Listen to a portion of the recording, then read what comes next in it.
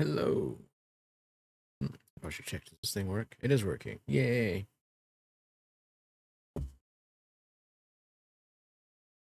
It's a Saturday. It's early on a Saturday for me to be streaming.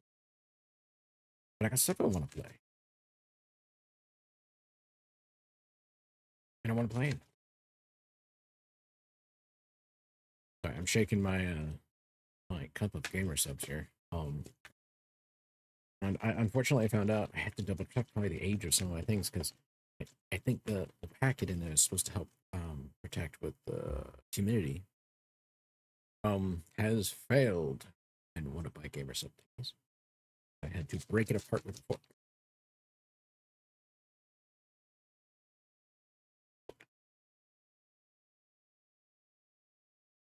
And I'm running into some of probably my oldest.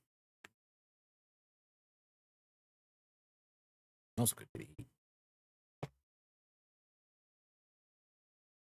But anyway, hi, happy weekend. Everybody's enjoying their time. So, notification on my phone. So, already did the Wordle today. Already committed Sudoku.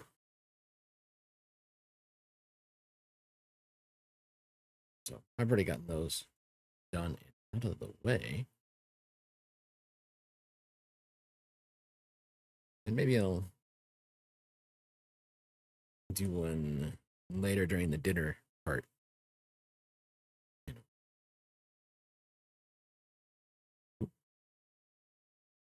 So, all right. Why don't I also double check? I think I've gotten all the updates. They're needed. Oh, I did an update to the heavy Iron Nest heavy turret. The demo in particular. Oh, wait, not. Steam to decide to like catch up.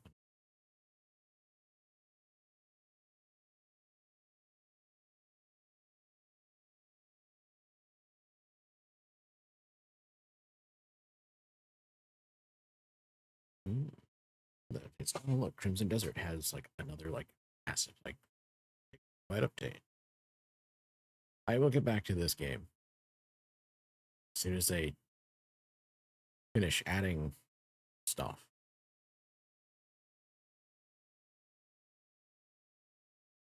Of course, then at that point, I may just never get to the game. And they added the scribble suit from the to Pragmata from the demo. It was so upsetting when it was like, come on. Wait, I did the demo. I got that, and you're telling me I don't get to have the crayon suit. Come on. That's just cruel.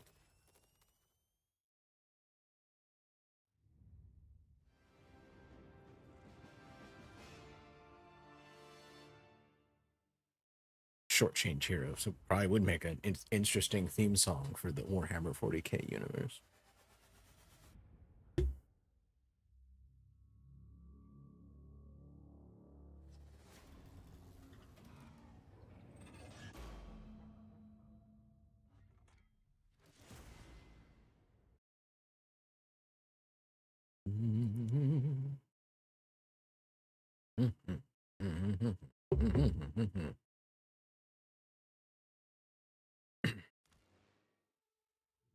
Using keyboard, baby.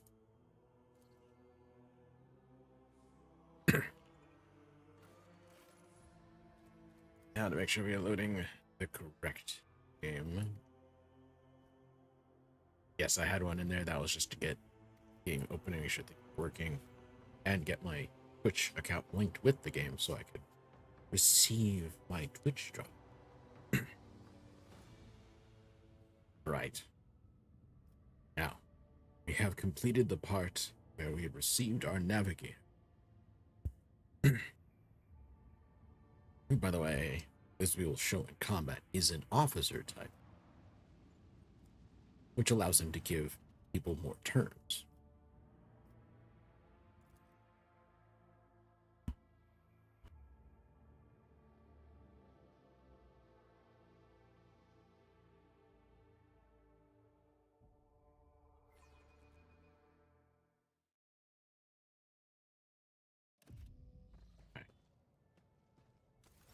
Hello, Cassia. What brings you to the office right there? Lord Captain, my apologies. I did not notice your entrance. The Lady Navigator is engrossed in perusing the dusty tomes which appear to have been neglected by the other officers, be it because of sloth or dullness of mind. When you walk closer, Cassia looks up at you, starts, and hides a withered book.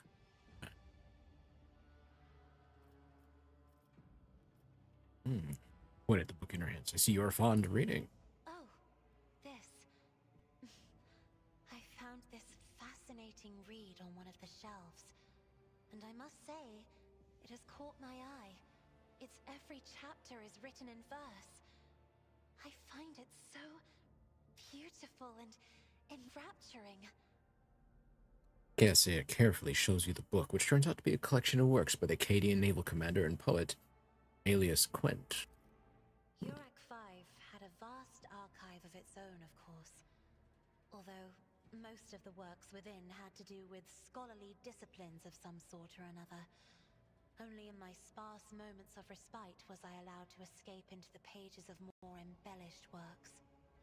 Cassia gently brushes the dust off the cover with her thin, clawed hand, her eyes filled with longing after reminiscing about her lost home.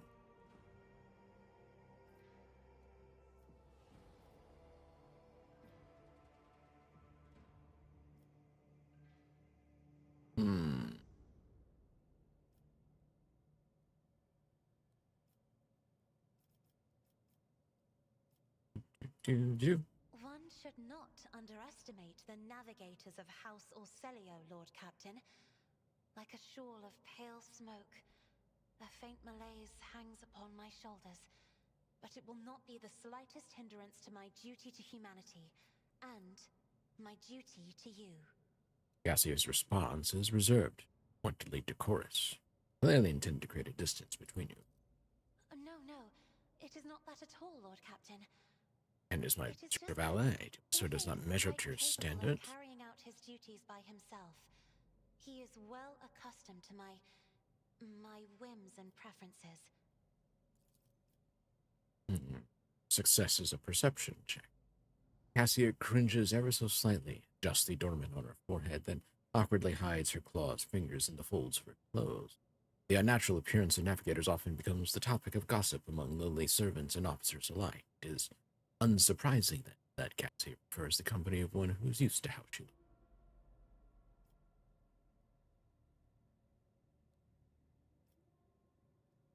Am I going to get a different answer? There are people on this ship who are far more impulsive and dangerous to others, and far less devoted to the god Emprah than a herald of the Navis nobility. But I did not need your words to see the shades of umber unease that whirl around your subjects whenever I am near. Were I not acquainted with such a reaction, I could have found their behavior and your question just now insulting. Lord Captain, would you kindly explain to me why you are pestering me with these questions? Inquiring about my mood and my needs, showing an interest in the books I am enjoying? You are behaving as if you possessed a shred of fellow feeling for one such as I. I beg your pardon, Lord Captain. That was no way for a navigator to conduct herself. Frightened by her own words, Cassia covers her mouth, pales, blushes, pales again, and hides her face behind the cascade of her snow-white hair.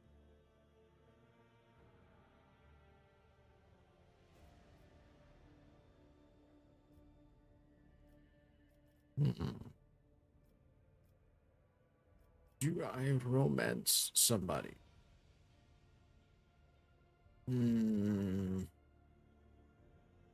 Not feeling Heinrich, not feeling Blade Dancer.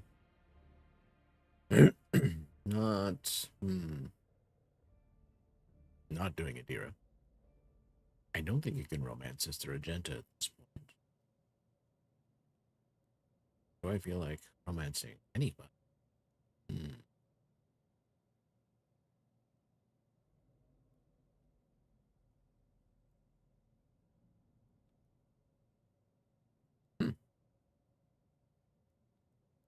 Huh.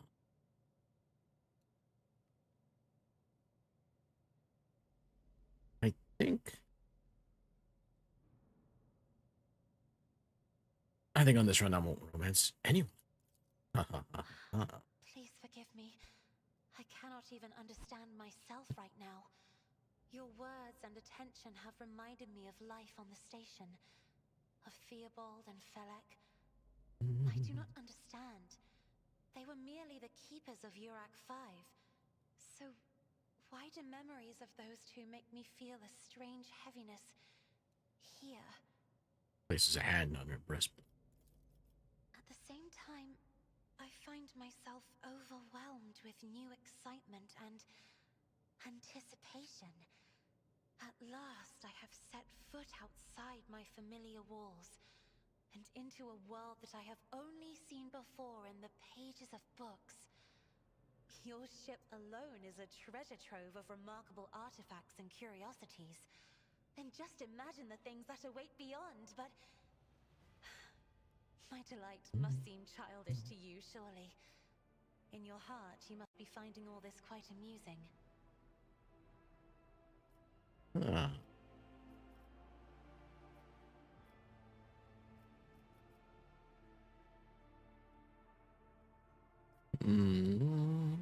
I understand what you are through. Indeed. My own life was turned upside down not too long ago. That is to say, I could not have known, as it is the first time we are speaking in a circumstance so... private. My word, when I found this place, it was so full of officers. Why did they all leave?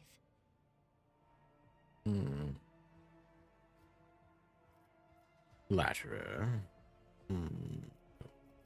Like, come on, are you trying to go straight to... No.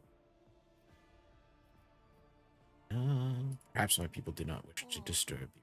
Because my presence offends them. Then I must take my leave as well. I am due to inspect the Sanctum Navis after the communion ritual and prepare the chamber for the upcoming warp jump. Thank you for your company.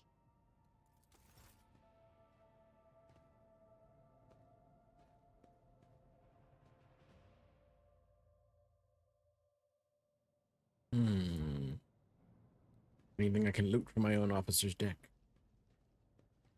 that I have not already looted?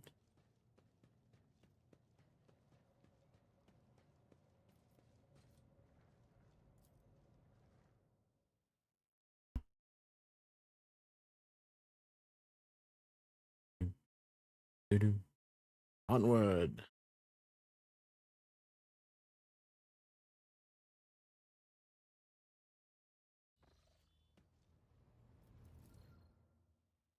Oak, the cogitator.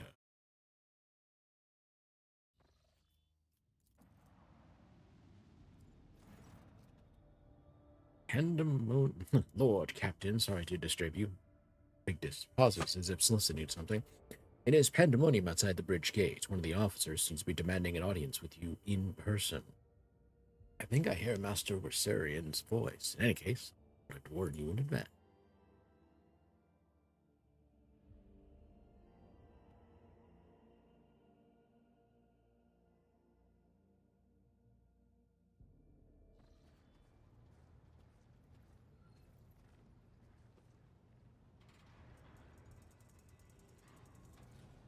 Disturbs my throat.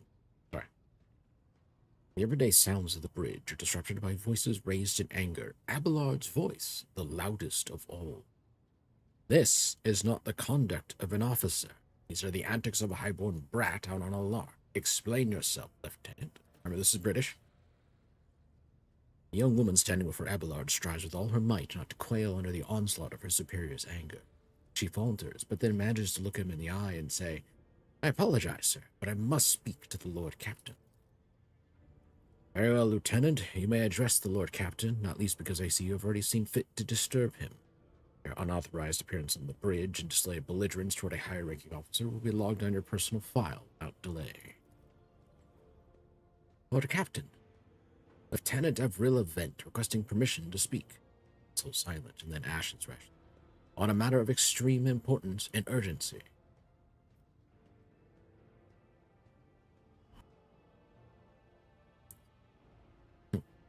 You may speak, but I want to hear a report, not a shouting match.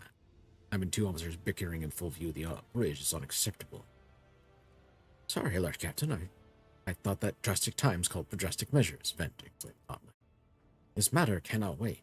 Any minute now, an assault unit will be dispatched to the lower decks in order to crush the workers' strike by any means necessary. But I'm convinced that the step is unwarranted, and that the crisis itself was provoked by the actions of one of the senior officers. Bent is almost trembling with tension as she delivers her speech, her face extremely pale.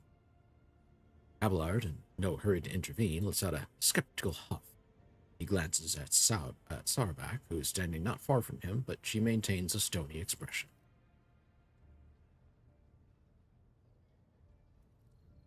Lord Captain, I urge you to investigate the actions of Seneschal Wersarian, and to intervene in what's happening on the lower decks, because very soon we'll have a mutiny, or a massacre on our hands. Bent reels off the last words as if she knows them by heart. She has clearly been preparing to say them for some time. When she is finished, she casts an anxious glance at Abelard, then at you. And it's like, oh, see, there is an insurrection in the making aboard my ship, and no one has informed me. I would not deem it a problem worthy of a rogue trader's attention. The lower decks, as it so happens, are in revolt. 30-some years ago, we even had a revolutionary leader rise up, who dared to establish workers' rule across the entire ship. It took a month to restore order, but even 8 years later, we were still battling rumors that the hero had survived his execution and was on the verge of gathering people to fight against tyranny once more. Abelard scoffed. Needless to say, the rumors were baseless. As for the current situation, we have sufficient enforcers to deal with it. But on this ship, the word of the Lord Captain carries more weight than a salvo from 100 bolters. I'm sure that if the rogue trader addresses the malcontents directly, he will quell the unrest. I dread to think what problem you will disturb the rogue trader with next. Perhaps you will ask the Lord Captain to break up brawls in the mess room. I already have given you the means to solve this problem. You simply need to use them. If I may, your lordship, sending a hit squad to quash the rebellion is a means of ignoring the problem, not solving it. Now let's start. The situation could boil over any minute, so I'll give you the condensed version. It all began when the enforcers found a cultist amulet on the body of someone who had been killed in a drunken brawl. We reported it up the chain immediately, arranged for a cleansing rite to be performed, and opened an investigation. No heretics have been found alive, but the search has brought tensions between enforcers and workers to a head. Right now, where does my seneschal come in? I shall explain, Abelard intones grimly. Beg you to hurry. Time is running out. I will not hurry, since my competence is under scrutiny. I shall speak for as long as I see fit. There is an established order to the way things are done on this ship, and one of the pillars of that system is that the rogue trader's attention is not distracted by trivial matters. It is the seneschal's role to ensure that. I have always handled internal problems myself, so of course, when I received information about cultists hiding on the lower decks, I took the matter in hand. So long as I live, not one of the vermin who murdered Theodora von Valancius will find refuge on her ship. You were far too heavy-handed, Seneschal Wersarian. Arrests, interrogations, mass punishment for entire sectors. It has driven people to the brink, Ben says bitterly. Now there is a strike on the lower decks and Depot Forward. 3 worker clans are involved, but many more are passively supporting them. The situation could degenerate into an all-out insurrection. But when I reported my concerns, the only response I received was an order to dispatch an assault unit and crush the strike with maximum force. Lord, what do you have to say? I see no need to add anything. I acted within the remit of my authority, guided exclusively by the best interests of your protectorate and your personal safety. If you wish to confirm the rectitude of my actions for yourself, I have no objections. For my part, I urge the Lord Captain to go down to the lower deck, stop the assault unit, and speak directly to the people. You will see if they are not lying or harboring heretics. That way you will stop the uprising before it begins. All right, Depot 4? Depot 4 is one of the poorest sectors on the lower decks. It is home to clans of general laborers. They are not as valuable to the ship as the families who have served its specialized systems for generations. They're an easily replaceable resource, and one which is now, well, besides giving succor to cultists and minions of the arch enemy. Depot 4 is poor and troubled, but at worst that means drunken fights and illegal rotgut brewing. I've handled the workers of Depot 4 in the past. Would have done so again, if the crackdown on Depot 4 hadn't been so harsh. Another point to bear in mind, the problem is not limited to the sector. It is located in one of the most populated lower decks, and everything that happens there has a knock-on effect on all the neighboring sectors.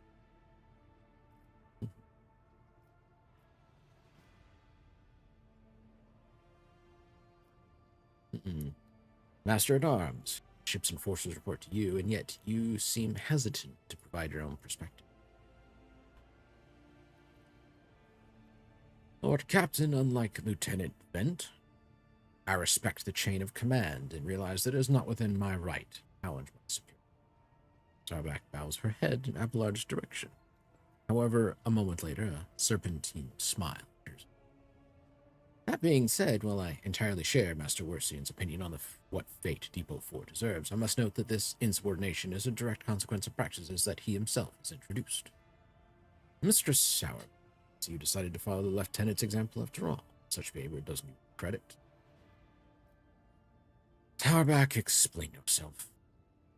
The ship's regulations state that the Master-at-Arms is responsible for all matters relating to the ship's enforcers, and yet it is no secret that the Seneschal has a tendency to show partiality. Those enforcers and officers whom he has deemed particularly promising are at times given permission to approach him for tutelage. I cannot deny Master Wersian's experience and insight. Seneschal has a record of fostering students who have indeed achieved much and demonstrated impeccable performance. However, extending such patronage over the head of their immediate superior encourages disregard for hierarchy among your lordship's servants. Today, an enforcer goes to the Seneschal to report an order from the Master-at-Arms that they happen to disagree with. Tomorrow, they will go to the Lord Captain to object to the Seneschal's order. I notice a pattern in these actions. Abelard.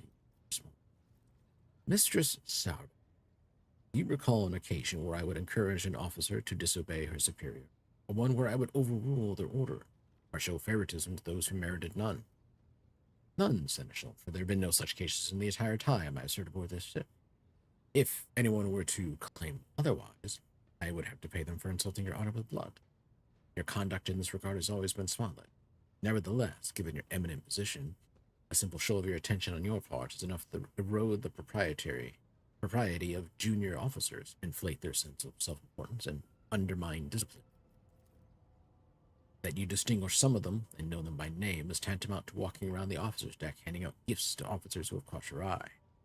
It fills those you set apart with ambition and audacity, makes them stand out among the rest. Forces are meant to be faceless servants, fighters ready to die, their fate entrusted to their commander and no one else. That is the sole foundation of order. Lieutenant Vent, would you say the Seneschal has singled you out from your peers? Lord Captain, I swear that Seneschal Wersian has never granted me any privileges, never once advocated, nor facilitated my promotions, although he is the man who convinced me to become an officer in the first place. He has offered me extensive guidance in my service, for which I am grateful to him. While not all my fellows receive such attention, I know of at least a dozen fine officers whom the Seneschal keeps in his sights to ensure that they continue to strive. To prepare new generations of the dynasty's servants, to instruct them, and to separate those with potential from those who have exhausted it, that is my duty as Seneschal. This ship has bays worth of pilots, enforcers, officers, technicians, and stewards whom I have raised personally. I have the throne every third person standing on the bridge right now is my student. See. Evidently, my officers are anything but a shining example of unity and adherence today. I have only myself to blame, I suppose.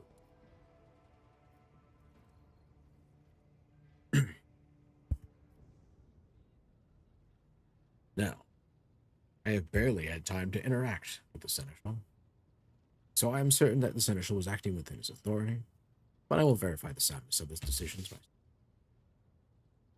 Pro and preserve you, Lord Captain. I thank you for your support. Abelard grits his teeth slightly.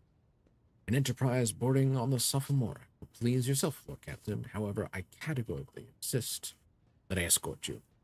Hello, official Falcon.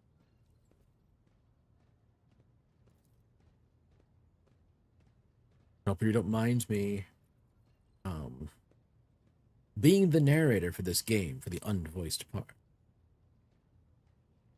I expect after about 5 hours of this, my voice is going to be pretty much next to gone for the latter part of the evening.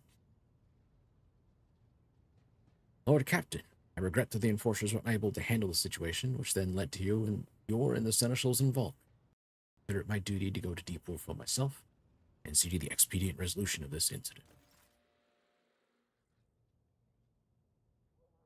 All right, let's go.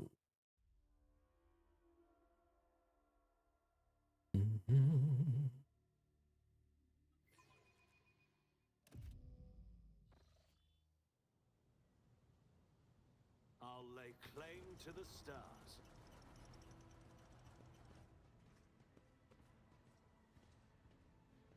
It's worse here. Take that, scum. Look who it is. This is all his fault. All of it. Runs off. Abelard. This is my first playthrough of Rogue Trader. No. This will be my first playthrough with all of the expansions. I originally played through entirely on the vanilla release, so no expansions had to come out at the time. So this is going to be going through with all the new content that has come out since. Including the Infinite Museum. Because I want to see how they interact with Trace and the Infinite.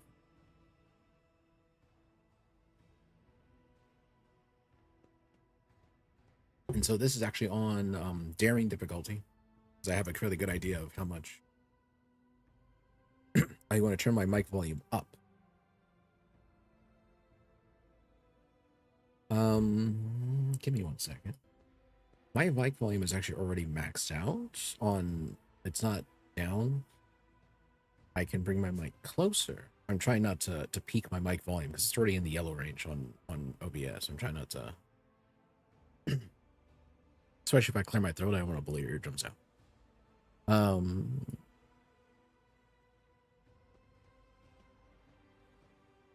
But is this better?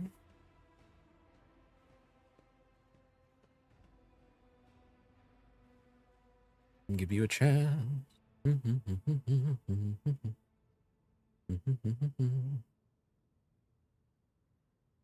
me also check. You'll just blast this down with a sound extension. There is only so much I can do. Given I do have some noise reduction going on because I have an AC unit going on in the background, so it may be cutting off some of the volume on that.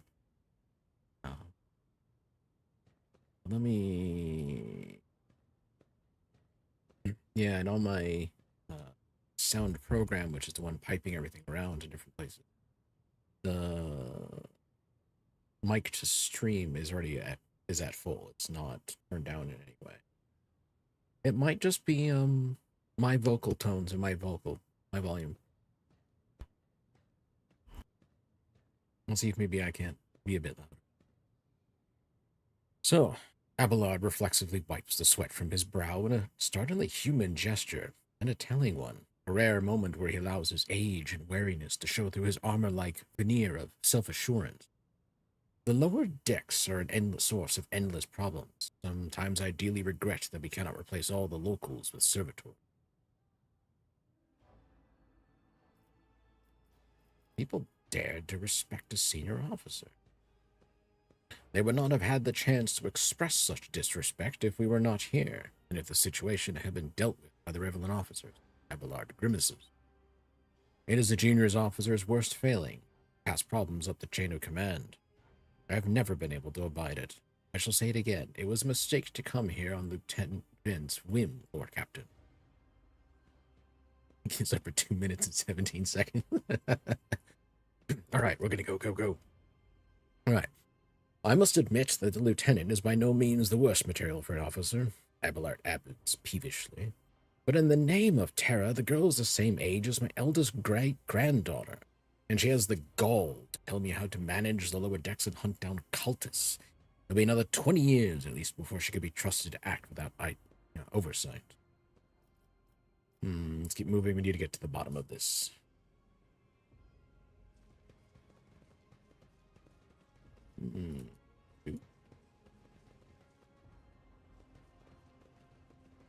Let's see. I still do not see our purpose in coming here. I do. It's storyline stuff.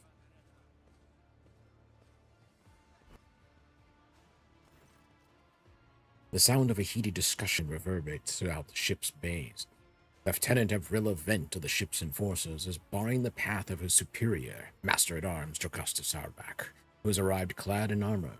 Judging by their expressions and tone, the standoff has dragged on for some time already, and has now reached boiling. Lieutenant Vent, my patience is wearing thin. I have given you an order, now get out of my way.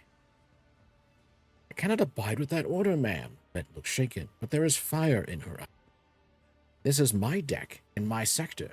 So long as this area remains under the Lord Captain's special oversight, no action can be taken without my express permission. There are only 3 people who are authorized to make me stand down: the first officer, the rogue trader, and the Emperor himself. So not all of my lessons fall on deaf ears, Abelard mutters in crabby approval. He does not clarify whether he means Vent, Sauerback, looming over her, or both.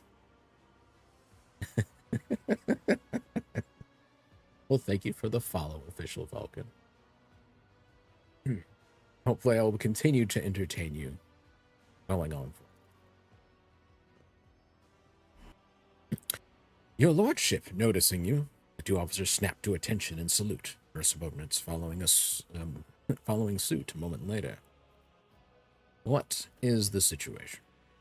Your lordship, my people have locked down the bay where the strikes are, including their leader. We have the situation under control as far as resources allow.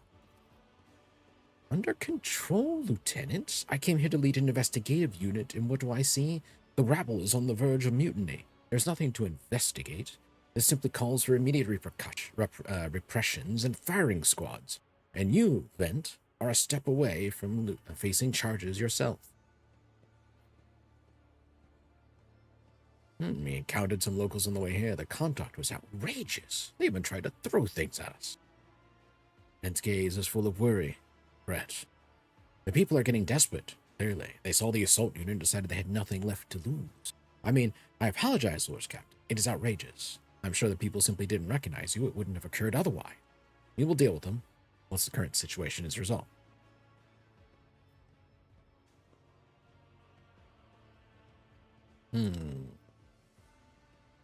Is that all you have to say? Are you sure you're worthy of an officer's rank, Lieutenant? For a split second, Vent freezes in fear. She pulls herself together, straightens, and clips out. Forgive me, Lord Captain. I will take steps to ensure such a thing does not happen again. I want to speak to the striker. Abelard's mouth twists, but he restrains himself. Says nothing. Right you are, Lord Captain. Allow me to wish you good luck. Hope gleams in Lieutenant Vent's eyes.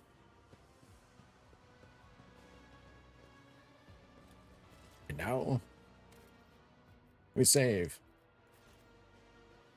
Because I do that. Bear in mind, I will save like freaking mad. Especially for anything I think may require a reload.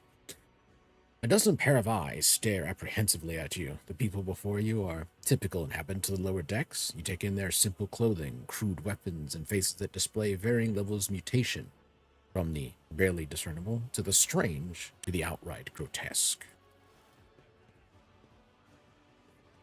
What Depot 4?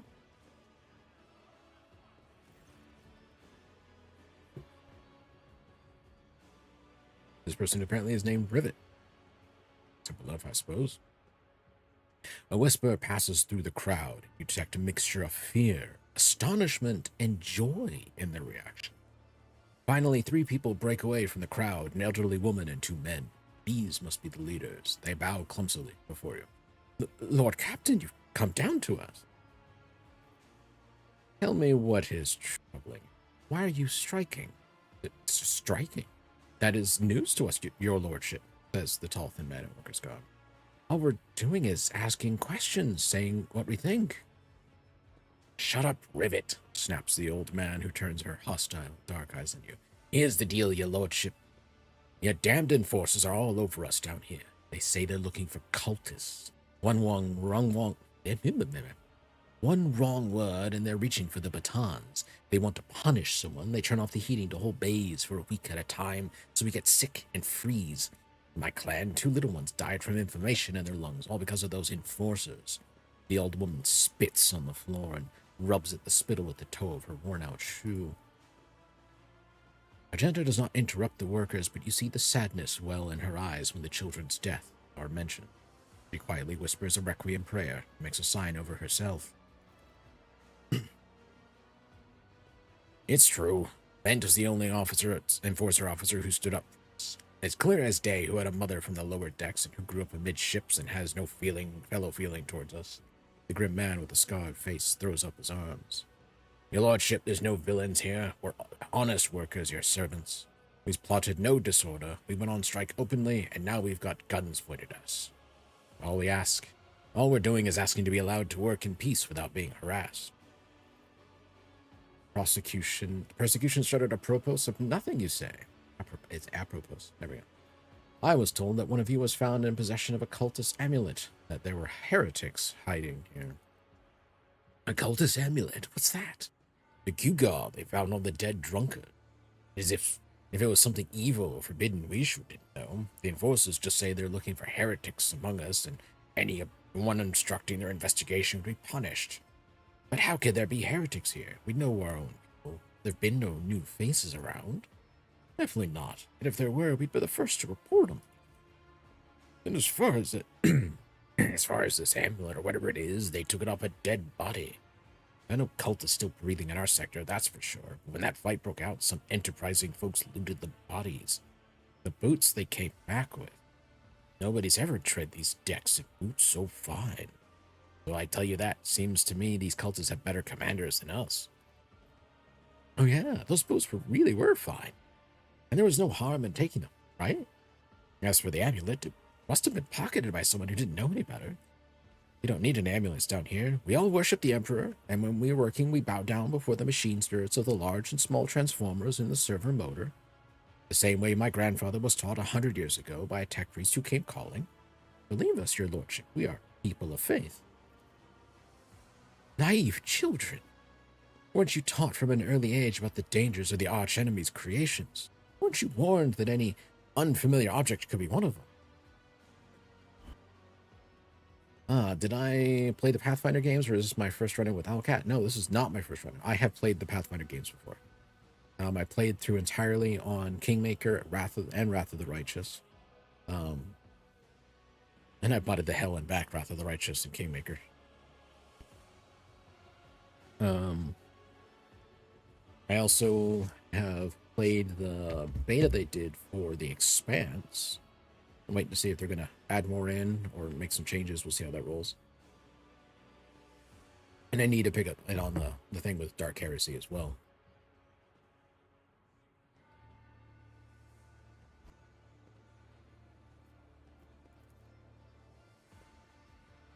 You were told, Holy Sister, but it was long ago. Last time we saw a confessor in our sector, it was just after I had my 3rd little one.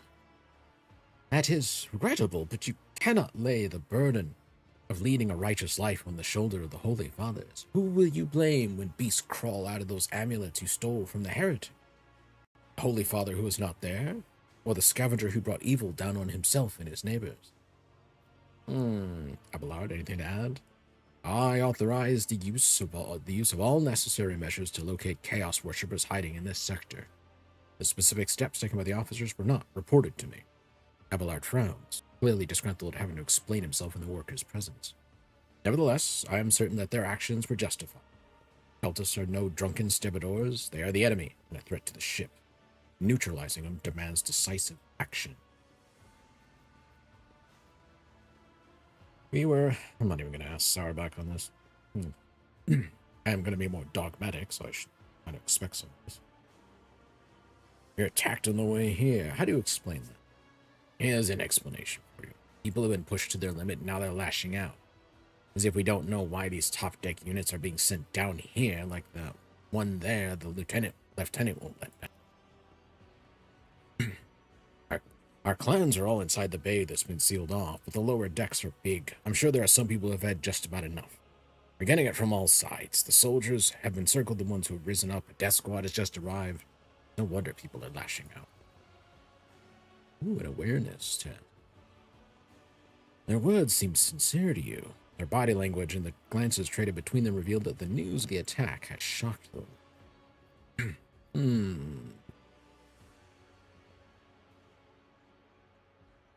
What changes do you want? Would you look at this? The exalted Lord Captain himself is asking us bilge rats what? Well, here's what. We want you to rein in your damned and quit turning off the heat and to stop battering everything that moves. No, that's not it. We want the enforcers gone from here. We want to be armed. Gives us arms and we'll govern ourselves. We'll defend ourselves if these cultists do show their faces. I've been the leader of my clan for 20 years now. Getting rid of these club-wielding thugs can only improve things around here. No. Gone too far, old man. They won't let the maggots on the lower decks live without the enforcers breathing down their necks. Probably even insist on enforcers on the upper decks, too. Yes, we do insist on enforcers on the upper decks, for a very good reason. As for the weapons, what do we need them for? Before the day's out, we'll have someone shooting their neighbor out of stupidity. Drunkenness. We don't need that. If the enforcers stop hassling us, that'll be enough. In return, we'll find the scavengers who robbed the cultist's body, and we'll talk to them, one lower decker to another. If there are any more of those damned amulets are out, we'll hand them over to the enforcers ourselves. You speak for yourself and your clan. I'll promise speak for me and mine. I don't want empty gestures, I want real change. You promise us the world now, but as soon as the anointed one turns his back, the brutes will be on us even harder than before. All because we dared to speak out. The tall worker's eyes are dark between the two arguing leaders. Every few seconds he opens his mouth as if planning to agree, but each time he falls silent, simply making a few vague noises of approval.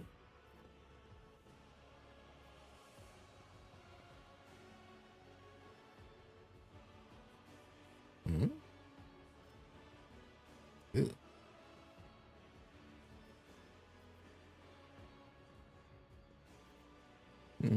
Thoughts, Abelard?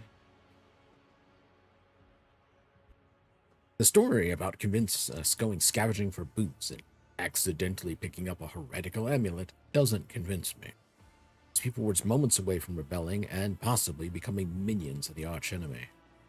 We must not give them what they want.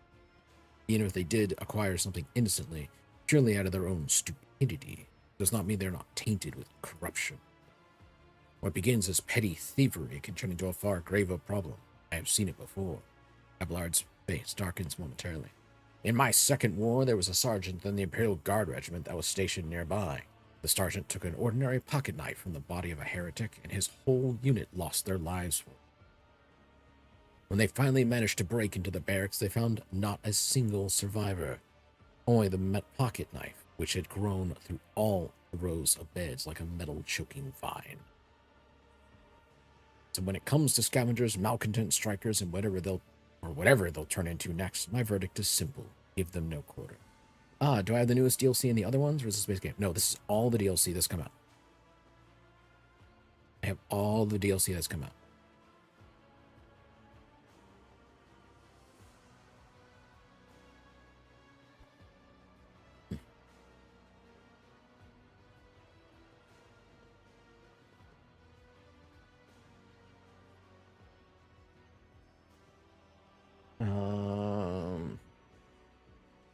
You're waiting on your new card to arrive to buy the season pass too?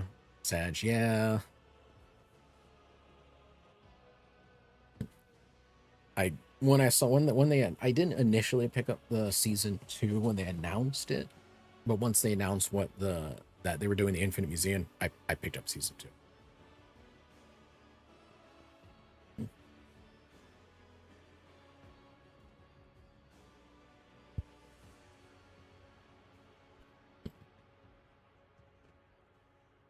Let's see. Master at Arm. Where do you stand? Give the rabble a grox, and they will take an aggro roll, Lord Captain. They only understand brute force and will interpret any concession as a sign of weakness. Give them weapons and recalling the enforcers, be folly. It would only be a matter of time before we had a full-scale mutiny in our hand. I kind of agree. A Warhammer buff, I enjoy the setting. I don't deep dive into the lore. So, like, I've read a couple of books that I thought were interesting. And I played a number of the games. Like, I really enjoy the atmosphere of it and such, but I don't deep dive it. I couldn't possibly name off all the Primarchs, or the Legions, or any, that kind of thing.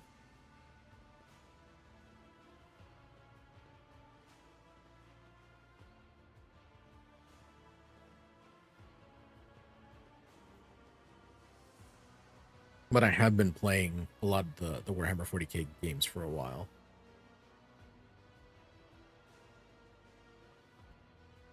You were completely new to 40K before this game, and boy, you're glad you got to experience 40K through it. Felt like enhance the experience far more. This is a very different take on Warhammer 40K. One, this is based off of the Rogue Trader tabletop game. Which I think was actually, the original Rogue Trader was actually the first thing that got released. It was sort of the thing they used to help build the setting. It is a very different perspective. If you go looking on for Warhammer 40K games, most of them deal with Space Marines. When you start talking computer games.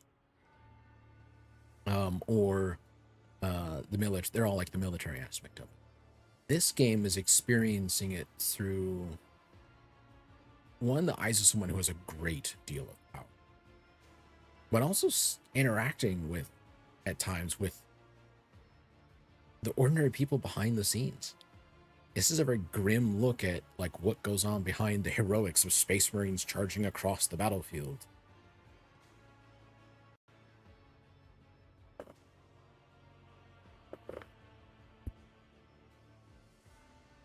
Since delving into a wee bit of 40K lore and really enjoy the different perspective from the norm that is supposed to be. Yes. This is, this is that other perspective about what really kind of goes on in the background.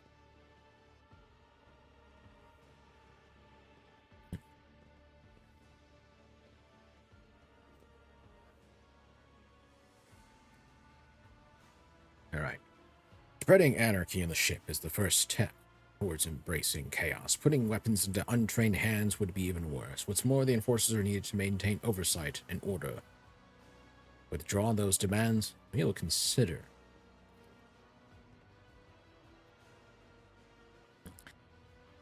The worker they call Rivet shrugs and casts a sidelong look at the old woman. Old man, listen. The Lord Captain has come down to us and is offering concessions. And I don't know a single person in the whole of Depot 4 who's ever stood next to the Rogue Trader, let alone talk to them. Back down. Now's no time for you to be a stubborn old crone. Listen to us, Nan. The 3 deep plans of Depot 4 ought to act as one. We've made our minds up. It's your turn to decide. Don't ask them to disband the enforcers or give us weapons. We don't need any of that. The old woman hisses in dissatisfaction. You two are ganging up on me, is that it? So brave you are against an old woman. But I'll shut up. I will indeed. I won't go against 2 clan leaders on my own. If you want to make peace with the enforcers, make your peace. But you've always been a sucker for the average Joe experience of games like Pathfinder, etc. Sure, the Rogue Traders are a damn high-ranking position, but as you said, you get a look into the grim dark of the normal Joe, too. Yeah.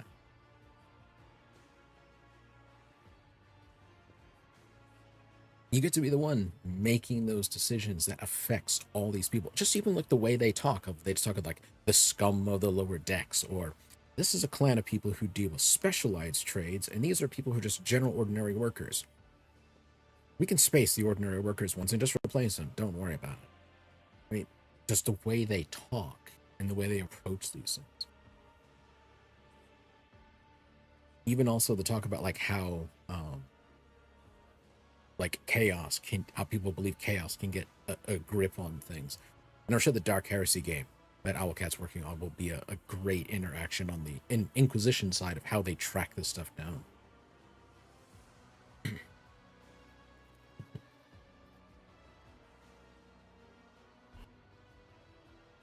Made a game for the chaos side.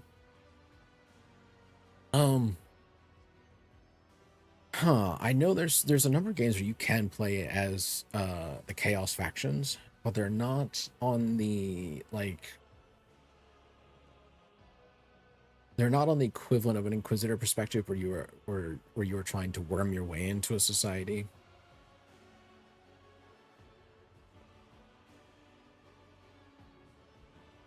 I think maybe one reason why they probably don't necessarily do that is because the Inquisitor side of things is really kind of, quite frankly, it's kind of a holding action. They're always kind of reacting or trying to get an edge up or trying to catch something in progress. The Chaos has got so many different threads, so many fingers in the pie. Just imagine, like a 20 fingered hand, got its all hands in various places. That I don't know how fun that would be realistically on the Chaos side.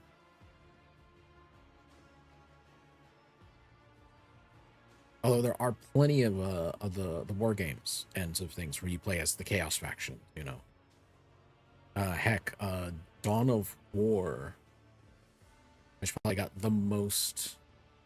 Check out the Dawn of War. I think it's the definitive edition they released recently. Will have like all you can play as like most of the major factions in the game. Actually, I think about all the major factions in the game, except for the Leagues of Wotan, because that's a new one that came out in the last couple of years.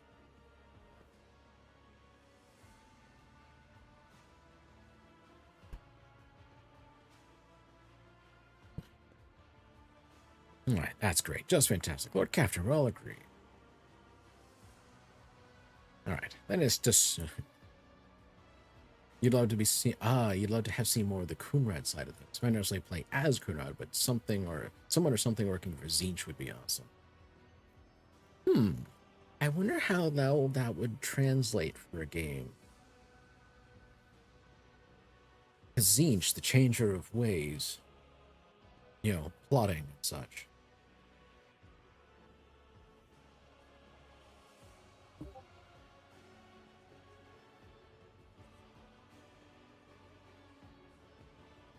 I really do kind of wonder how you would roll out a game like that.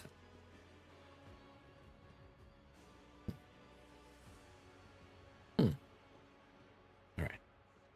And it's decided. The persecution will stop, and I expect you to assist in locating any remaining amulets or weapons left by the cultists. Food for thought indeed. Of course, you and I could be sitting here discussing this and probably know there may actually be already a game out about that, Your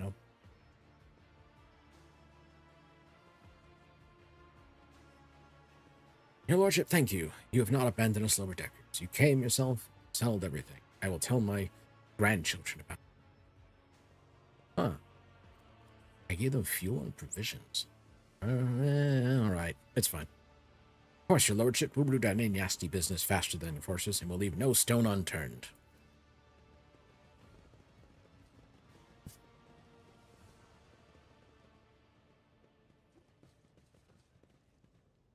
I'm actually not going to bother with the puzzle in here because I don't recall it being worth use.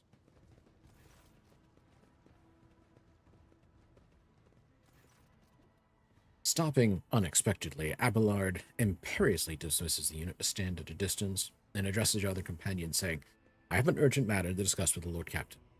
Please give us a moment. Abelard looks at you in his last vestiges of restraint. Well, are you pleased with your investigation, Lord Captain? You kowtowed to the disloyal rabble. You believed their lies and showed them leniency. Next time the ship is attacked by cultists, that rabble would welcome them in with open arms and allow them to wreak whatever havoc they like, because they see you as a weak leader. Is that how you see your future at the helm of the Von Valancius Protectorate?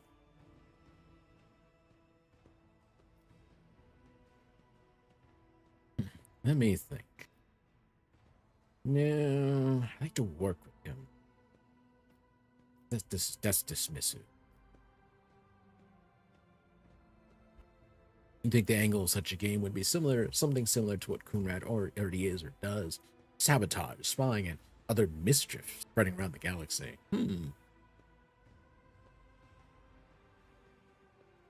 Traveling from one world to another, hiding yourself, slowly getting further and further up the order.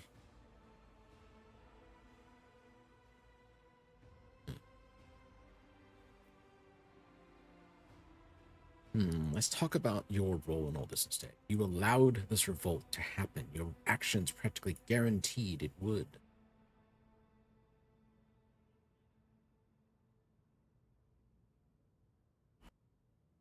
I would have handled the situation myself had you not decided to intervene, Abelard says irascibly. Remember Lord Captain Theodora. Do you think she ever set one slippered foot on lower decks? No, she did not. Such matters left to myself and the junior officers, while she dedicated herself to her grand designs for the Protectorate, as any true strategist and rogue trader ought. Kind of funny actually thinking about this, because you're running around this ship that's essentially the size of a small city. Actually a large city considering the population of such a ship. And its size itself.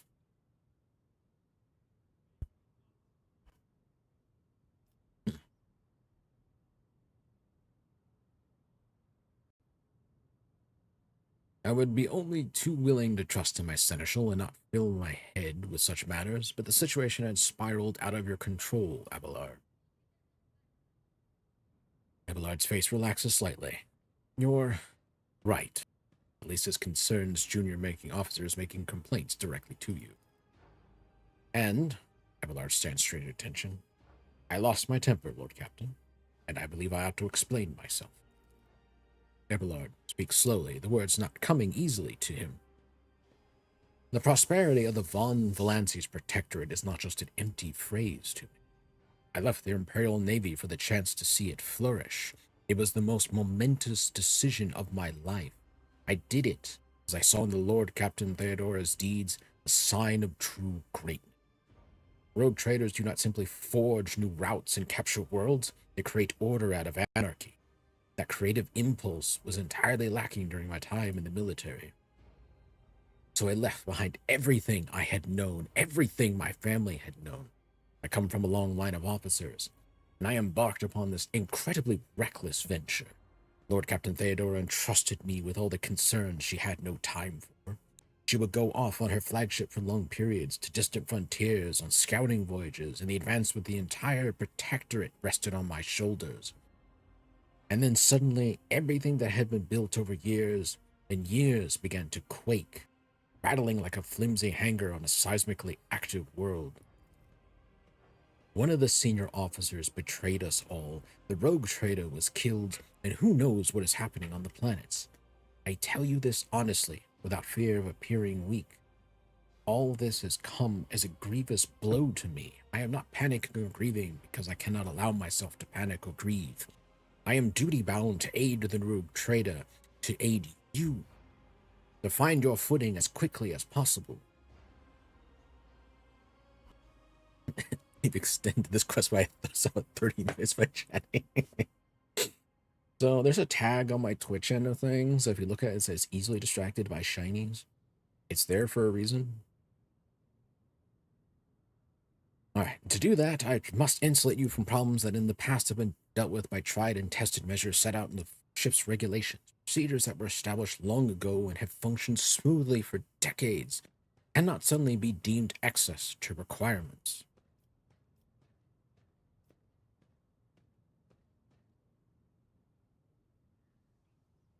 You're a shiny. He opened up a conversation rabbit hole.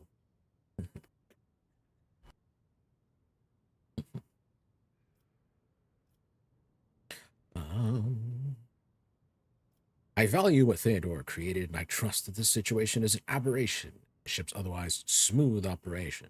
Since the established procedures are working, I see no reason to change.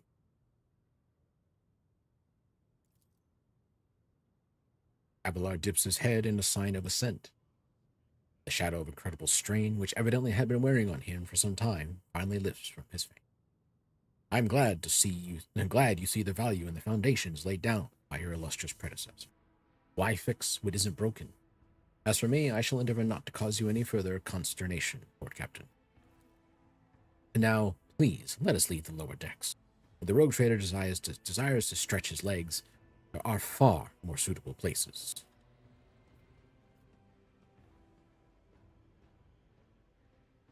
Victory awaits.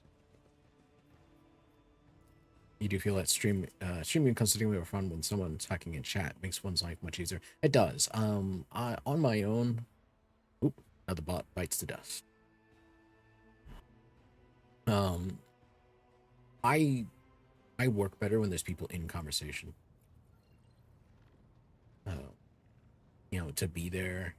I'm a fairly quiet, introverted person by nature, so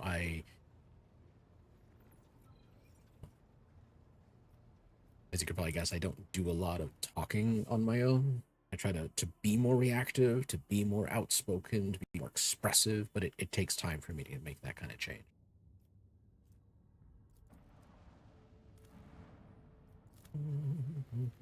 All right, begin the scan. Land on this prison planetoid. Another level. Let's go.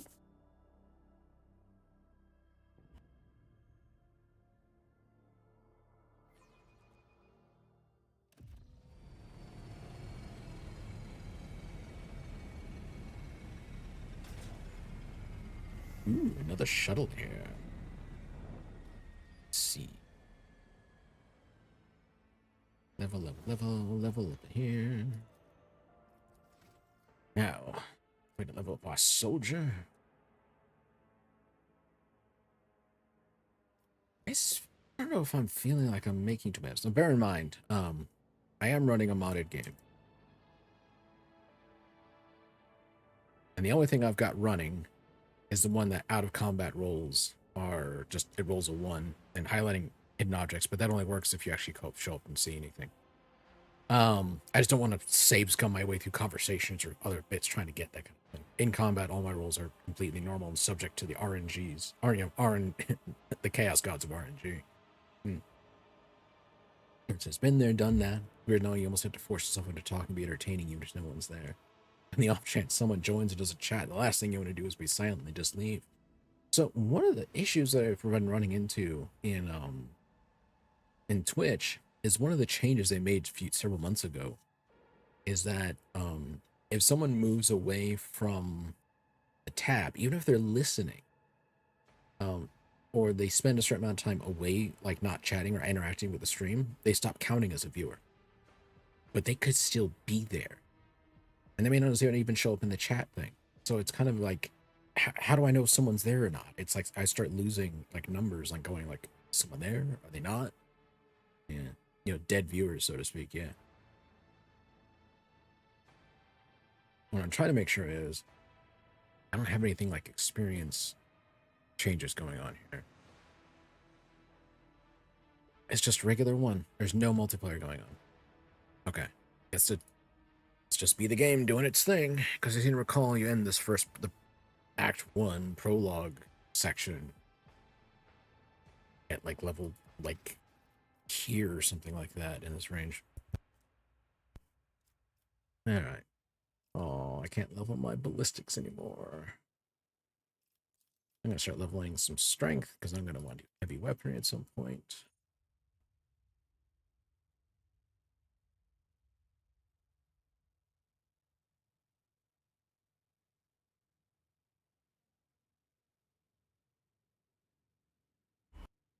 Let's see.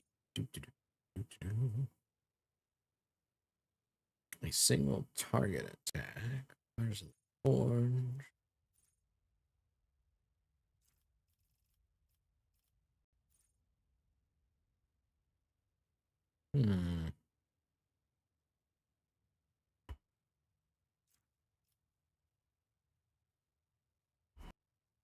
change the XP distribution after 1.5. It's almost impossible to hit level 16 before the Act 1 boss. Hitting level 16 requires 15 cultists turning into chaos mons. And yes, you tested that. 4, 8.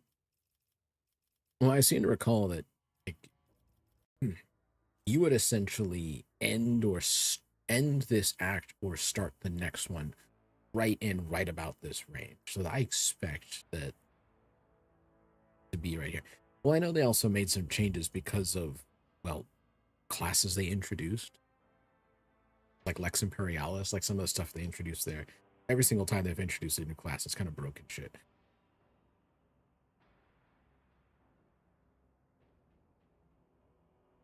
I had a partial run with an Arbiter, and it was like dual shotguns running up and just going bang, bang. And utterly just tearing them apart.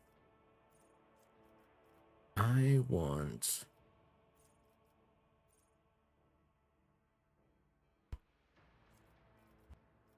actually be able to increase.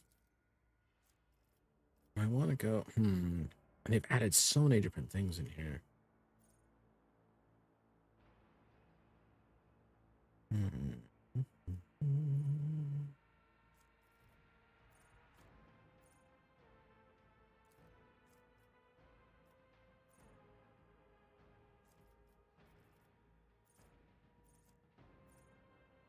It's like, I wish there was a heavy weapon version of the las guns, you know.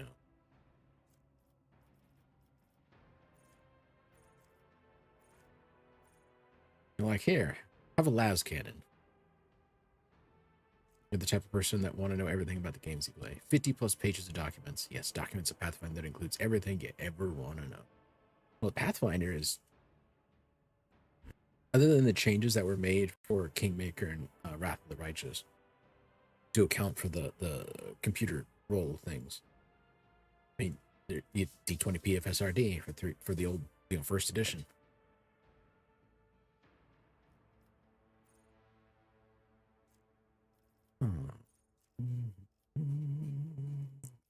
Got last weapon expert.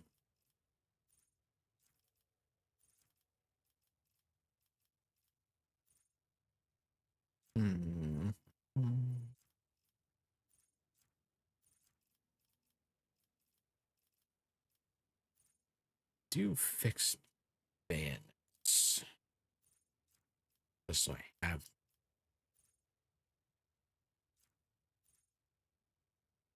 No, I want that one.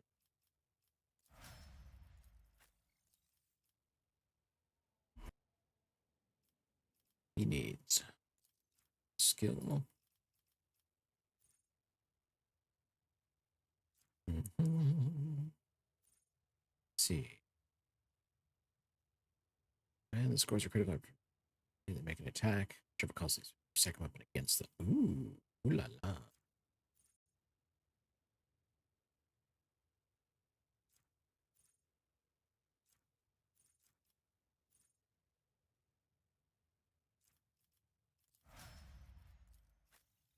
Gotta turn him into a parry monster. How long have I been streaming? I started end of September just last year.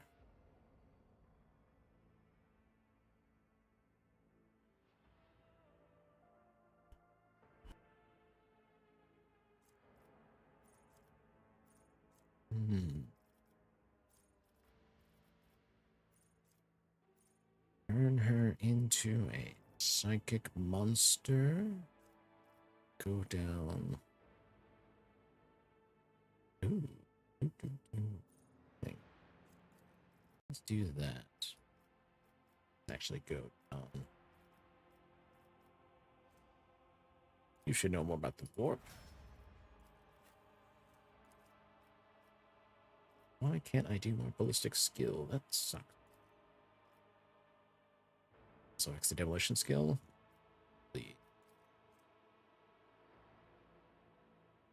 Considering Twitch's almost non-existent discoverability, done mighty well for myself. Well, thank you. It's just plugging away at it. Just maintaining a constant schedule.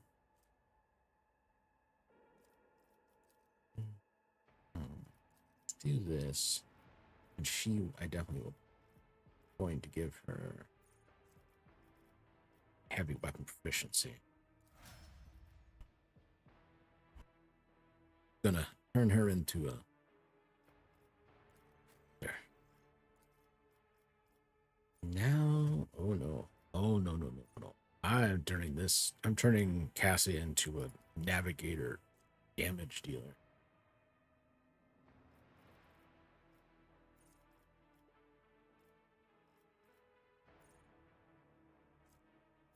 Let's see. Means 20.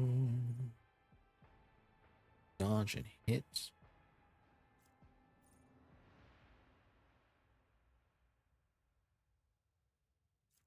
Stream time. That's one of them to go with. Oop, wait. Oh, doing that one. Gonna watch her health suddenly jump. Yep.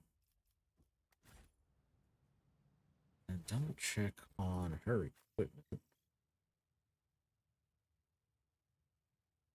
And you've been skimming through my YouTube. Well, thank you for taking a look at that. Favorite CRPG of the ones played.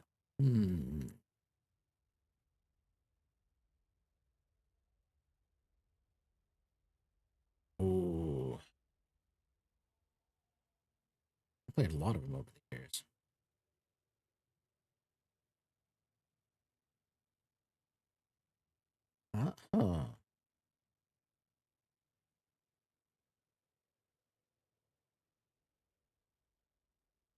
Because I like them all for different reasons. I mean, it kind of depends on them, though. Chrono Celesta, I don't know, it was kind of... I couldn't stick with the game. I just couldn't do it. Baldur's Gate 3 has been turning out rather fun, but that's with other people.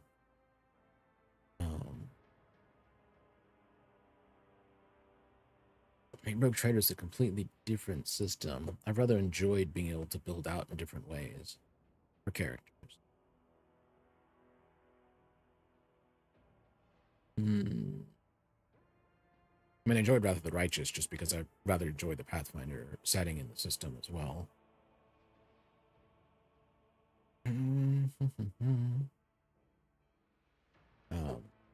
Final Fantasy Tactics was a hell of a run. Played that game ages ago, and they're doing the remaster, which they just added a new game plus to that. That'd be fun to go through that again with a new game plus. Jeez.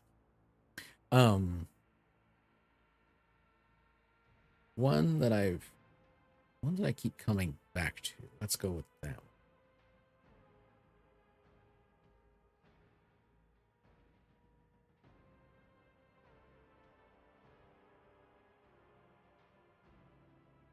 I would say is recently I've kept coming until they started doing new DLC and I stopped. I kept coming back to Rogue Trader. Just because of the diversity of options that I kind of have for playing in it.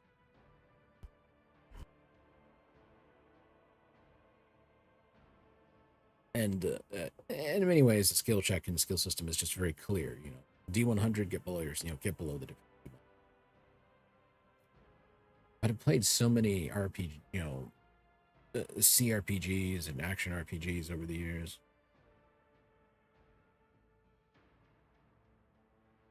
Like I know future-wise, thinking about doing a retro run of the Quest for Glory series. That's a very old an RPG game. I should get back on track. Let me see. Let's give her a shotgun.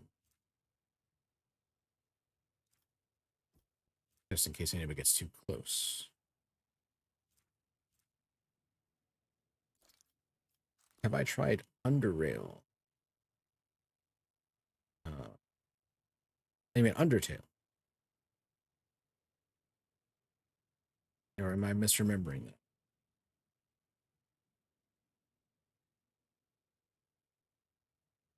Oh, no, wait. So many things nearby. Ooh. When did this one come out? Oh, it's Stygian Software. Why does that name sound familiar? I could have sworn.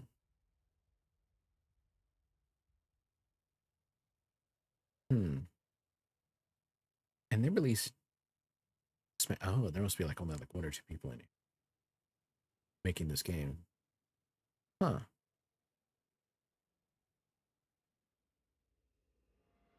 Post-apocalyptic.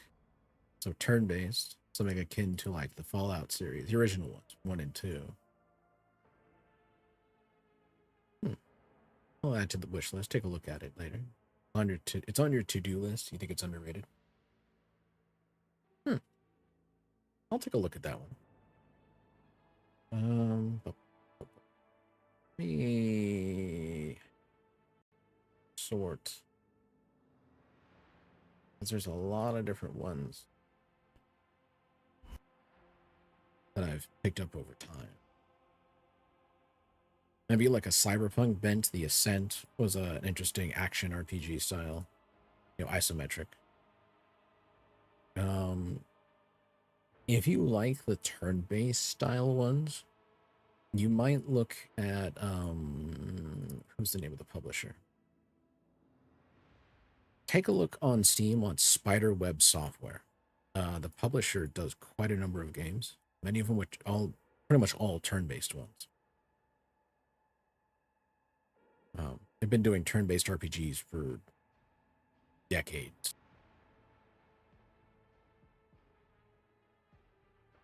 The Avernum and Geneforge series of games are the ones that are on Steam.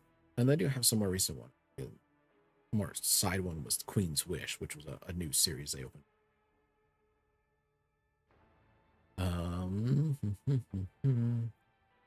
I mean, the Baldur's Gate games is always kind of a favorite play through for 1 and 2, and then number 3.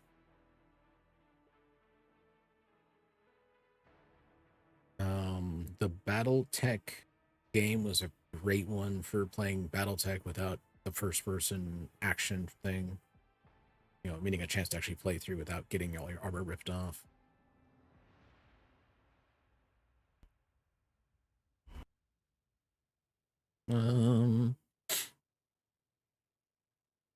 Let's see. Some other ones. Chrono Trigger. You might want to try that one if you haven't already.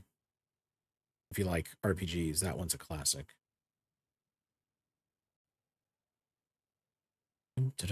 Just rolling down the list. I've got so many Steam games in here. My list. Just trying to pull stuff out.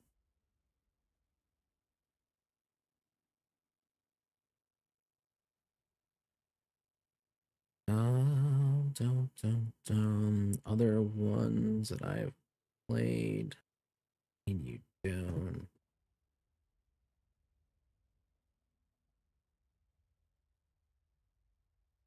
I mean, any Final Fantasy game, you might try those depending. I know people have varied reactions depending on the game and depending on which one was their first. So I couldn't tell you which one to recommend. If you're looking for turn-based tactics RPGs, Final Fantasy Tactics. Looking for a turn-based RPG, just without tactical stuff. I mean, you could try Final Fantasy VI. That's a classic. That number 5. 6 has had some incredible staying power.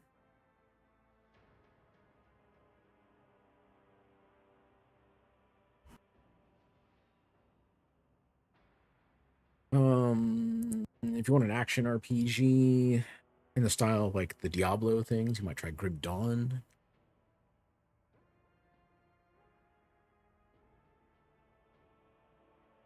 I'm just scrolling down my list of games. I just went to Steam and just went, RPGs. I don't think I've touched Icewind Dale Enhanced Edition for a while. I'm gonna have to poke that, see what actually happened with that one.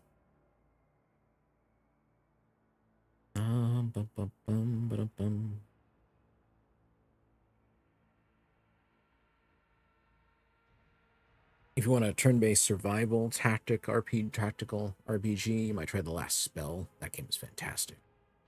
the soundtrack really, really makes the last spell. Oh, yep, be right back. Okay.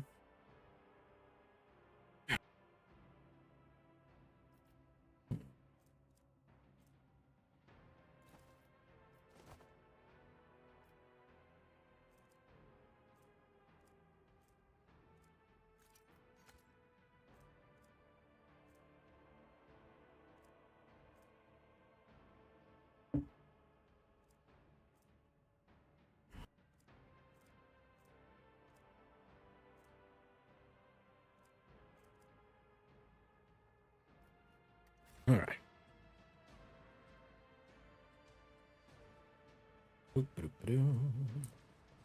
Follow my lead. Pilot We need to investigate. Rick. Come in, escort. This is Captain Vakari. Escort, please, come in. The pale young woman looks at you with a mixture of hope and disbelief swirling in her eyes. You notice her hands trembling as he clutches her weapon. Who are you? Did you come from the planet? Are you reinforcements? Saint's teeth, I thought you'd never come.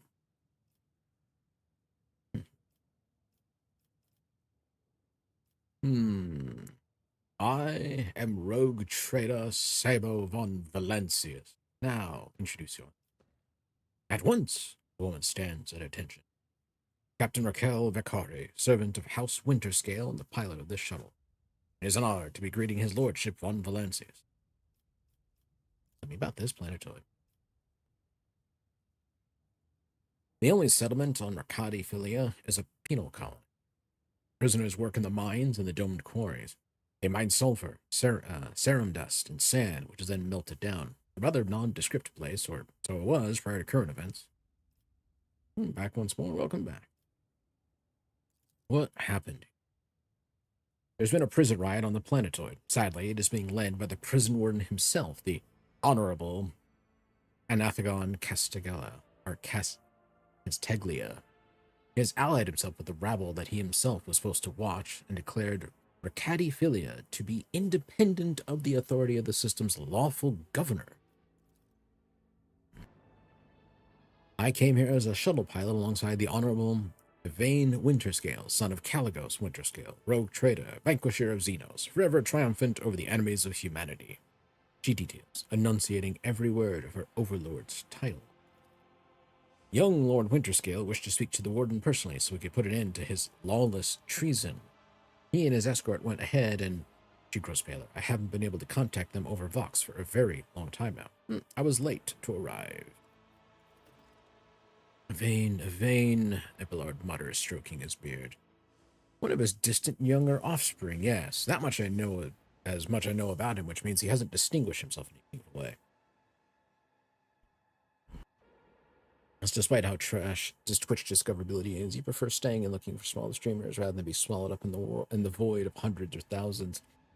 It is one of the unfortunate bits with Twitch discoverability, because they organize it by number of viewers. You can get suggestions on your front page that I think either are people you've found yourself in, or and stuck around at, or people who are connected to some of the other streamers. So yeah, it can be kind of hard to get when you're starting out to get picked up. A lot of the advice I've been video advice I've been seeing on like YouTube and such has really kind of been like, this starting out on Twitch is a really difficult proposition if you're not building an audience before you start going live on Twitch. Yeah, there's a low to high, but if it's a popular category, to decipher through hundreds of 0 to 2s. Yeah, I know.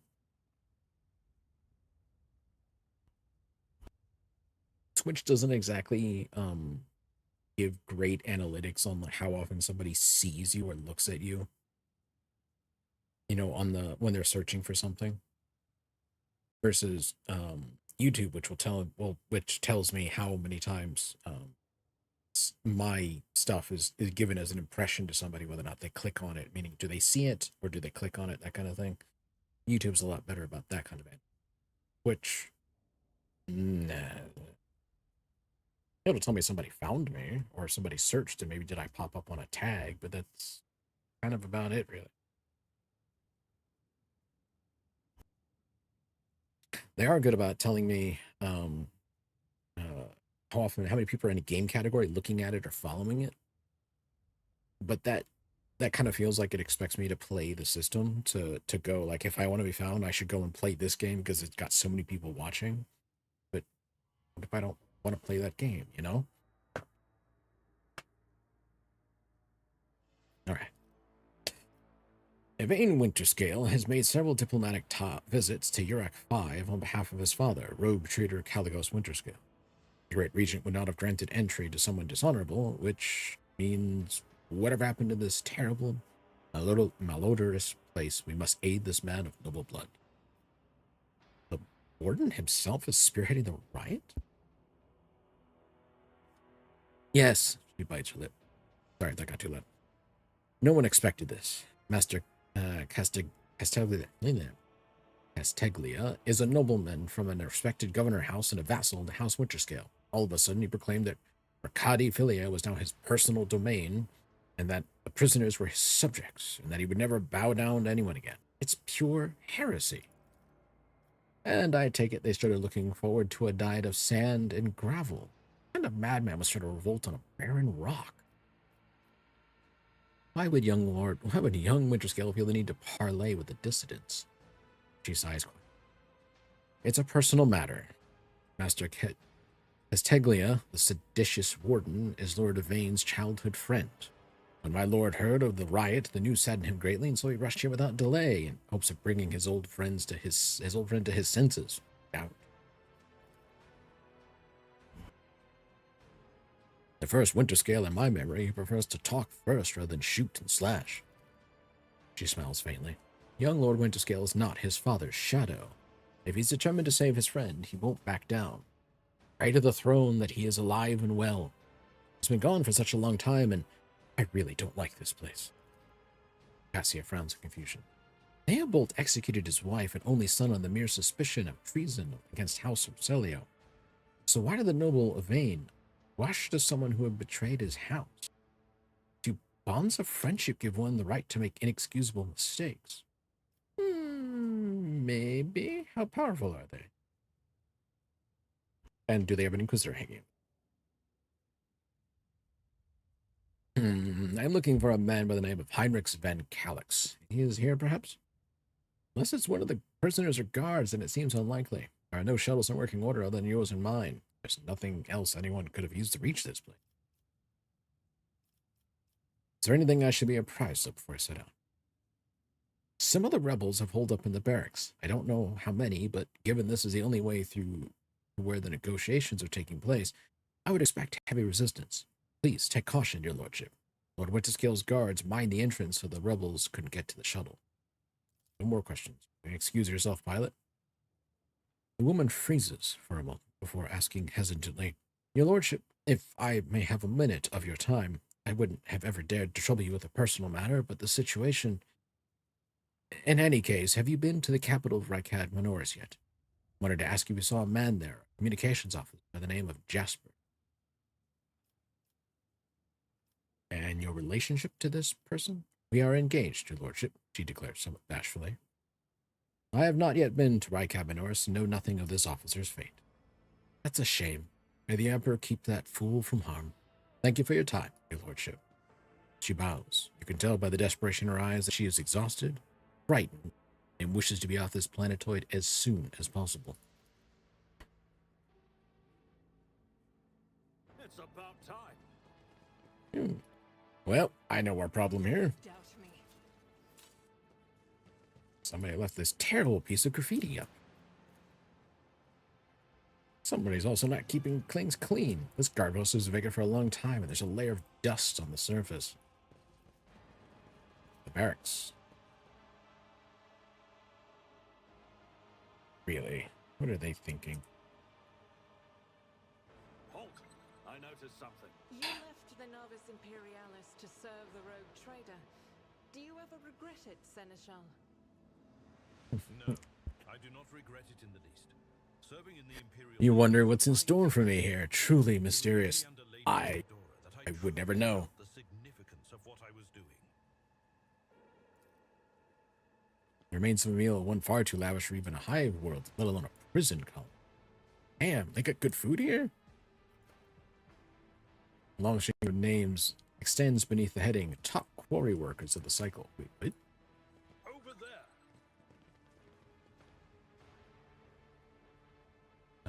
Poke this. Duty prevails. We're gonna walk you back around. And poke that. I better myself through my service. What's this? Scraps of typical food, prison food. Repulsive to the senses. Damn, someone got good food over there.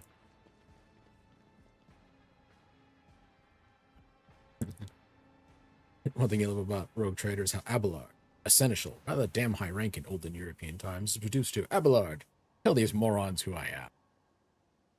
Yeah, I know, you can't go those options. Let's see what we got. The prison diary of IT Shad, Part 1. Rock shit, why me? Why? I missed my tithe payment 12 years ago. 12 years! The inspector's writ got lost somewhere in the bowels of the planetary ministratum, was lying there the whole time. But they made sure to remember to tack on the fines every month. By the time they found the blasted paper and finally informed me, the total sum was so obscene it would take 3 generations of my descendants, if I had any, to pay it off. My fate was sealed. Trial, sentence, prison. All because of some daft rotter who shoved my paper in the wrong box. I love these diaries, still remember reading. They tell so much. To be fair, I think I got off pretty easy. My bed in the barracks is about as hard as that slab of rockcrete I got back at home. Working in the quarry isn't much tougher than my old job, and the rules. Boy, take me, that old sod that governs Rykab Minoris is a bloody sadist by comparison. It's a strange old place. I haven't been beaten once yet. Guards bark orders all the time, but they never hit us. We've also got this kind of inner circle of special chosen prisoners. Optimatum, they call it. If you can get in, Emprah as my witness, you get an actual day off. They let you out of your cell and into the yard by the big barracks. And tell you what, they let you rest there and feed you better than any whatever swill they're giving us in the canteen. They told me it's to improve our motivation and all. To foster a stronger desire to reform and become a worthy servant to the Imperium once more. But I know what it is, know it for what it is. Just a club for the warden's favorites. The same story as anywhere else. Suck up to the people in power and get some swanky perks. They say the whole thing was the warden's idea. Funny man, our warden. He looks more noble than nobility himself. Tall, groomed, teeth even.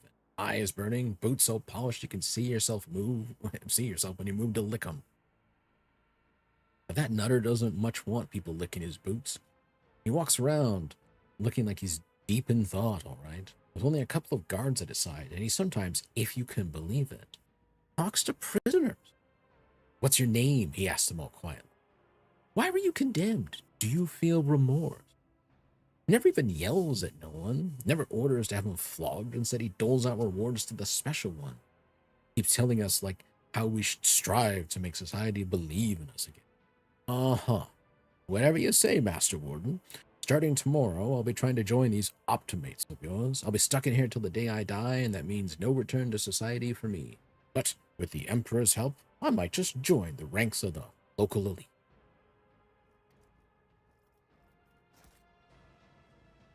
For prosperity, I'm going to run off with this man's papers.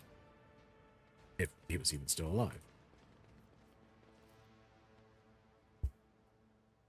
Honorable optimists, the best among us. The list is faded. Names are barely legible. All right. Hey, look. Is that an ambush? That's an ambush. Hey, it's an ambush. Ooh, someone's telling me to surrender to the dark powers. Hey, I wonder what this will do to you guys.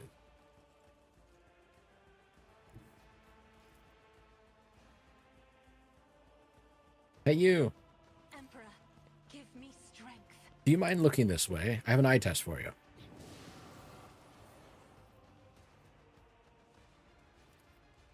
If I may. Sabot, you mind taking an extra turn? All too Regimental tactics. You mind opening fire? Ooh. was your biggest mistake. See? There we go.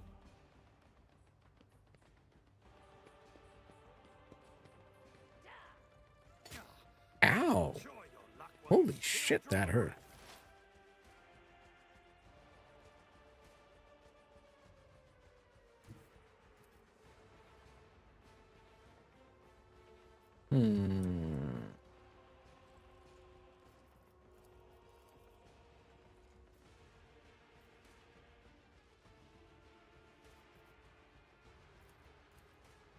Yeah, let's pop them up. Let's go. Ow. Will do. You need to dodge better, Lord Captain.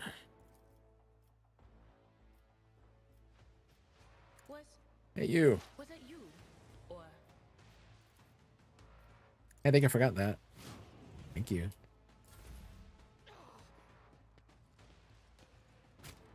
Ow. Brace yourself, Abelard. Chaos guides me.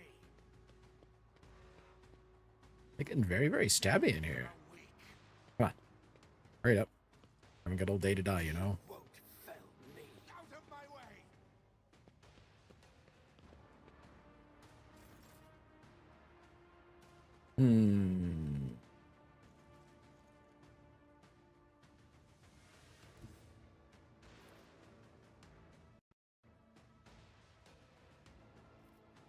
Yeah, let's do a controlled shot. undone. It is a prison. Shivs are part of the course. Yeah. You can't escape the Emperor's judgment. It's a Faith running without gun. deeds is worthless. And take a bit off the top. Let's see.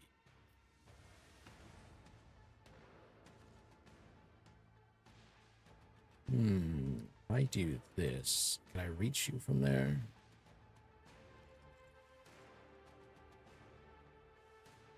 How am I not able to reach you from there? That is the most bizarre thing I am seeing. I did this. Okay, that'll work.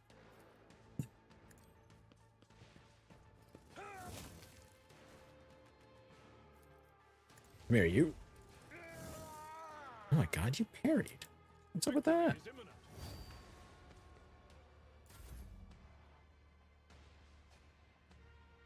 Alright, step here.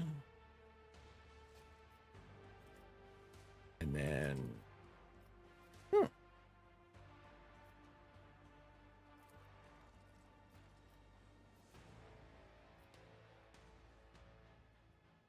There we go. Watch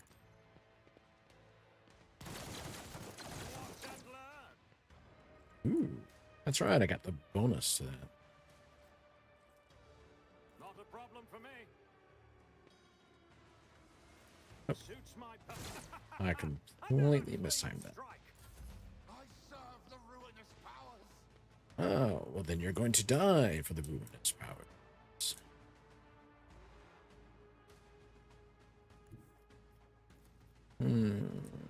None of you can be seen from there. So, Isn't this a job for the serfs?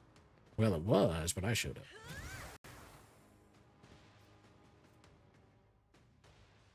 Let's see. Abelard, you should do a little bit better. And strike him down, would you? You. I will do my duty. Reduce the dust.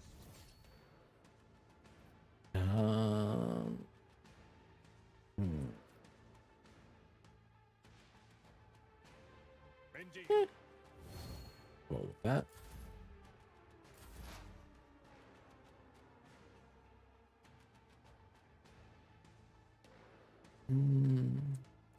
But of course, You should learn to dodge, Cassian.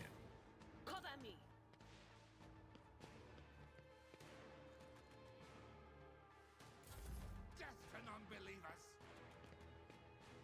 Come on, get a little closer. Let's see. Revel in slaughter. Argenta's real good for that. And then. I'll do it. Hey, look. Sins hidden in the heart turn all to decay. Look And no now. Hear the Lord. Let me help. Hear the Lord Captain. Recognition.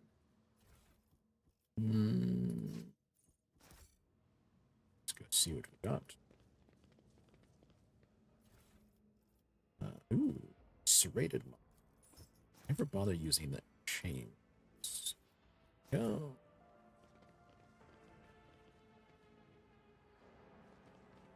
I won't tolerate What is weakness. this? Pages have been placed in plain view of the beds inside traces of blood and excrement. I see. I did it? Ooh, tear off the poster, examine the wall behind it. Hello. An improved auto pistol. The prisoner's shank. Anywhere from 1 to 18. The hell of a range, though. Oh. The Prisoner Diary of Atishan, Part 2.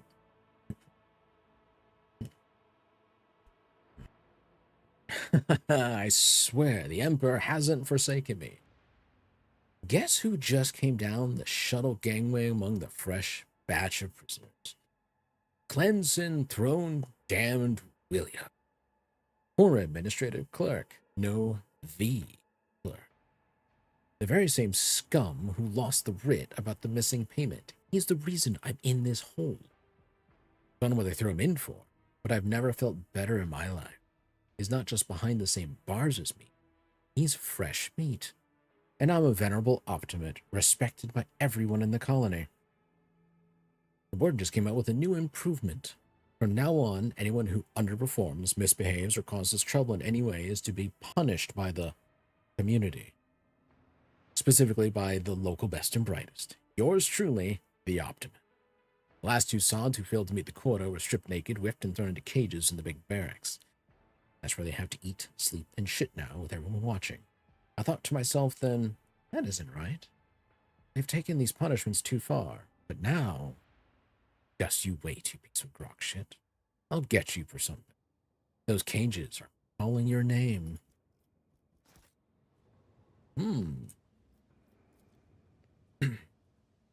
Bare beds made from metal sheets swing back and forth on rusted chains. Whoever's forced to sleep on them, it would not take much for the fall.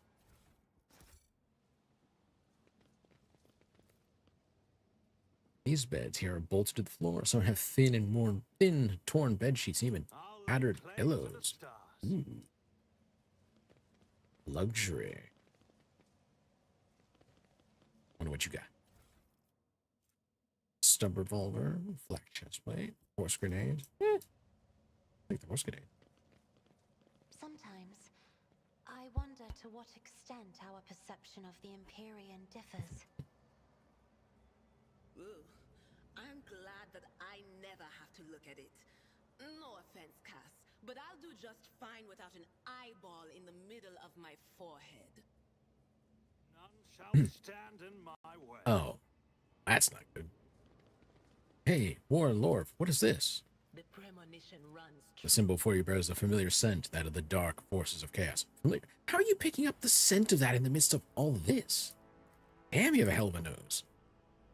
Well, that shot slasher has been thoroughly washed of any blood. The Prison Diary of Atishad, Part 3. I'm scared. I should have known all that charity from the warden was going to bring nothing but trouble. No noble, no matter how barmy, would pull off anything of the sort. But that man... It started with the little things. The warden would come by to talk as he did, except he used to ask us questions before. And now he was mostly pushing sermons. Some gibberish about a path to purgation, the sanctity of sacrifice, seen with blinded eyes. I listened and nodded. Yes, Master Warden. Of course, Master Warden.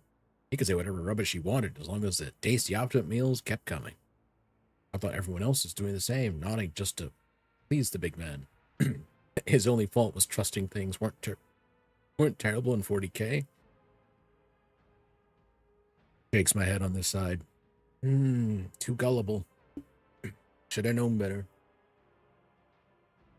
Should have known that Warhammer 40K is grim dark.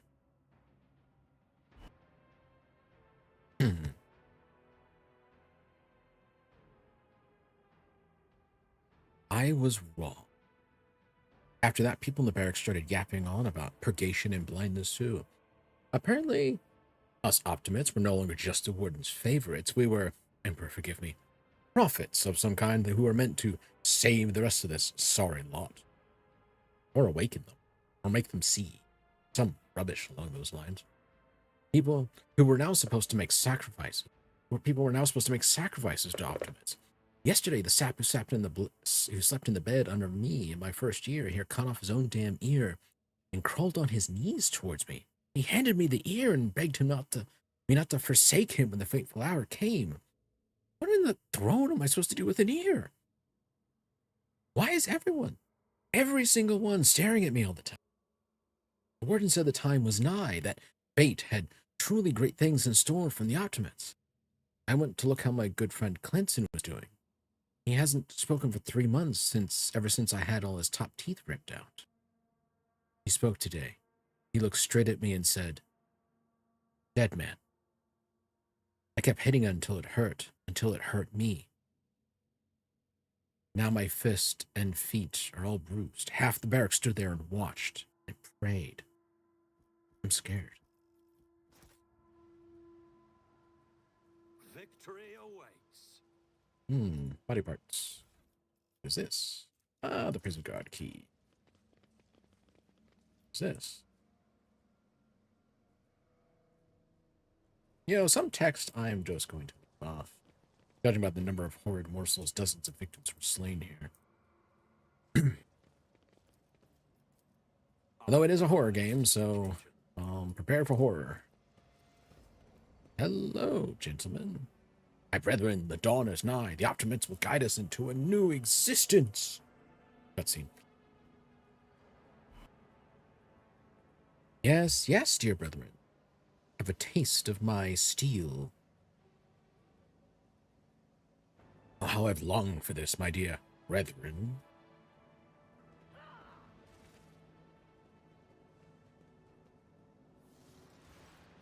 It must honestly suck writing these things. The vast majority of players don't read lore snippets like this, i.e. your work will largely go unrecognized. That's kind of a thing with me, is I like to explore and go find these things. Like, one of the things I'm running into, it doesn't keep me from enjoying the game, but playing Baldur's Gate 3 in a collaboration. Like, I'm picking up, like, every single book. If I don't have a duplicate of it, I just pick it up and just run off, right? And I do read, kind of flip through some of these things, but the rate we're moving through it in the collaboration is fast enough where I don't really get a lot of time to actually really read through snippets, except unless it's really important. On this, I can actually take the time to actually read through it, just me. And the other key thing is that in this game, these lore snippets can be very, very important. They tell you about so much about what's going on.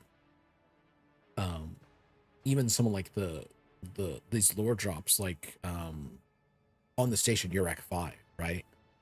You have to pull out those lore snippets and read them to understand, like, what's actually going on, because then you can have those conversation pieces with other characters and understand and talk to them about what's going on, because you found it and you read it. Or finding puzzles, you have to read stuff to understand the puzzle bits, Right. Thanks the throne. Normal looking faces. Thought we were gonna die here with these nutters. The old man with the gap-toothed smile drops his weapon and holds out his hands in a placating gesture. Please don't shoot us, your nobleness. Let us speak a word. Well, this is a welcome change. Talking before shooting. Still, Lord Captain, the look of this ragtag bunch hardly inspires trust.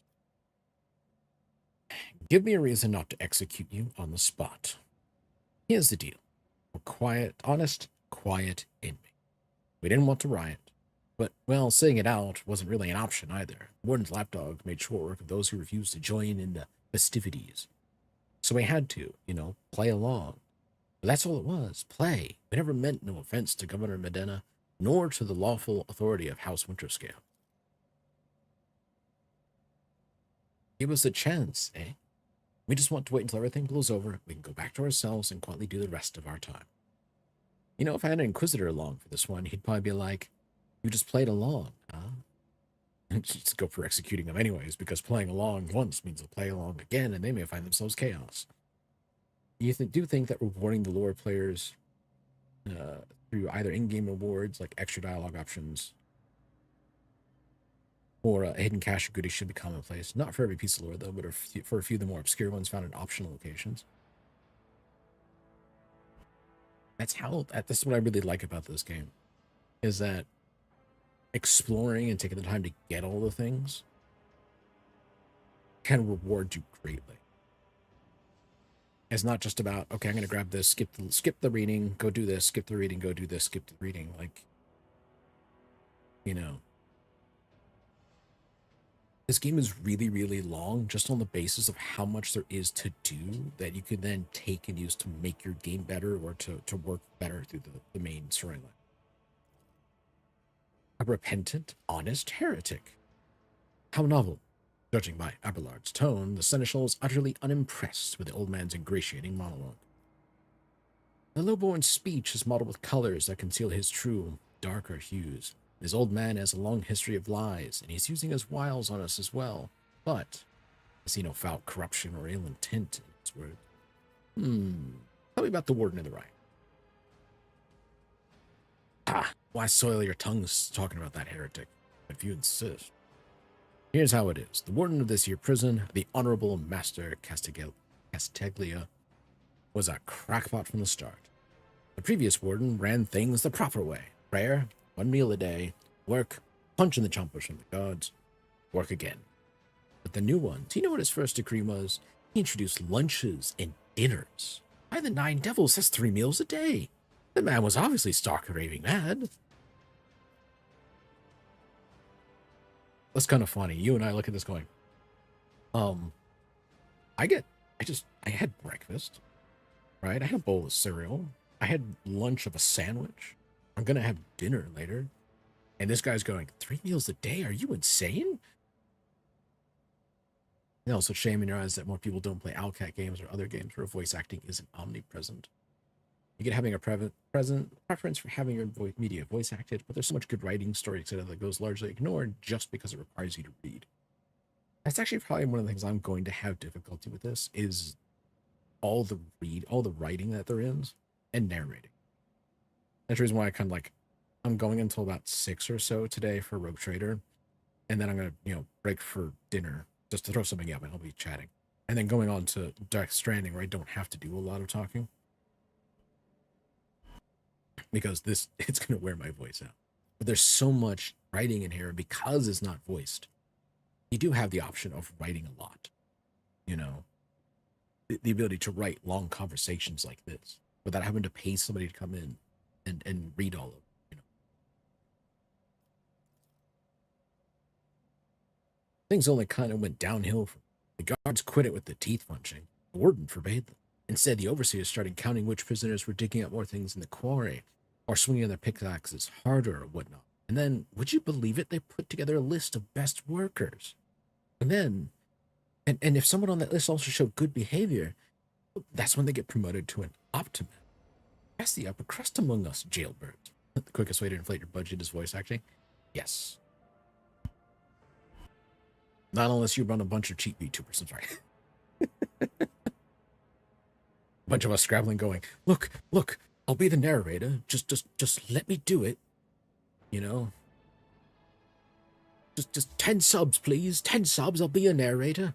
I'm just kidding, I'm joking.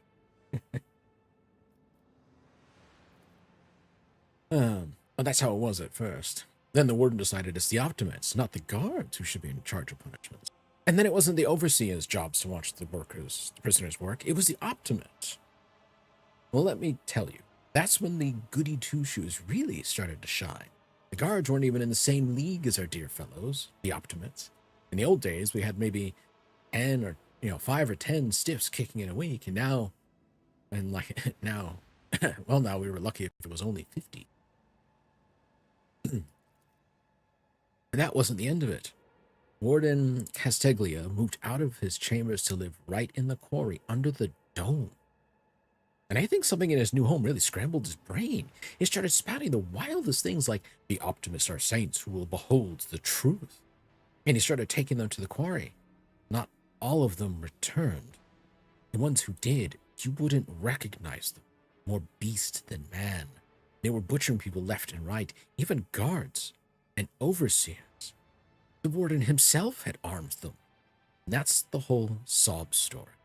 But I knew it from the moment he'd let us have dinners. Oh, this won't end well. That's right. You get dinner, oh, you're done. That's it. It's over. You go back to 2 meals a day. You get breakfast and lunch. No. 3 meals a day is stark raving mad. You only get one. You only get 1 meal a day. It'll be a big one, but that's all you get. Watch some hobbits come in and just starve away. Gone. Just in the way. Indira nods knowingly. Yeah, 3 meals a day in 40K is stark raving mad. Well, I think it depends on your social class. Because I think it's us upper crusties who get 3 meals a day. You know? And fancy ones at that. Indira nods knowingly. The old Kasha's right. Whenever nobles start giving handouts to commoners, something always goes wrong. She notices you're looking at yourself. I mean that with all due respect, your lordship. No offense intended. If I spare you, what do I gain from it? Now, how can lowly jailbirds hope to thank your noble self? Ah, I have an inkling. You see, us here, we're, how should I put this, different from the rest of the prisoners in this place. They're all petty thieves from Rika Minoris, debtors, gutter snipes. They're no one serious. Now we, your lordship, are cut from a different cloth altogether. We're fortune seekers from the void. Why don't we tell you we're on Footfall Station? You know, Footfall, the only shipyard and the best market in all the Coronas expanse. Yes, so we're on Footfall. You can get some very serious business-minded people and how you can get yourself a very special discount from them on some very special goods. AKA unemployed like the rest. Kind of very serious people. The most serious kind, your nobleman. Have you heard about the Fellowship of the Void? Oh dear. It's the largest pirate alliance in the expanse. There's no leader, of course, but there are some terribly serious captains who decided to cut each other's throats over... that cutting each other's throats over loot was, what do you call it, counterproductive. But cutting throats together, now that's anti-counterproductive. Man's coming up with some words here. Like, put them into common use.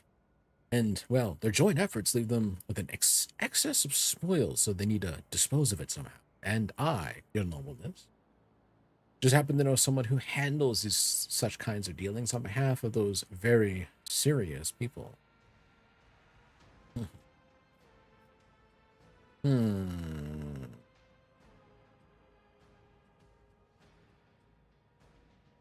Yes, anti-counterproductive. Do I spare him so I can get some good gear?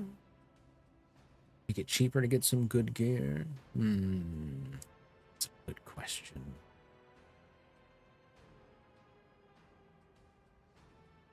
I am a rogue trader. I should be keeping track of these kind of people. Very well. Oh, that's so great to hear, your nobleness. Just great. Now, there's a true aristocrat, not that warden creep. Now then, your nobleness, where was I?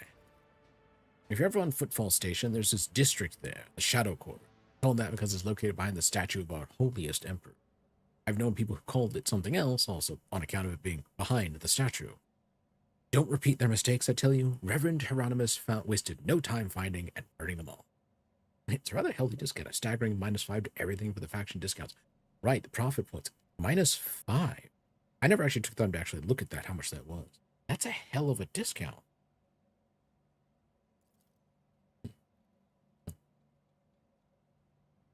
Forgive an old man for getting distracted. So, footfall. The Shadow Quarter. There's a bar there, built into the remains of an old ship. And in that bar, in the back room, a certain Riza does her business. Tell her Grandpa Bachfall says hello. You'll be your favorite client in the blink of an eye. There we are. Well, your nobleness, we'll be going now if you don't mind.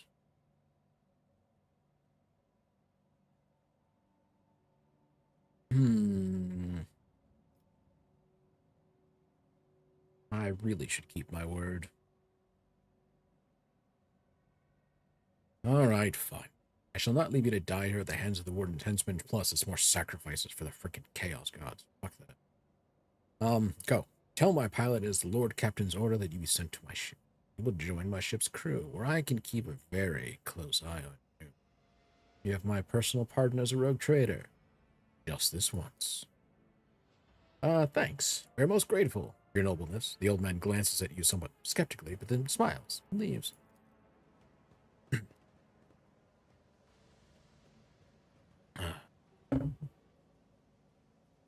Doubt is for the weak. Let's see. Auto pistol, not regular auto New pistols. challenge for me? Demolition. Blow this shit up. Hello. Something of interest. Yoink. Now hold on here.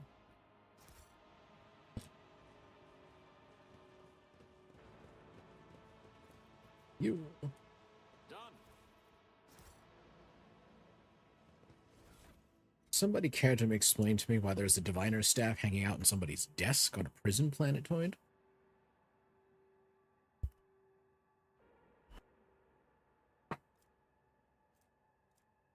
Ooh, bow hammer. Blackback enemy's been shot at. Who should have this?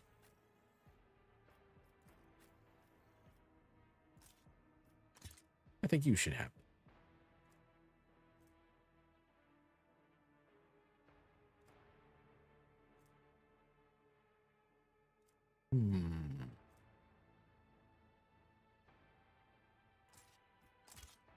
Sure, pistols. Divination. Is there anyone that's going to escape this week? Ooh, that is an interesting use of it. It's about time.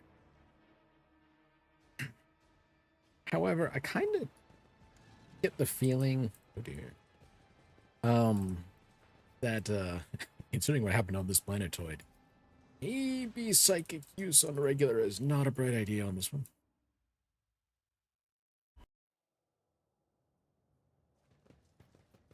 What's this? The accretions on the outside of the structure indicate some regularly occurring natural phenomena, probably poison gas emissions. Oh. Well, Evane's alive.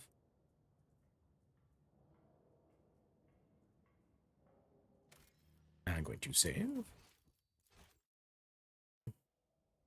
And now...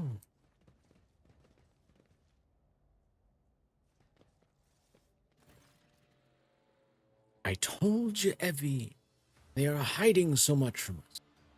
Arrogant mentors, holy brothers and sisters, what have they ever given us? Nothing but a pile of fibs and useless admonitions. The voice of the man standing with his back to you sounds almost soft. Heedless of everything but what is in front of him, he leans over a prisoner dressed in expensive clothing. But Aurora, she is different. She spoke with me like no one had ever before. She revealed the truth to me, and now I can reveal it to you. If you just stop struggling for 1 minute. What? The man finally realizes he's not alone and turns to you. He's clutching a long, thin metallic rod with blood dripping off of it. We have guests. On the Von Valancia ship, I would wager. Evie, my dear, you will have to wait. Do not faint, I beg you. It is important that you feel everything, including your other eye. Such dreadful shades. Cassie recoils and covers his mouth. Colors of this place, they are putrescent to the core, and these people, their colors are oozing with madness and despair, pain and doom. How do you know who I am? Lies have many faces, but there is only one truth, and it has been laid bare before me. I knew the enemy of the truth would come here sooner or later. You know, we had this guy once. He was a quiet one. One day, he walked into a middle deck bar, threw one back, then pulled out a gun and started shooting people left and right without saying a word.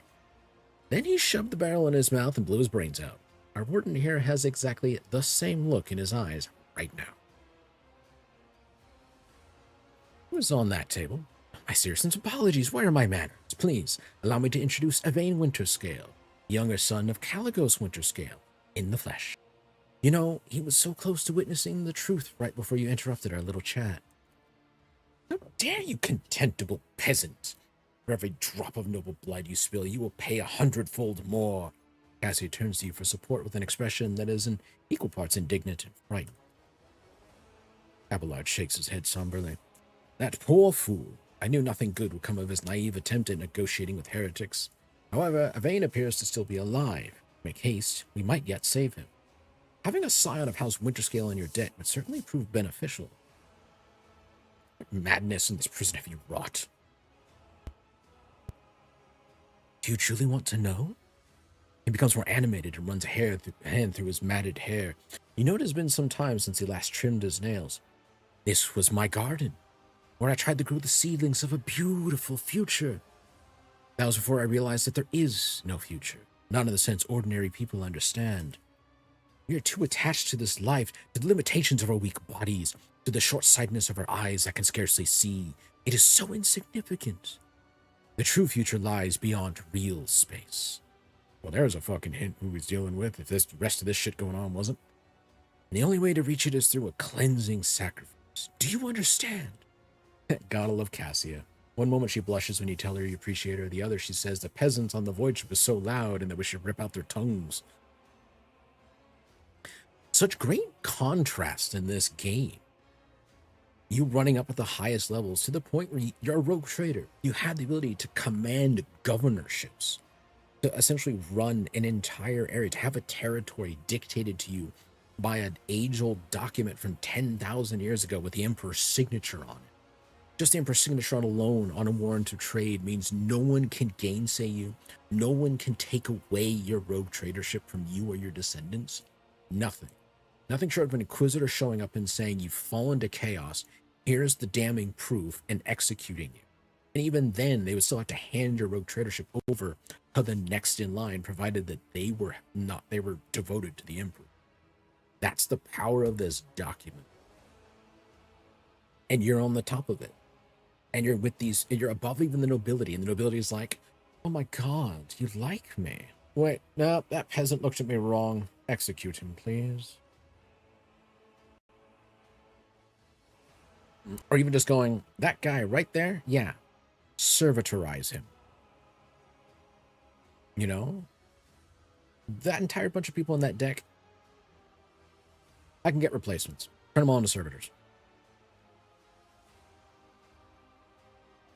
All right. Why did you mutilate these people? These are my optimates. Saints who will guide the flock at the fated hour. Listen, he pauses and smiles. Can you hear? You can't? They're crying out, calling. It's just the cries are not meant for our ears. They cast their voices out there beyond the edge of the glass into the transparent core. There they are heard. There their call is answered. We have a problem. Rogue Trader is immensely powerful. We really have nothing in the world that can even come close to compare. Yeah, we really don't. It's like it's pocket emperors, essentially. Pocket kings. Backed up by the signature of the God Emperor. We have nothing that comes even close. You have to take multiple real-world things and combine them all together. It'd be like combining the privateers of the Age of Sail with... Actually, you know what? It'd be like if you take one of the nobility of Europe, the old nobility, like a baron, like, you know, it'd be like taking... There we go. We're taking a privateer from the Age of Sail, combining that with a title of like dukedom or something. and then telling them that I, as your king, permit you to go to the New World and colonize these spaces. Go out into the barriers of exploration. All that you see is yours, provided you provide me your tithe. Do as you will, so long as you follow my law. That's probably the closest analog we can get.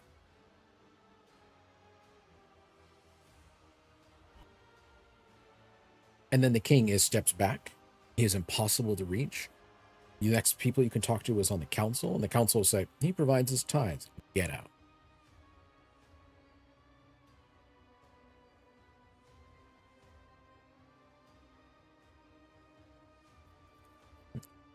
Rogue Trader, every moment we spent talking to this heretic could be a moment spent destroying him and committing this place to purifying flames. Isn't it time we got started?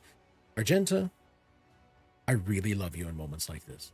Yes, I would purely love to burn this place down, but I probably should know about what's going on. Who is Aurora? Oh, so you've managed to barge in here and interfere with the prophetess' design without even knowing who she is. But it's too late now. You will never attain sight. All you can do is accept your fate. He suddenly stirs like a predatory beast. I do not like it when people take the prophetess Aurora's name in vain. I desire your death, enemy of the truth. The warden raises his hands and the maimed people start thrashing about in their death throes. The time for words has passed. Optimates, I give your power to this harbinger. Give your power to this harbinger of Aurora. Let our foes see the truth or become awash in blood. I won't heed your cries of mercy. All of you will bleed. Should be up here. Abelard. Yeah, because I know you're going to need to move. Magenta. Oh, okay. I'm going to move you there. Magenta here. Adira's here. Cassia is here. Let's roll. Who is... I'm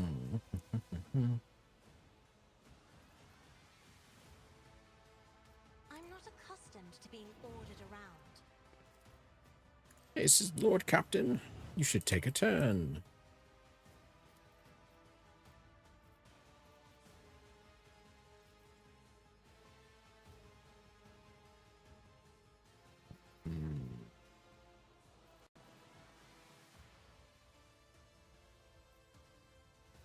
Sworn I saw. Here we go. Oh no, it's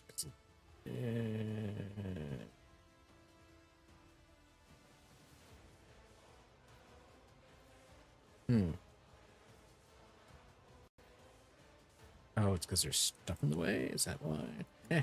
Try this. Oh, still hit him.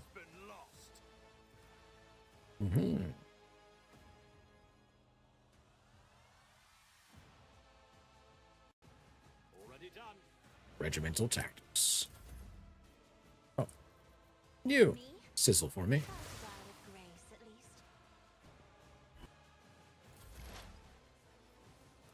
least. Alright. Abelard. Remember to dodge. What's the range on this? Not that great.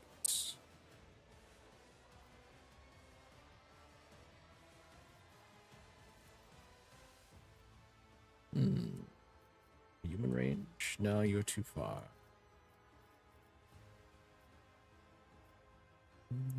Hey, you! Anything else?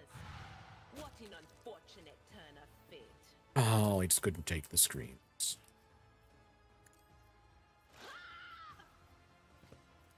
Hey, you! Hey, the guys, poke him over there. Chaos guides me. Oh, I don't think you're guiding you very well. Really? You missed a dead-eye shot at that range? At your beck and call. One fewer target. Let's see. Endure, Abla. Death to the weak. My fate Ow. shields me.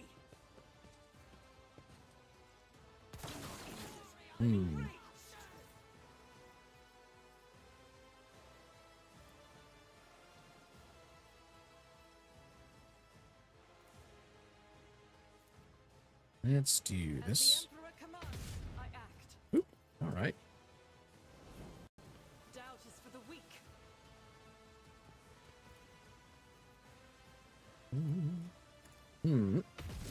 Oh, you missed. And now let's see. Let's move. Want to move?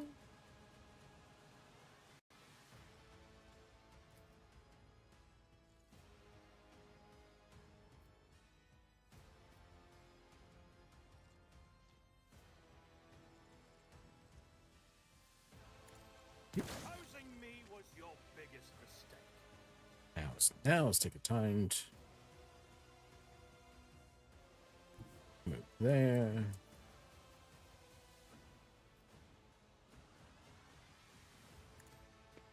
Hit you. Nowhere to hide.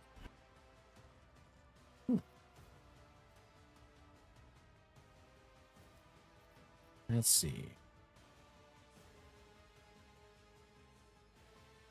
I wonder if I can hold that for next round. Usually I use it just in the turn I get it. But You don't frighten me. let's.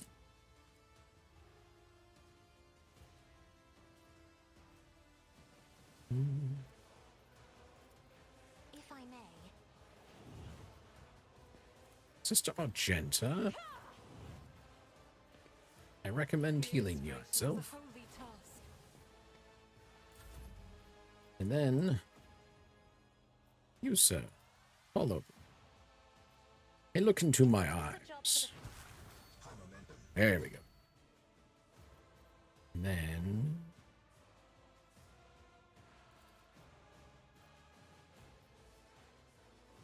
In the name of House Orselio, I shall prevail. Victory is imminent. force you elsewhere. It will I be know how this combat thing rolls.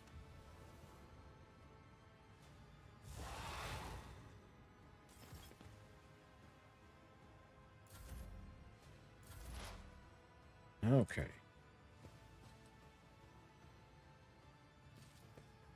Let us break the lenses.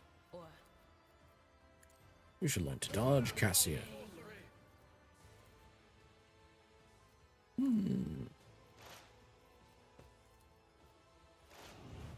Joint analysis would be good.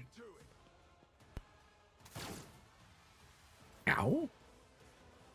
That frickin' hurt. indeed.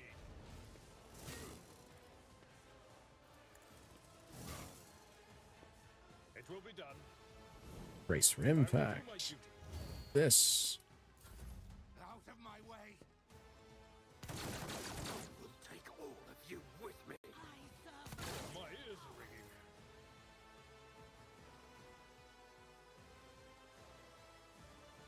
Let's go here. Heal the Rogue Trader. Fire in my heart. Then.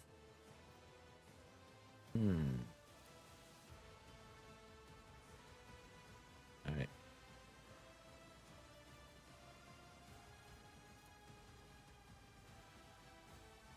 As There the we go. Emperor commands, Try this. Cover.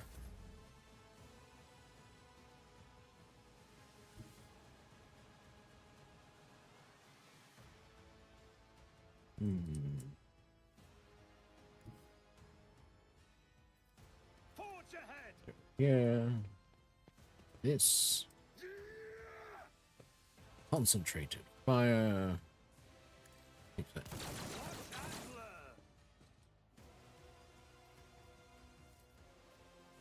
Suits my purposes. It missed. Damn.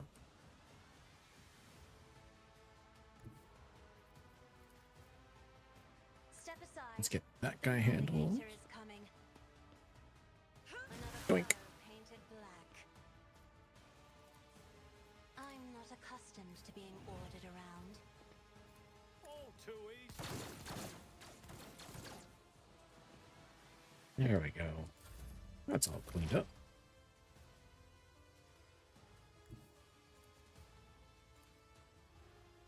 They who discern the future own the battlefield. There we go. Might put that on that? No. All right.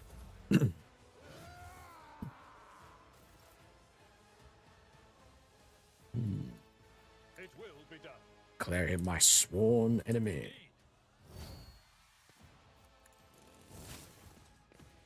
And where does he go this time? At that one.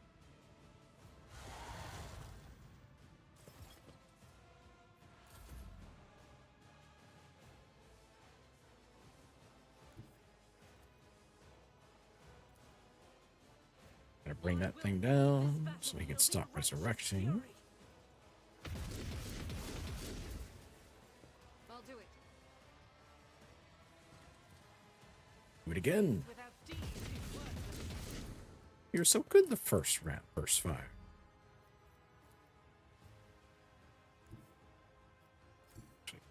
Yeah.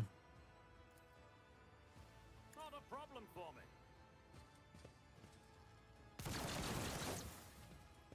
Already done.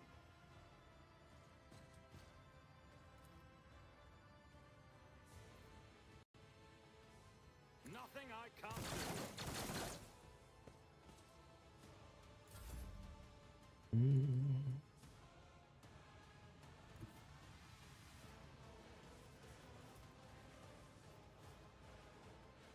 Actually, hold on.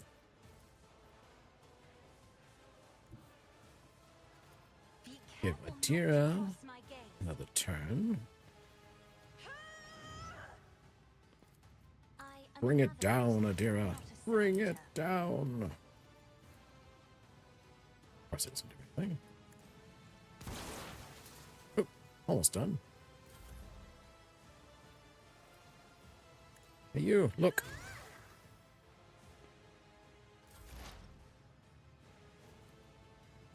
But of course,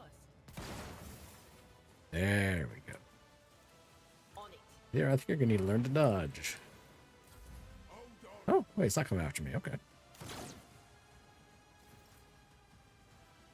Victory is imminent. I will do my duty. Sure. Nope, I don't have to a point.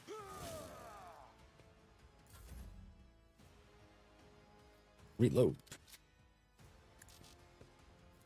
As the Emperor commands, I act. How does that guy survive a bolter? Holy shit. How did I miss? Alright. Warden. Look, what's that? Color the uncolored. I'll lay claim to the stars. I don't believe we've been properly introduced. Blood is bubbling on the young man's lips, and his voice is barely audible. But even now it remains melodious and quite courteous. Vane Winterscale of Coronas, greatly pleased to make your acquaintance. On the rare days that Lord Winterscale visited Urak 5, the station was awash in a midst of warm hues. We were forbidden from meeting each other, but I was still delighted to still to see such rare colors in my home. Now, however, his colors are darkening, twisting from pain and bitterness. We must help, Lord Captain. We must save the clarity of his soul, for he whose presence makes the world a little brighter deserves no less. Lady Cassia, I presume, the sacred child of House Arcelia. How disgraceful it is on the day we finally meet, Vane looks away in shame. I find myself not at my best. There is no disgrace in your predicament, Lord Winterscale. The Lord Captain and I met under similarly dreadful and tragic circumstance. What have I done to you? Ah, the warden, my friend. I tried to convince him to stop the riot. Diplomacy failed. Speaking as a struggle, but he continues stubbornly. Father hates diplomacy, which is why I had to try. Serve your strength. You are wounded and need help. Wounded. I would have phrased it altogether differently. Tortured and maimed, perhaps. Have you ever had your eyes burnt out? This was my first time. I cannot say I recommend a procedure. He's either trying to make light of the situation or growing delirious from the pain. I must take my leave. I will see to it that assistance is provided to you and that you are escorted from here. He nods, giving in to oblivion. What is here? Your skin crawls as you approach this place. However, there does not appear to be anything of note. The mutilated man does not stir, bound in his shackles. The plaque near his head reads, Most Holy Prophet, and Optimate. Is that Anti-Shanty? Anti-Shen. Anti-Shen. Stand in my way. Your eye is drawn to the shards of the enormous lens scattered around the broken device. At first, you're uncertain as to what troubles you, but suddenly a realization hits you. The glass shimmers in a unique way, just the same way as the shards of the unknown broken object you found near Theodora von Valancia's desk. What's the matter, Lord Captain? Why are you so interested in... Abelard trails off when he notices what you were looking at. He instantly makes the connection. The Imperium Saints, it cannot be. Adira bites her lip. I see it too. Whatever that thing in her study was, it was made from the same material as this junk. What? What? Abelard is at a loss for words. He takes a moment to collect himself, and all at once they begin pouring out in a hasty sputter. It's a mistake. Slander meant to blemish the good name of a person who is now dead and cannot even defend herself. First, those minions of the archenemy murdered Lord Captain Theodora, and now this cannot be tolerated. It will not be tolerated. What? Yup. Come on now, Abelard. Remember what she was like. Remembers the first proper line Abe says in the prologue. Yeah. Brazen.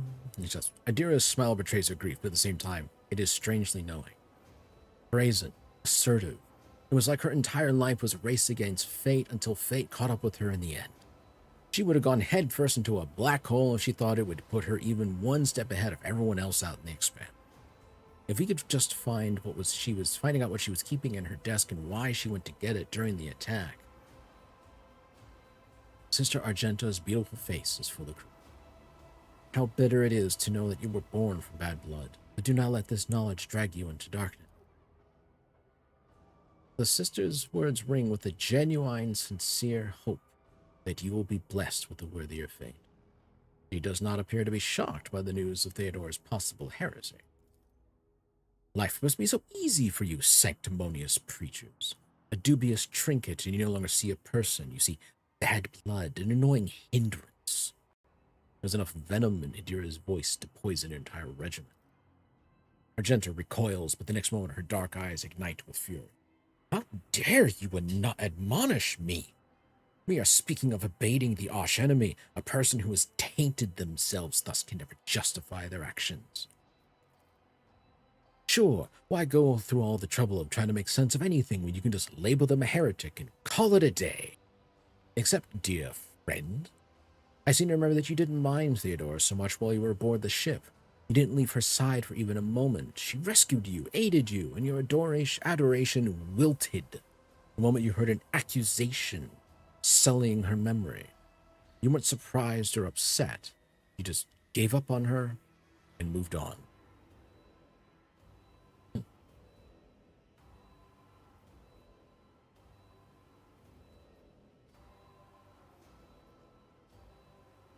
I think on this one, it is too soon to cast accusations here.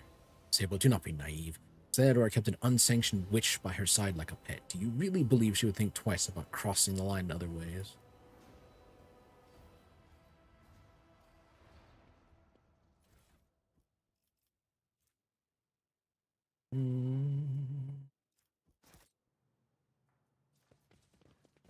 I won't tolerate weakness. Hold on a moment, Evane. I have to loot this place to the ground. As is my right, Rogue Trader. A precise lad's pistol. What's with this guy? The man's appearance is ghastly, and yet as evidence he was cared for after its mutilation.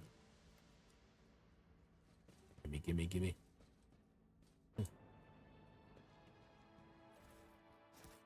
What's in here?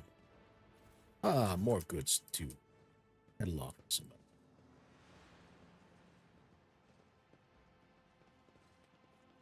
Let's see. Yoink. Hello. Oh, what is this?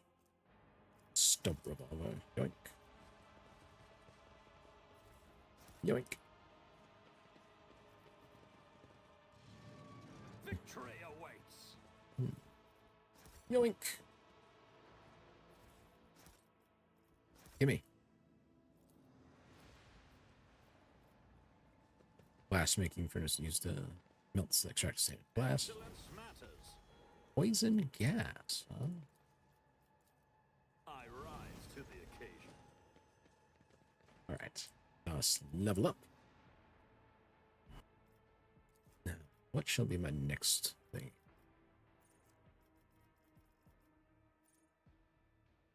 Exploit surroundings.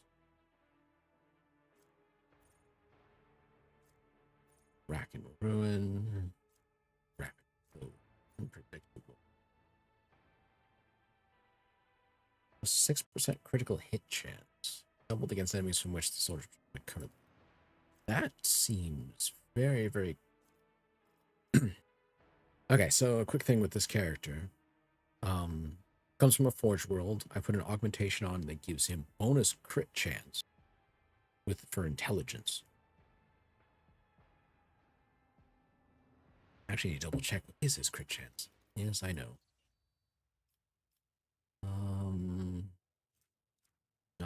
Dodge reduction, parry.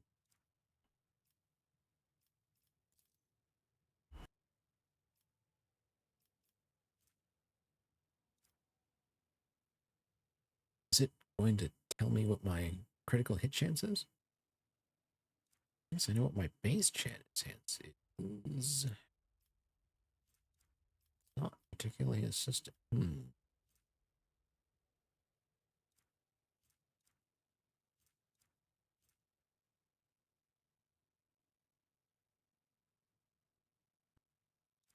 There's got to be something that tells me. Augmentations, but I had analytics system. And it's like 10 plus your intelligence modifier to your critical hit chance. And apparently ranged weapons have a... there we go. Chance to score a critical hit depends on the base chance is 10% for ranged attacks and 0% for melee. So he's got like a 24% critical hit chance.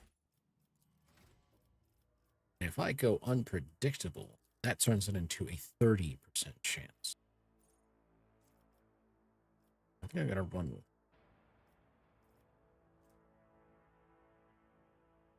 I'm going to take Medicaid. Reason why is I think I'm gonna need more than just 2 people who can use medical kits in this run, because everyone seems to like shooting A to win.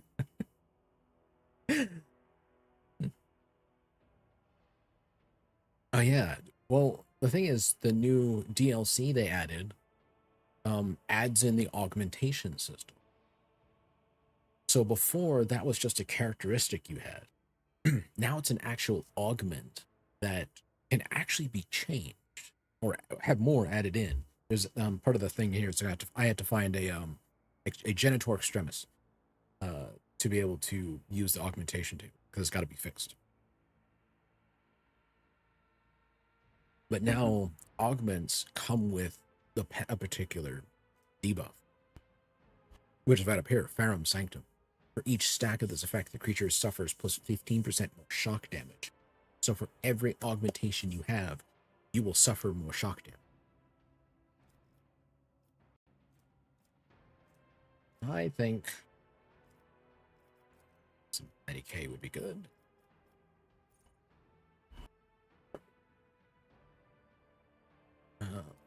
I don't know. Tempt? Enrage? Ooh, I should do Epicenter of Slaughter is a good one. Tax opportunity deal less. Within range costs 1 amount. Okay. Anybody enemy 5 damage? That could be a good one. Defensive maneuvers. They take damage, they gain dodge, and it resets. It stacks until 3 resets on it. Defensive stance. But now, disarm. Hardened scars. Impetus. Parries. Ooh.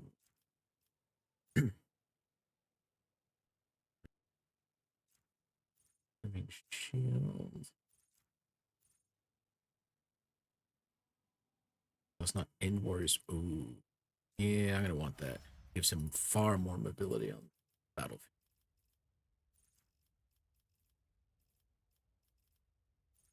Fresh target. Signs of excellence. Triggers an exploit.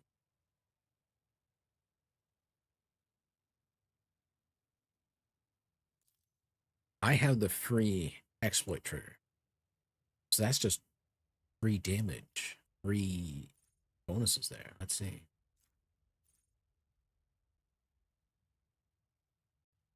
Well, the operative's perception bonus is 10 or higher. They gain +1 AP and ignore enemies' deflection.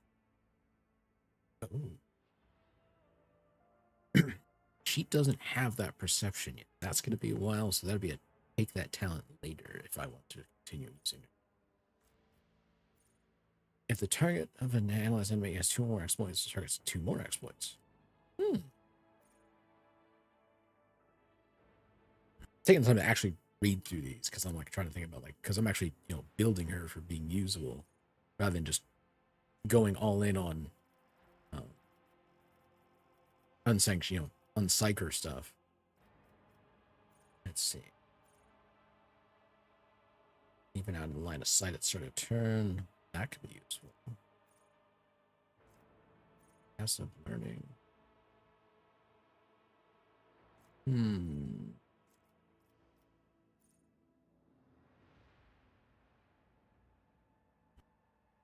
That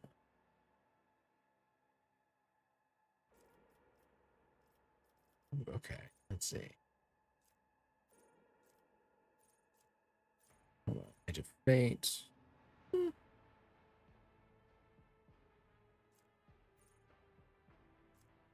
Gain additional 7% armor penetration. Dodge. Predicted. Less. Yeah, let's actually do this. Enforce.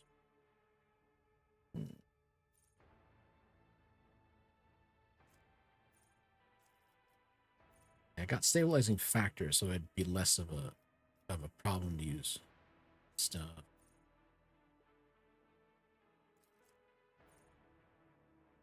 Ooh, that would be useful. Let's roll with that.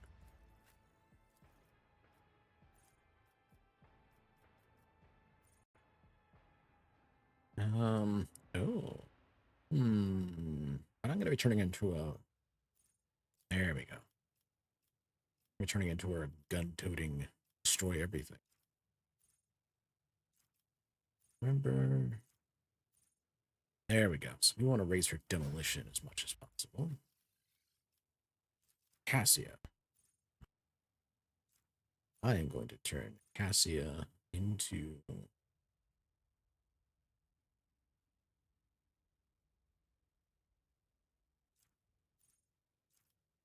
Let me see what else she's got. Resolve increased by +3. Targets ally with an action. Increased by 1 to the end of this turn. Not right. It does mean I get more momentum.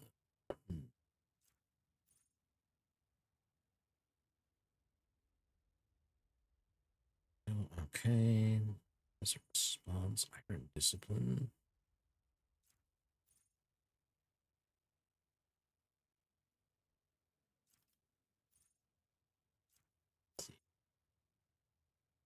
Also gains half that. Allows for that. Seize the initiative. Daunting. I think we're gonna go navigate. See if they're open to me.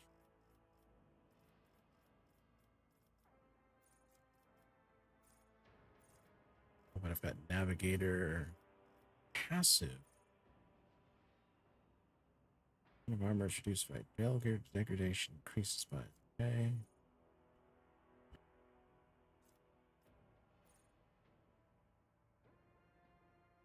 Targeted allure.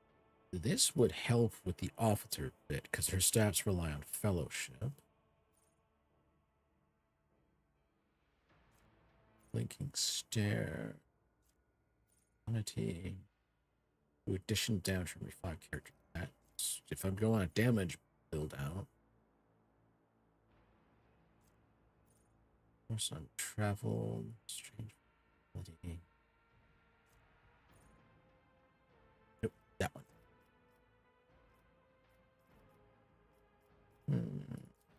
Palmer. Yes.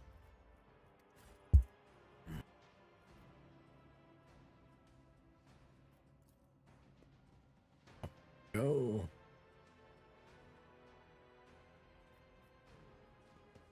Follow my Okay. lead. Build the bridge. Push it over.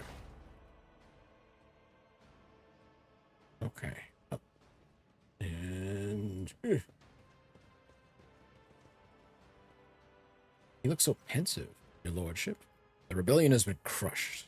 I have news of your lord. She anxiously pitches forward. Is Lord Winterscale alive? Is he all right? He is alive, but badly wounded. Help my people get him to my ship. There are glimmers in the pilot's gaze, but she quickly pulls herself together. It will be done. Thank you for letting me know, your lordship. Oh, ooh, did I miss that on the first? Yep, I did. Yoink. Off we go.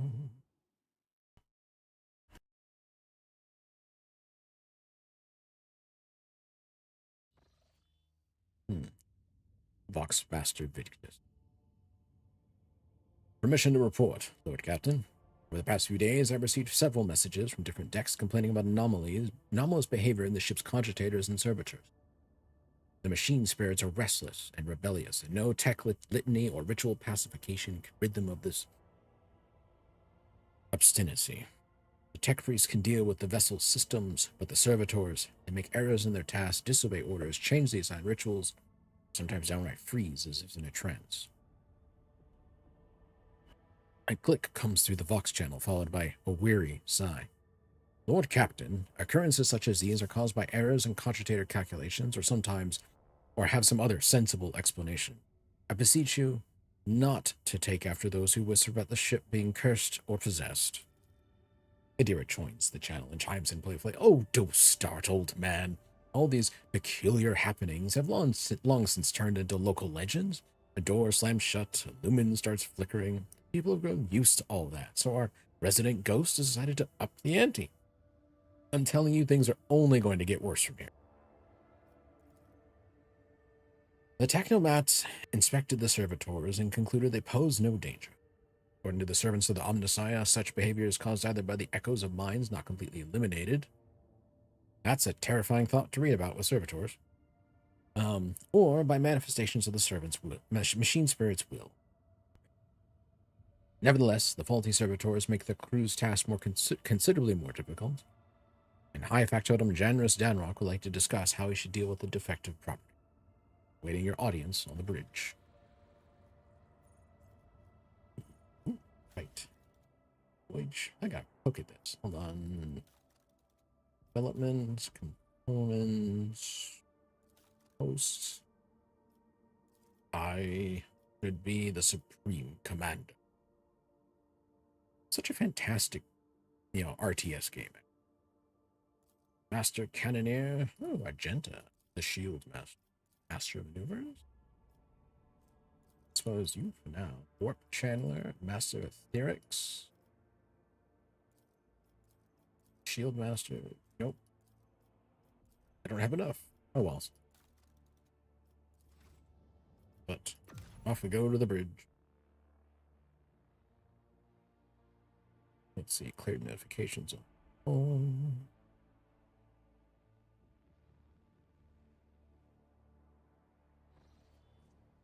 Okay.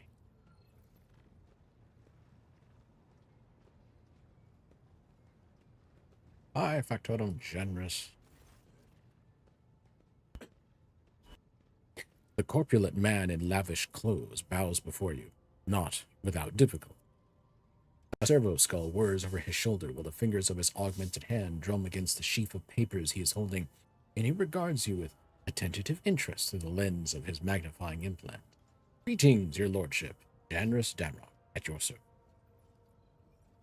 Have you heard of the name Fury Reckoning? From what I can tell, it is a void ship of some sort. There was mention of it in one of Theodore's documents. Janrus thinks for a moment, pursing his lips in concentration. I'm afraid it's not immediately familiar to me, your lordship. Please allow me a moment. He starts rapidly typing on the screen of his data slate.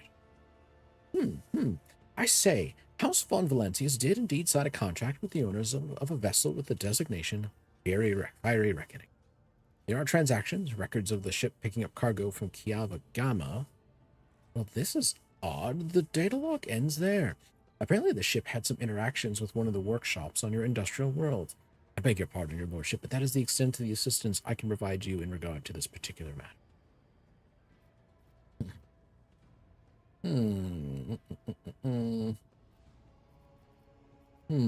Have you made a confession?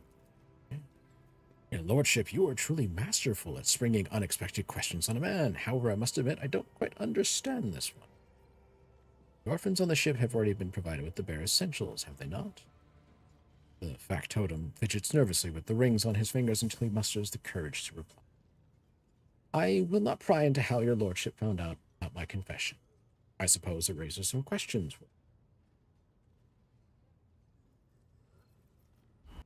You have a good heart, it seems. I am surprised. As am I. To tell the truth, sensitivity is a vice and one responsible for ensuring the dynasty's prosperity. However, I cannot help it, which is why I unburden my soul in confession. I am willing to allocate extra resources to provide for the orphan. I marvel at your generosity. Will there be any specific instructions, your lordship?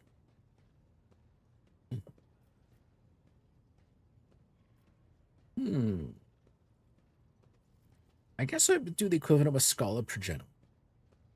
Educate. Educate them so they may grow to be of greater use to the ship. Assign teachers, supply books, and commend the best students with gifts. Factotum bows his head in deference. A wise decision, your lordship. 2 serfs with 1 shot. Oh my god, that is a hell of a...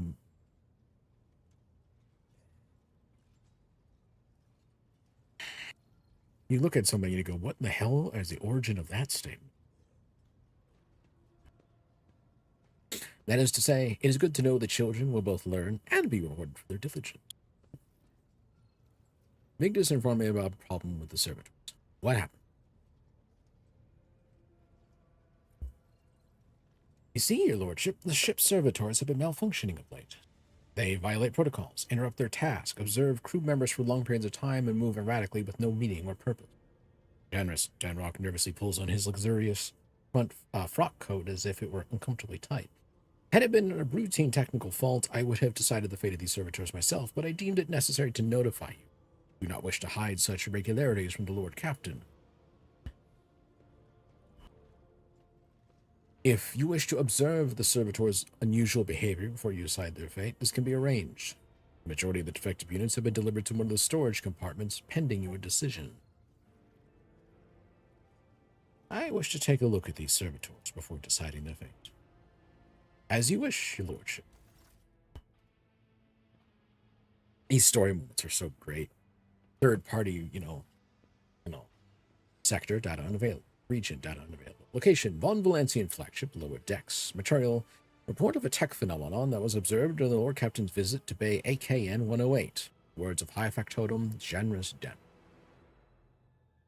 When his lordship arrived on the scene, he found the servitors in the same position that they assumed after they'd been corralled into the bay, all standing in a long, spiraling line and facing the center of their strange formation. The moment his lordship crossed the threshold of the bay gate, their bodies jerked into motion. All as one, as if obeying a command, the servitors turned to face the Lord Captain. The technomats tasked with overseeing the defective units even reached for their weapons. But then the servitors went still just abruptly, staring at his lordship with vacant eyes. All present held their breath, disturbed by this sight. We waited for the Lord Captain to speak. His lordship Sabot von Valancius. Oh, that's my cue. Okay.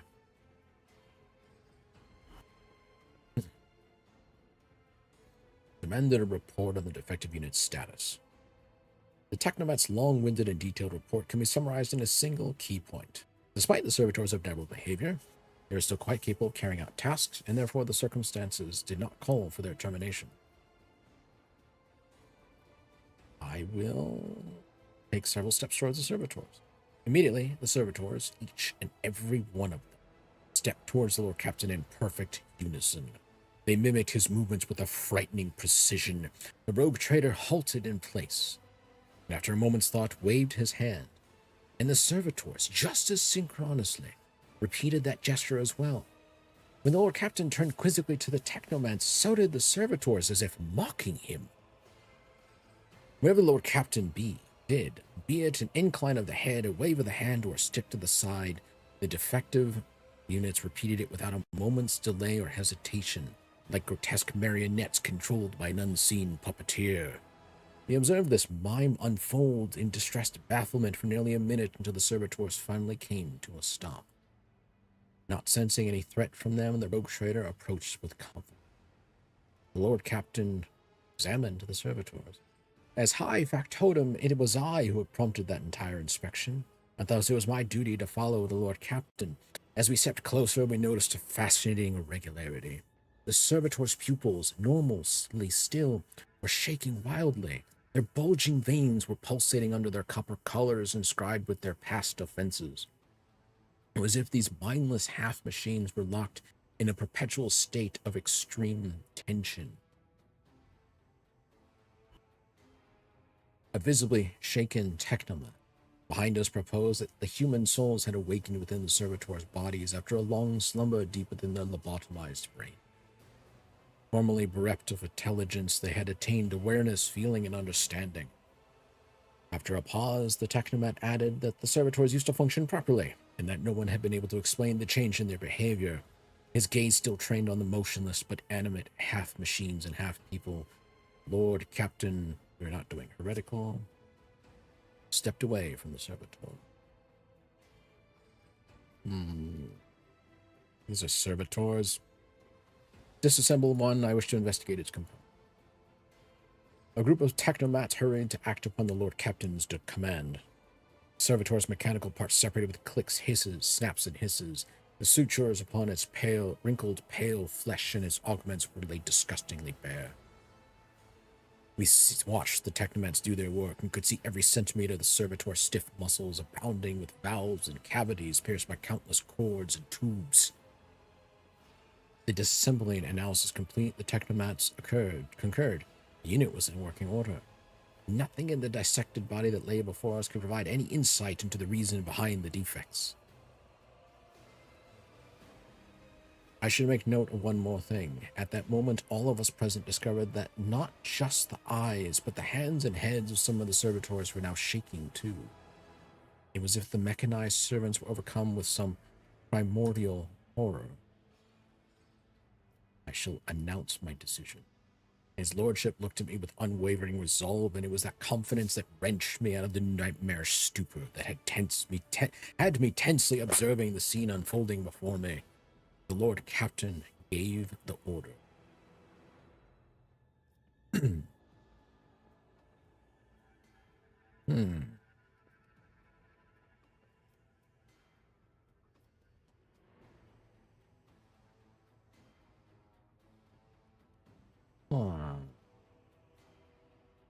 These are servitors, but at this point, we're just torturing these poor people because they're not lobotomized.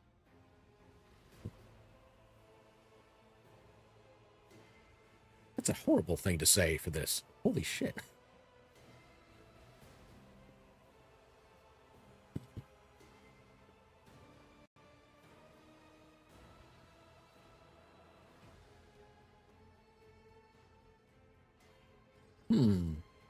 This is a dogmatic run, so I guess, but some iconoclast in it.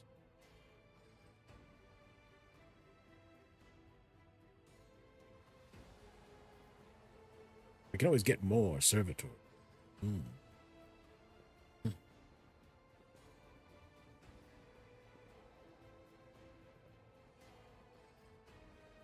Hmm. That's a good question of what to run with. What's this one? Because I'm trying to remember how much this affects the ending, but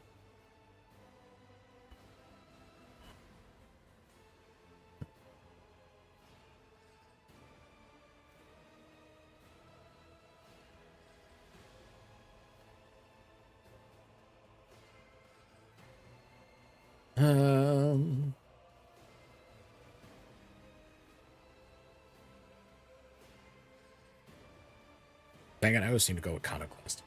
Right. The Lord Captain's command was execute post haste. All defective units were incinerated in furnaces, and their remains were expelled into the void.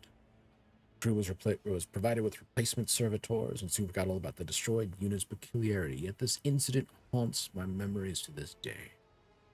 With the fate of the defective servitors decided, nothing could now distract the Lord Captain's mission.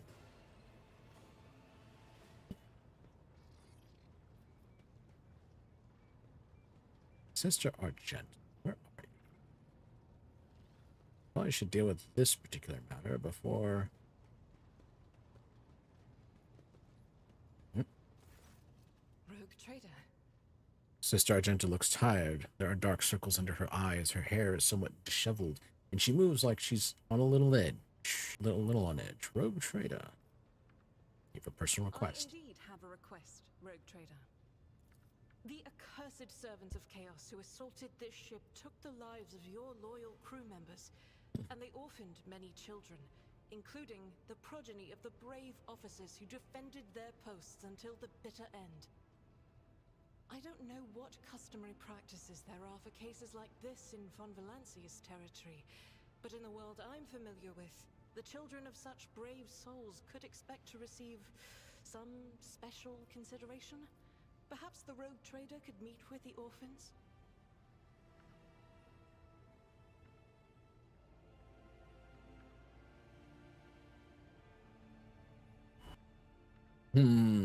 I will meet with them directly. I will pass on your instructions. Thank you for taking my request to heart.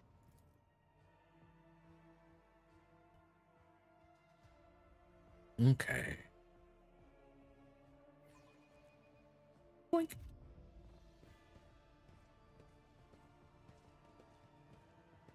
I recognize you, Infernus Master. A motley group of adolescents do not take their eyes off you, gazing at you as if you were a creature straight from a fairy tale. Argenta is standing to the side of the group. At your approach, she perks up and announces, her voice ringing. Brave ones, the master of the ship has appeared before you, the one who guides it through the darkness of the universe by the Emperor's will. Greet your Lord Captain, the Rogue Trader of House Von Valancia.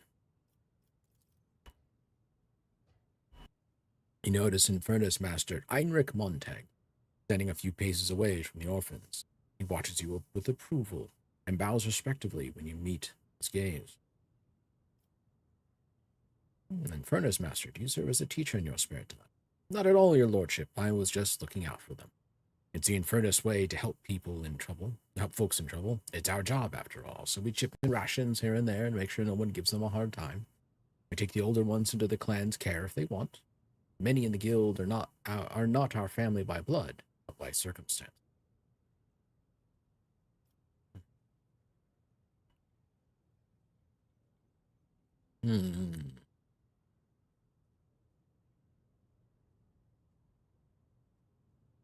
Let's see. Treat them like adults, I suppose. Grandly addressed the group. I, the Rogue Trader and Lord Captain of this ship, speak to you now. Your parents gave their lives for a just cause and brought honor to the Von Valancians' banners and those of the Imperium. I am proud of them, and I believe that you will become their worthy heirs. The teenagers hang on your every word with bated breath. Really? Teenagers do that? I don't know about any teenagers I knew of. Only if you're at the far end of the row seem sullen and not particularly impressed by your speech. One of the scowling visitors with a thin scar across his face tosses his head back and says bitterly, "So what? Why should we care? Our friends and parents died in their dozens for you, noble lot, and you just give us speeches." Argenta quickly turns to the boy. A flurry of emotions flashes in her dark eyes, like she wants both to calm him and scold him for his impudence.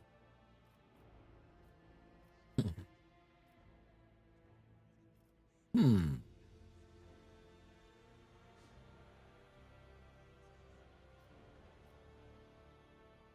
If you have things to say them without fear. I will listen. The boy smiles grimly. Doesn't matter what we say.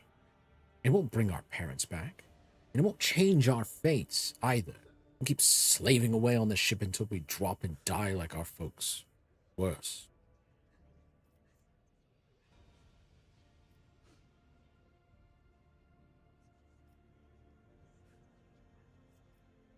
Hmm.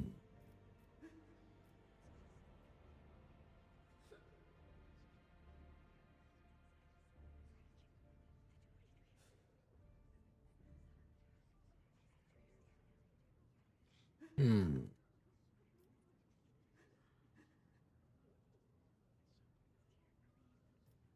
Like,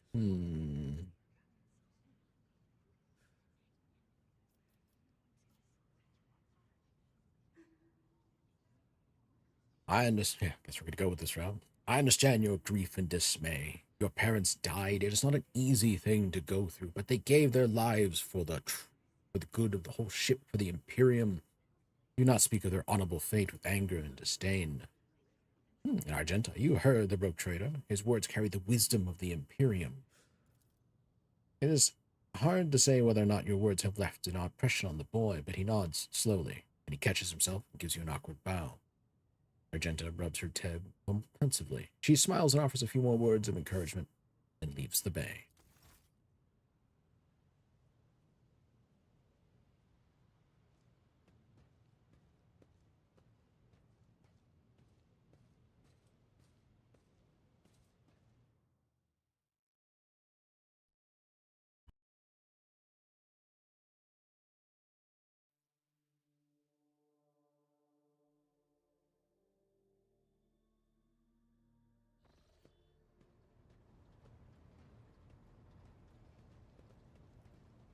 Right, Sister Argenta. Greetings. What is it keeping you in my retinue? The ship was targeted by heretics, which means that my presence here and the assistance I provide to you are my sacred duty. Sooner or later, I will likely have to return to Footfall to protect its reliquary, but for now, I wish to remain a part of the Rogue Trader's crew. It pleases me to have a servant of the Golden Throne of my crew. May the enemies of the Imperium tremble before my onslaught. So they shall. I'm trying to remember some of the conversation pieces I have to have with her to get a particular ending. Right, let's check on box. Master Victus. How may I serve you? The lop-eared Kleppos, the confession. I assume you heard my confessional message, Victus replies without a hint of awkwardness. Do you wish to talk about it? Well, the question is, why? I was fault-checking the box devices in the ship's reliquary. Voice message recording works, but deletion does not. You helped me establish that. Thank you. Wait, why lop-eared Kleppos specifically? At the time, I had nothing to repent of, so I dictated an excerpt from an old letter to my mother. As you heard, it contained arguments in favor of keeping lop-eared Kleppos on the ship.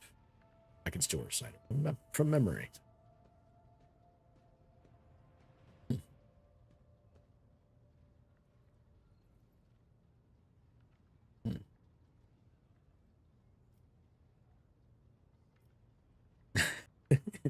You know what? I'm the rogue trader. I can say this. Victus, I want a pair of Kleppos aboard the ship. I'm going to quote my mother's response. That is impossible. You see, the species went extinct several centuries ago. Victus's voice grows ever so slightly warmer. I'm very sorry, Lord Captain. There aren't any Kleppos to be had. Well, your confession perplexed the initiative. Find a way to delete it, and we shall forget about it. You'll do, Lord Captain. Would you like to discuss other matters? I wish to bolster the morale of my crew. Connect me to the voices to the ship's main channel.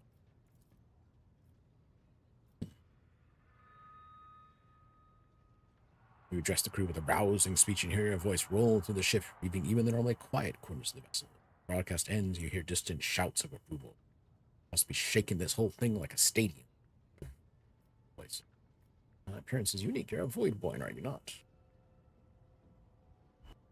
My appearance comes from my heritage, generation after generation of people who spent their entire lives in the depths of this void ship. Neither we nor our ancestors have ever left our home, but the same can be said about many denizens of the Imperium's million worlds. We're used to the silence of the cosmos and the voices of the ship. There are thousands of us, but we dwell far from the Lord Captain's upper decks and remain unseen. We are the Void One. Have you ever left the ship? Oh, I did once. It was dreadful. It felt like the massive blue dome overhead could shatter at any moment and fall, and my bones would be crushed by the gravity. Big just twitches her shoulders, trying to ward off the flood of memories. The ship is my home, Lord Captain. I would not trade it even for the bounty of 100 worlds. We are the Voidborn. As we are the children born in the void between the stars, be it the womb of a traveling vessel, an orbital satellite, or a forgotten asteroid station. Low gravity, voyages through the warp, and the countless dangers of space travel. Everything others hate and dread is second nature to us. How do others on the ship treat you? We look, speak, and move differently from the inhabitants of the planetary worlds. Our way of life, traditions, and quirks frighten those people just like the darkness of the cosmos. Many believe us to be the bringers of ill fortune, and alas, it is the Voidborn who get the blame for terrible warp phenomena during longer voyages. Vigdis hesitates before continuing. Several years ago, an unfortunate warp jump caused all the food on board to spoil. 15 days later, a hungry and furious crew nearly massacred everyone on the lower decks, blaming us for the misfortune and hoping to restock the larders with our flesh. I would have been killed during the mutiny had Adira Talas not shown up in the right place at the right time. She came to my rescue, and the scoundrels' fear of her was even greater than their fear of the Void Wolf. Looks like you're close friends with Adira.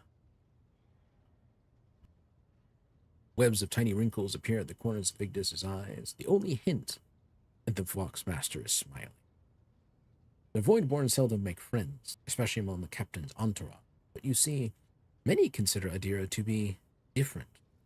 I am different too. We have spent plenty of time in each other's company, discussing regicide over a glass of Amazir, with regicide being similar to chess. Amazak is a potent alcohol drink of varying quality, widely available across the Imperium, probably because they brew it everywhere. Alright. Except Adira changed after one incident, and we started to drift apart. The death of Lord Captain Theodora made her withdraw even more. I do not know if Adira considers me her friend now, but we used to be very, very good. It is good I can still look after her in my own way. Perception test failed. How did I fail that? I gotta check that. I hope she'll find the sense and clarity of mind to find her way out of the dark place she is in currently. 1 second.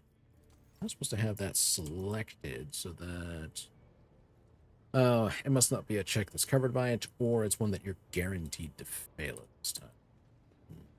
What does this say right now? Adira. Might have zoned out for a while. It's already way past 1 a.m. Why is everybody keeps watching me is always up late?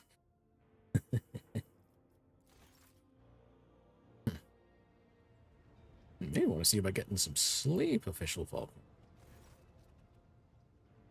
Adira, the tall middle-aged woman, stares straight ahead, her eyes vacant as she rubs the implant at her temple. Her collar is undone, and one of the clasps is on the verge of falling off. Sensing your presence, Adira turns her head towards you and offers you a crooked smile. Even now her eyes look right through you. You seem to have a very strong reaction to what Argenta said by the broken lens. It was just my nerves playing up. Something about our little saint doesn't sit right with me, and I trust my gut. Oh sure, she seems straight as an arrow and as predictable as a hangover after drinking. But when I look at her, something about her makes my brain itch.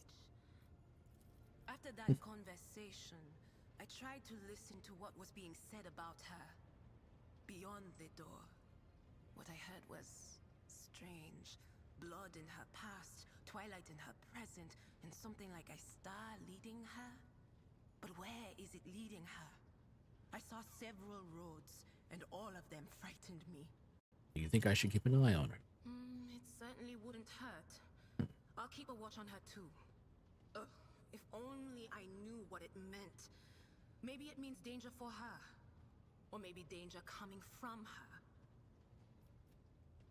Things are strained between your agenda, isn't that right? The Well, little sister is afflicted with her own set of voices. Ones that whisper to her about corruption and heresy. The silly girl doesn't realize that if she wants to find the source, she needs to start by looking in her own head. you know Theodore von Valencia as well. Princess knew the Lord Captain well. Not even Abelard, and she was always closer to him than anyone else. She told me from the off if I ever listened to anything in the warp about her without her permission, I'd be going out through the airlock. I'm not an idiot, so I never stuck my nose where it didn't belong. Only when I was asked. It's hard to wrap my head around the fact that she's gone. Lady von Valancius gave me everything I have. She opened the stars to me and the paths between them. I still think I can hear her voice. Nadira lets out a sharp breath and shakes her head. You know, actually, I have a curious thing I might want to do. I know I run into this altitis. It's real bad for this game. Is running a sanctioned cycle with divination and see how different the interaction. See if there's any differences in interactions. I really, really want to know. I take my leave. Moment. Let me think. Thinking. Hold on a sec.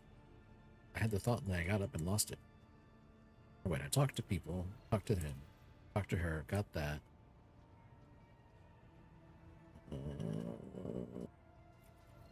Probably should talk to Jocasta. Jocasta Sarabak is the very picture of discipline.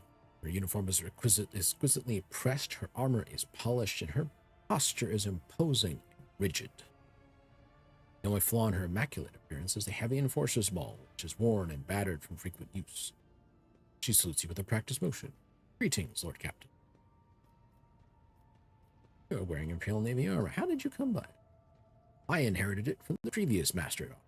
The esteemed seneschal, he left the Navy to serve Lord Theodora. He brought quite a few officers with him and established a tradition. Upon the death or resignation of an enforcer, his or her armor would be passed on to a fellow officer who had distinguished themselves in the course of their duties. I was ordered armor in this way in my time, and upon the death of my predecessor, I inherited it his personal armor. How did you come to serve in my flagship? I come from the noble Sauerbach family of the capital world of Dargonis. I dare say that our house is renowned for its loyalty and strict adherence to the law, and the members of my family have been your faithful enforcers for centuries. I am honored to be the 6th Master-at-Arms named Sauerbach to serve on this ship. Why are you here instead of basking in luxury on Dargonis? Because of my cousin Macarius. A furious crease appears between her brows. I cannot stand him, but the feeling is mutual. We can hardly be in the same room together, so I jumped at the opportunity to be your enforcer. I should thank my obnoxious cousin for nudging me towards the best decision of my life. I serve you with all my heart. I wish for no other fate than this one. That's all for now. Let me think.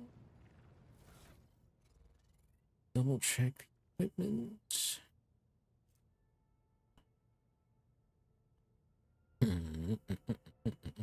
Oh, I'll take better dodge.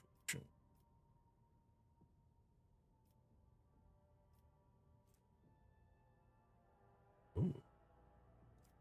I'll run with that. It's pattern sword.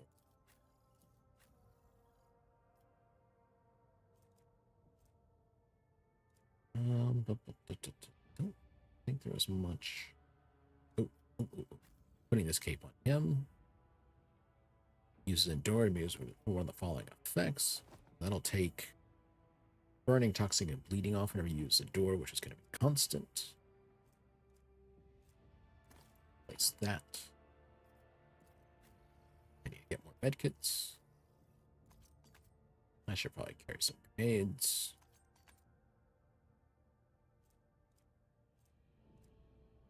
Have anything to do those with yet? What is this one?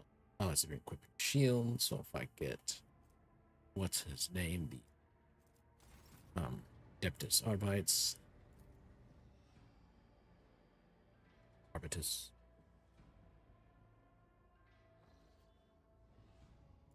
Unidentified void ship. Okay. The box crackles to life. Master Helmsman Revor addresses you. What we have here, Lord Captain, it is not very noticeable, but there's a void ship sitting in the local asteroid. Sure is quiet, like it's huddled up there on purpose. It's not like I'm surprised. The thing is more scrap heap than ship at this point. Someone sure went to town on it. We're registering critical damage to the hull and depressurization of several compartments. Oh, and there's an incoming transmission now, too. Hear us? The box transmission hisses and abruptly cuts to static. Do not require assistance. Do not require assistance. Copy? The box relays a different voice. Keep following. They'll pass us by, won't this? Vertex.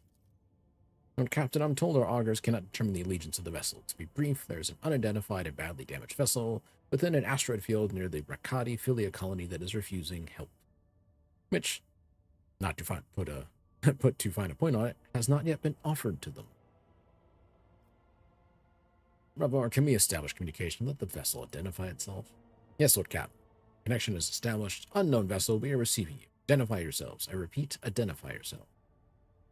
For a brief moment, the box only hisses and snaps, and then several voices at once start shouting over each other. Do not tell! Tell him!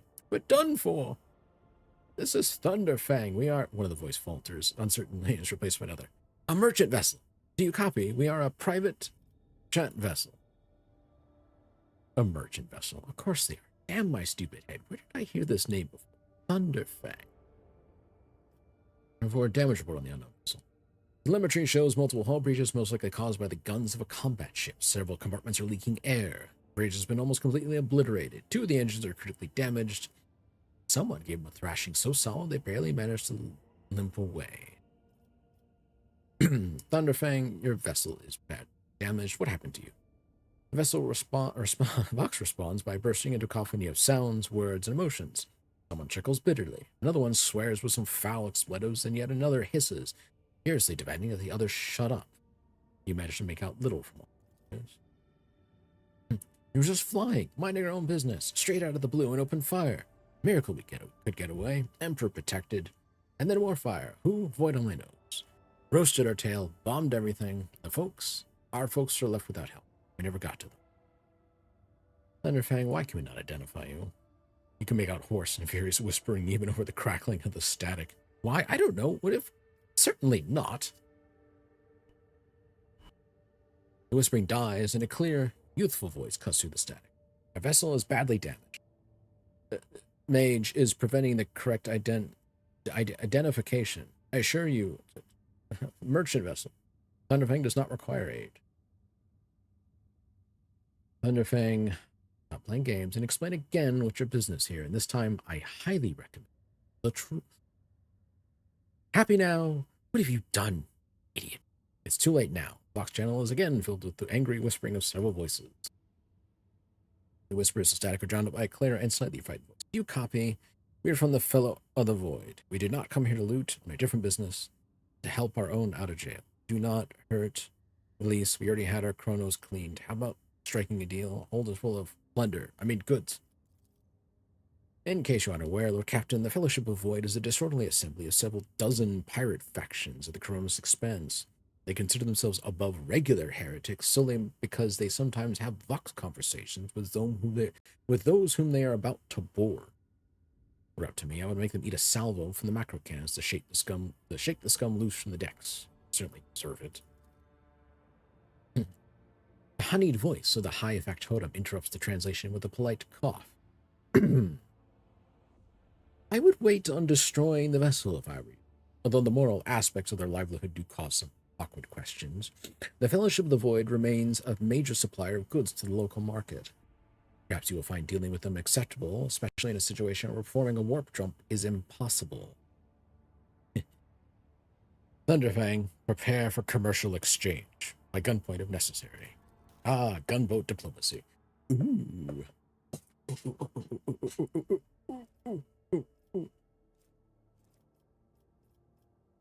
that a flamer?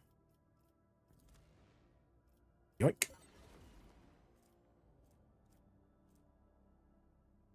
Xeno Pelt Cloak. -5 damage from critical hits. Eh. On the principle of, I had the profit factor, this is just mine.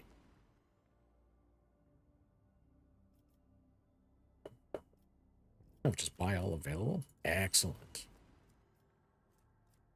So, let's see. Stalker gloves, the range. Oh. Oh.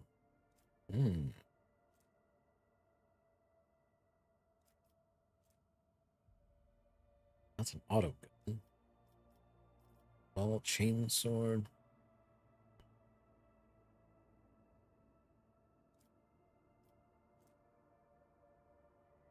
Ooh. Oh.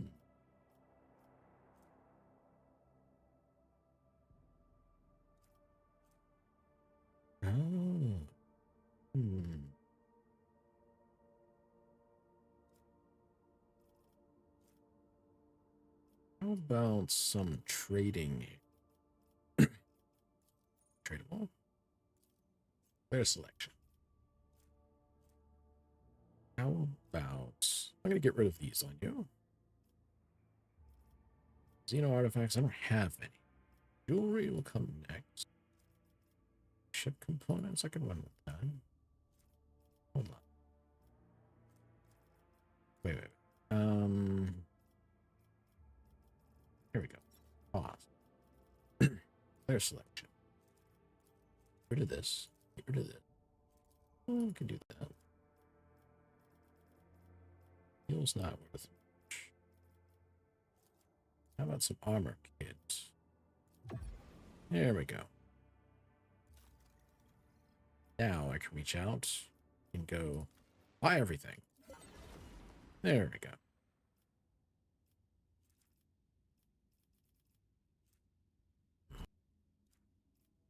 What is this? A force sword this early? Well, need another 1,000. I could potentially get it. Melee area attacks. Pattern axe, blinding grenades. Use the charge ability. Costs. Oh yeah, actually, wait, that's right. Don't I have a discount with these guys? I'm at 1. I don't quite have the profit factor for some things just yet. I'm gonna hold on to the rest of it. Mission to report, Lord Captain. Members of a sacred cult operating aboard the ship have requested an audience. They wish to present gifts and introduce themselves to the new captain. Sacred cult? What sacred cult? They call themselves the Bloodspun Web. The cult defends the flagship from both internal and external threats. Lady Theodora held them in high regard and looked favorably upon their activities. Okay, let's receive them. Commence preparations at once, Lord Captain.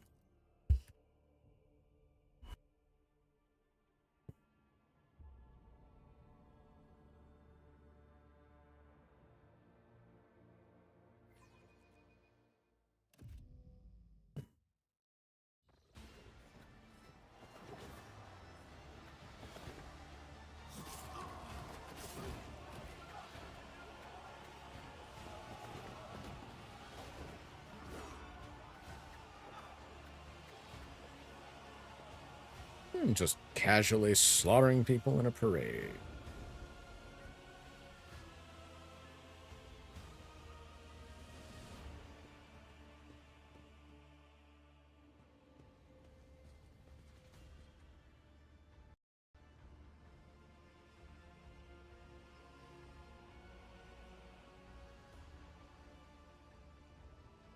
Mhm. Oh, what do we have here? Those on the deck watch in awe as the final figures move gracefully into a ceremonial pose. Some of the officers whisper in excitement, while others murmur prayers to the god Emprah. The undying Emperor commanded us to spin a web of blood around his children, and we obeyed. We obey still. And the masked cultists repeat the words in a mournful whisper. We obey still. Domin von Valancius, death has whispered your name. We disown Domin Theodora. We renounce our oath to her.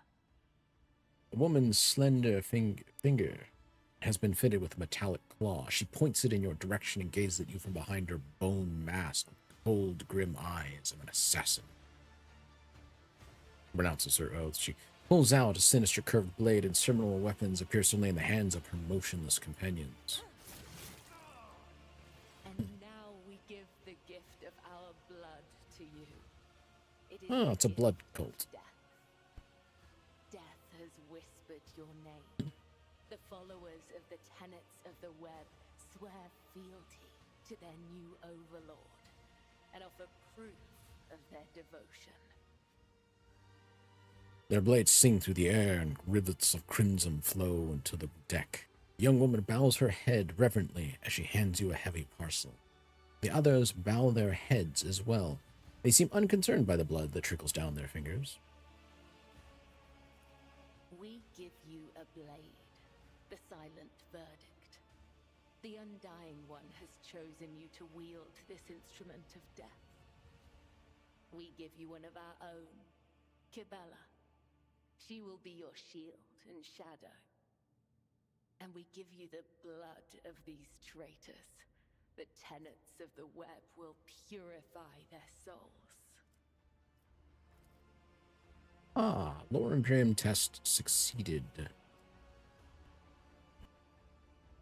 You have heard many stories about death cults such as this one. These devoted, holy assassins of the Imperium have turned death into a form of worship. There are exemplary slayers, invisible executioners, and the scourge of traitors, heretics, and fallen souls. Many righteous people honor them as votaries of the faith, while others see their fearsome rituals as frenzied spectacles touched by madness.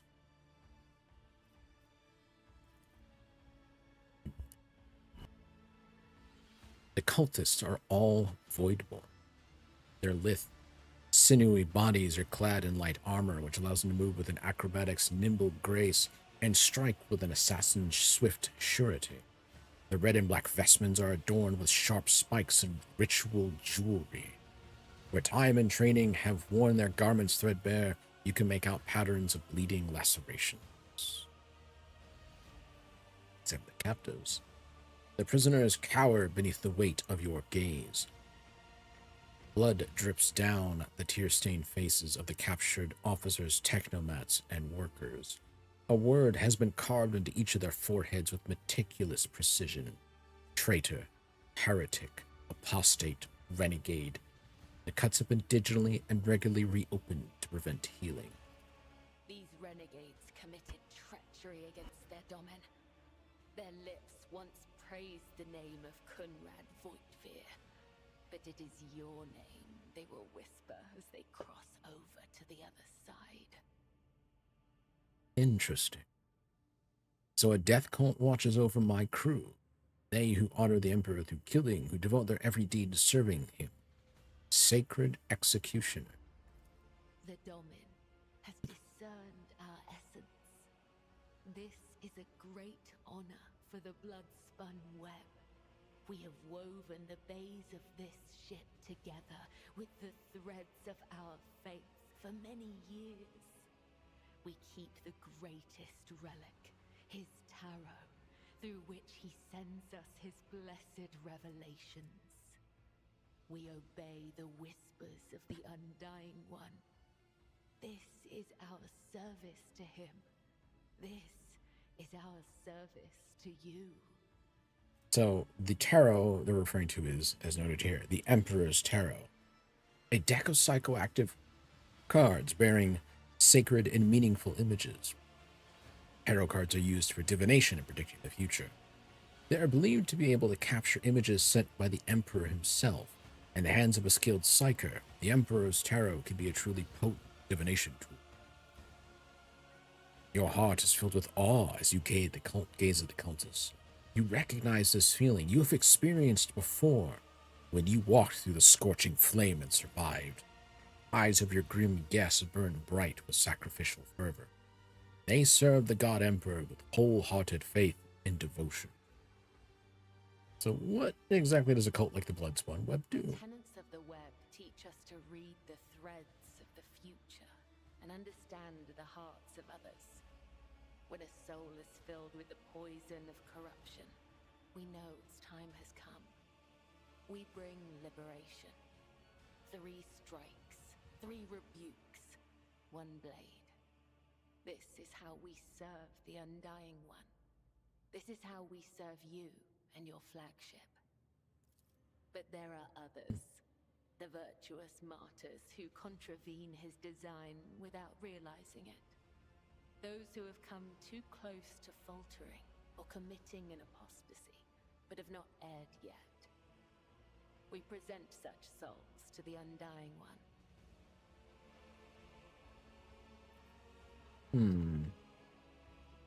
You mentioned the tenets of the web. What are they? Our laws and teachings, our philosophy and way of life, our art of combat and spiritual dogma.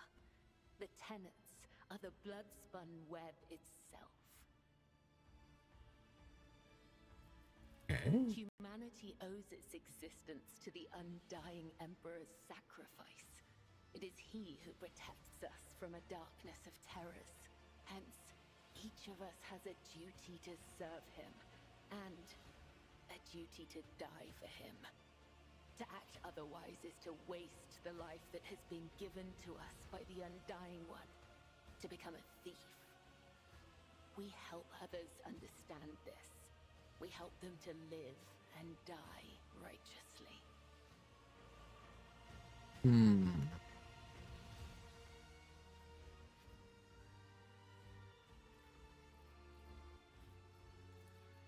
We do not Innocent desire people? their death. We do not seek them out in the darkness. They come to us, and we usher them from this life. If his sacred tarot reveals that the Emperor wishes to accept these martyrs. Instead of helping those who may soon stumble you off of them.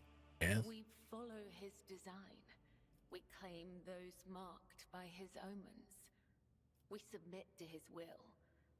How could it be otherwise? They match my fervor. Oh, you have my dogmatic with some iconic mix. You have my blessing. Your blades bring swift death to the Emperor's The enemies. blood-spun web will not forget your words, Domin. They are the wisdom of the tenets and the benediction of our duty. Tell me about yourself, Kibella. Bella, are you the leader of the Bloodspun Web, or its herald? Servant? I am the second spinner of the blood-spun web. The honor of this title is bestowed only upon those who have ushered more souls than... It is shameful to speak of one's own deeds. I'm here to become your shadow, not to make boasts. Nod head towards the captors. Why have you brought this rabble to the upper decks? So you may offer the souls of these traitors as a gift to him. You have the authority to order their execution. Their blood will bind us together through him. For the God Emperor, the Undying One is death itself. The Undying One is duty itself. Give the order, Domin. Let a spinner of the blood-spun web undergo the test of a sacred trial. The others echo her words from beneath their bone mass. Undergo the test.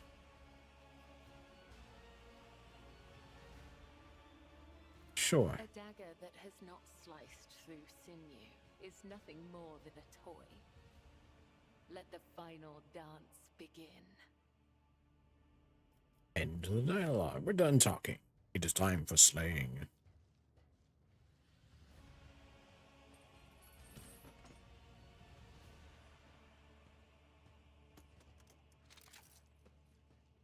Your Emperor won't save you.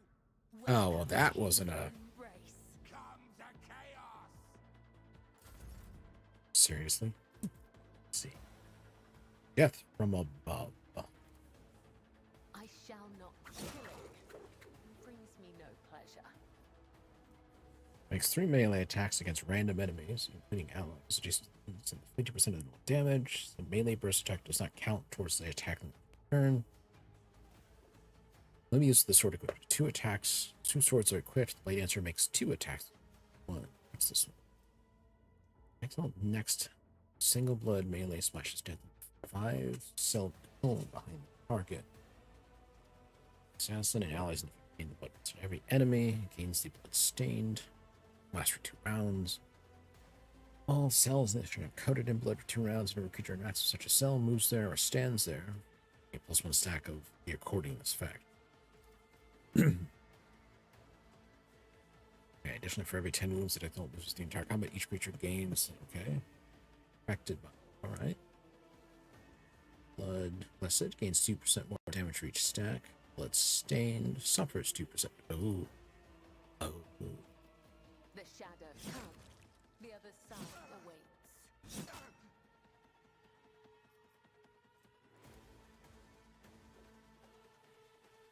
As honor ordained, death is a blessing. Trust me.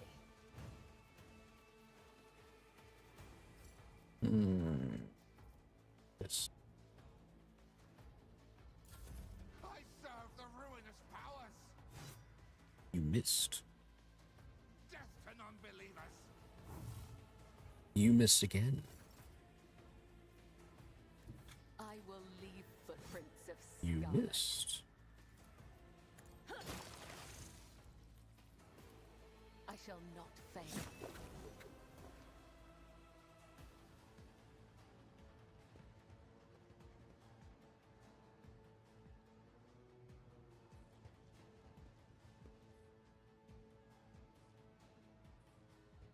Oh. I will be your end. The angel's blessing awaits.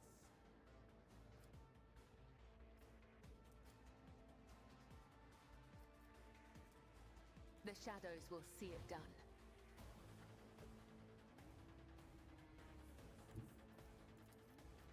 I am your blade and shield. As honor, killing brings me no pleasure. Whee! Is a blessing. You did damage to it. Chaos guides me.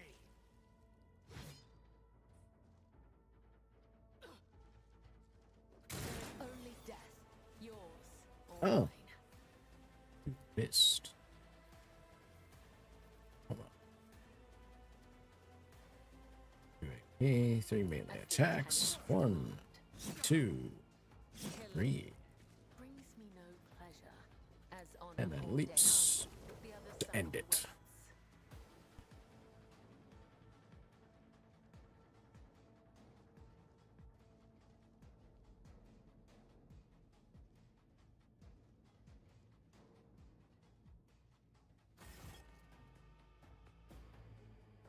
A cut to the heart, a cut to the throat, cut to the stomach. These wounds have been inflicted according to his pleasure. Blood of the apostates will wash away the stain of their treachery so that their souls may prostrate themselves before the undying one's throne and beg his forgiveness. Bella wipes the blood from her blade in one swift movement. I have acted with reverence and shown proof of my loyalty. Will you accept me, Doman Sabot? Will you make me your shield and shadow? Your lordship, the spinners of the blood-spun web were watching, tracking, and killing Von Valencia's enemies long before the warrant of trade passed to Lady Theodora. However, their blade has also been known to cut short the lives of highly upstanding persons. The factotum swallows nervously, casting a fleeting glance at Camilla. But I certainly do not in any way condemn the deeds of the deeply esteemed cult. I'm sure they must have had a good reason. The Master-at-Arms clears her throat. The cultists are the scourge of the seditious. They bring the unrighteous to ruin. The enforcers respect the blood-spun web, for we share a common goal: to bring his light and his harsh justice to the darkest depths of this ship.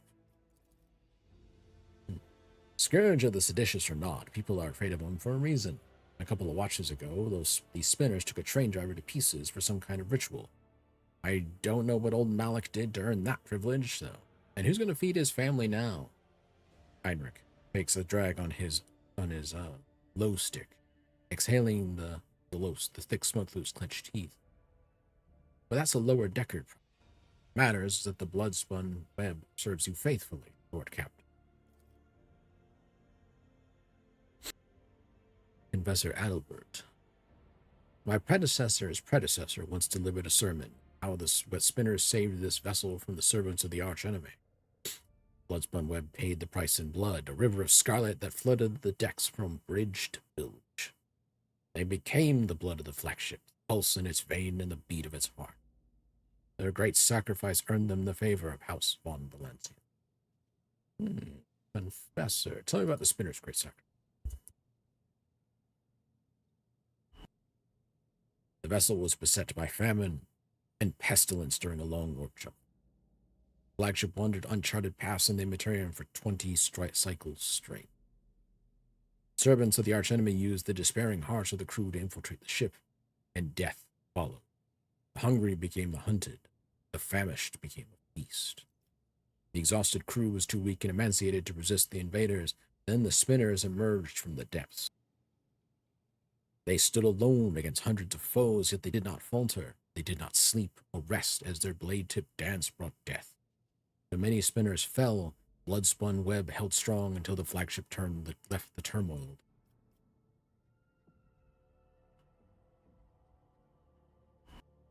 I wish able to write new things. Argenta, I have heard, though only at a distance, the prayers the spinners offered up to him. I have seen how their deeds filled people's hearts with confidence in the inevitability of his wrath.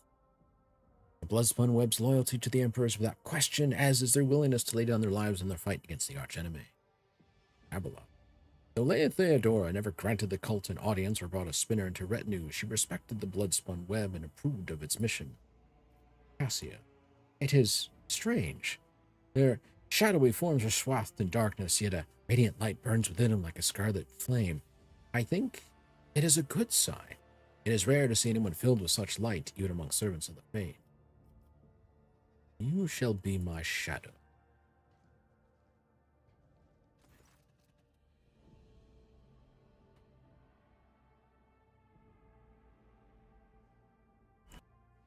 Camilla's movements are slow, almost rhythmic, as she removes her ceremonial mask. The dark shadows of her eyes accentuate the deathly pallor of her skin, which is covered in ritual scars. Henceforth, I am your shadow, Domin Sabot, von Valencia. An instrument of death placed in your hand by the Undying One. For so it was ordained, so his tarot forspoke. The young woman bows her head once more. I also come bearing an invitation from the Vizier of the Bloodspun. He wishes you to know that the doors to the Undying One's temple are open to you. Are you suggesting that the Lord Captain go down into the depths of his flagship to search for this temple? With all due respect, the lower decks are for servant and crew. They are not a fitting place for his lordship. Spoke, what do you mean? What tarot? The greatest and most sacred relic of the blood-spun web, the Emperor's tarot. Only his chosen servants may earn the permission to rain blood upon the cards and perform a reading to see portents of the future, shadows of the past, tangles of the present. However, the secrets of his tarot are not for the ears of lay people to hear. I cannot tell you more. Not here, not now. Who is the Vizier? He is First among us, the Vizier has spun the web of faith for fivefold longer than I have lived. Blood of the flagship's blood, my mentor and teacher. Deliver the message? First spinner is old. His abode is in the temple beneath the flagship's freight line, and he has not left the lower deck in decades. Even a short journey could sunder the spirit from his ancient body. Where is your temple located? I am not permitted to say. If you wish to find the temple, you must walk the path of Saint Ariana, the matriarch spider. Hers was the thread that would become the blood spot.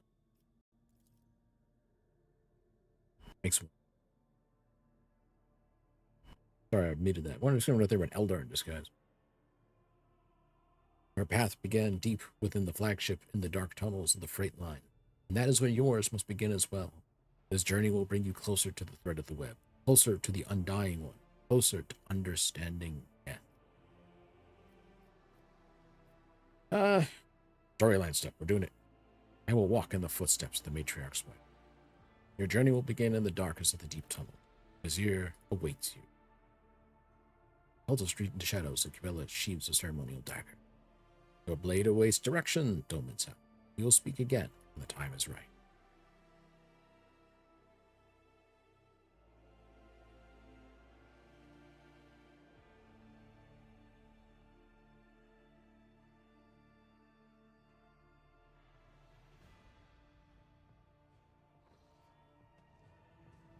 A Rogue Trader's ship is a veritable city sailing through the void. The ship has numerous compartments that you can visit. Navigate these compartments using the map of the ship, which you can access from the bridge, as I have done so.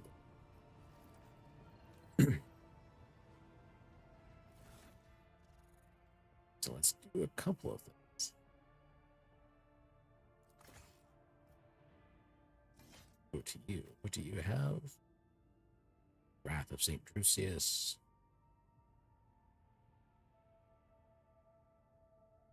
You're actually going to replace that with this. Just in case.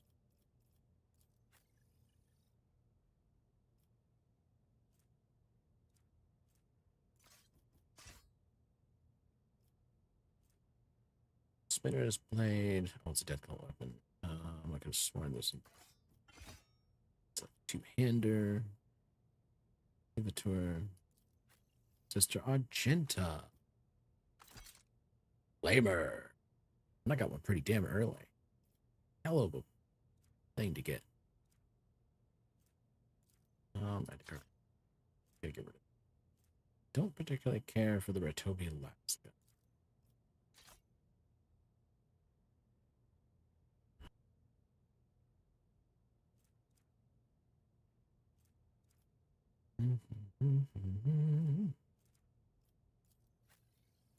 Let's see.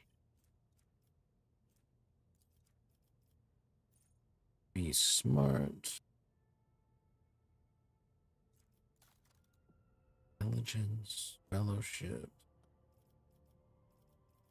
Let's see. Bloody mess. Critical hit, 10% chance to double. Contagious luck. Jinx. Just a flesh wound. Crimson Tide. And some blood.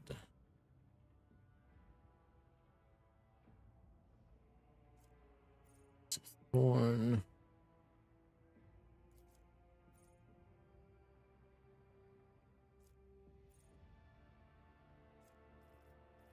You know what? Let's stack it. Skill. Acrobatic artistry.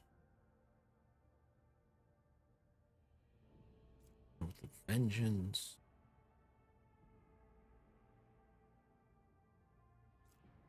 Yellow Blades.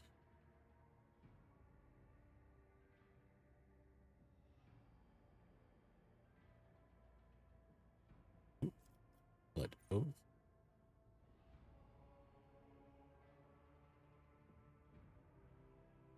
Toughness bonus. Well, she doesn't have a toughness bonus. Okay, that's also an AP. Captive audience. Leading.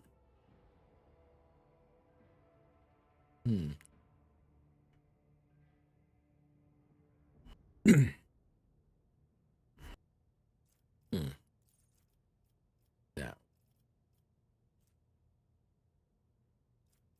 I think athletics are probably good for that. Skills some more. Additional damage? Yes. Decay just to be healed, just in case.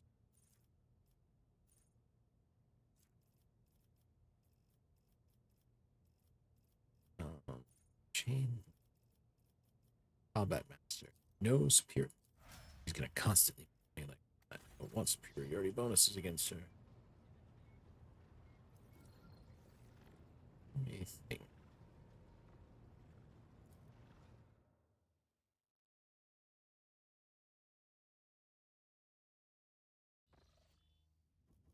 Let me check my journal.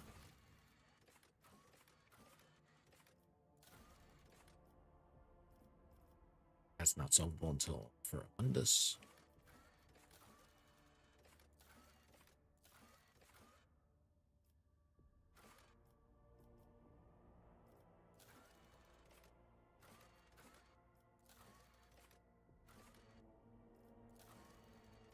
Okay.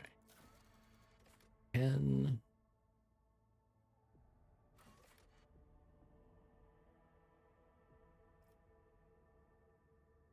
Actually, I think I need to look up really fast. Can I do this? So I have to do this now.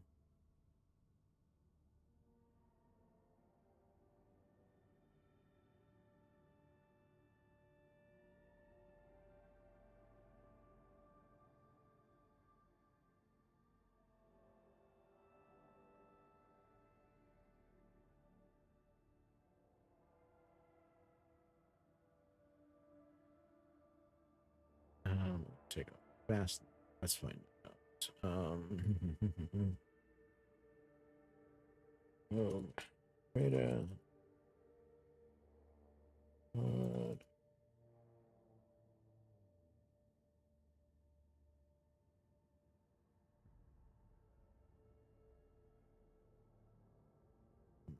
Check on this.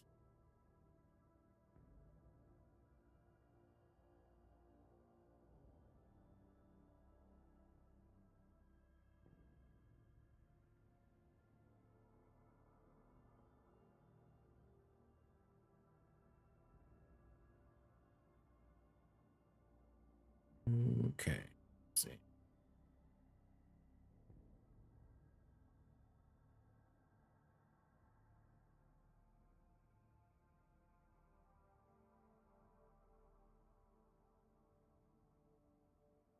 Yeah, I'm seeing recommendations to delay until Act 2, and I think last time I didn't end up holding off.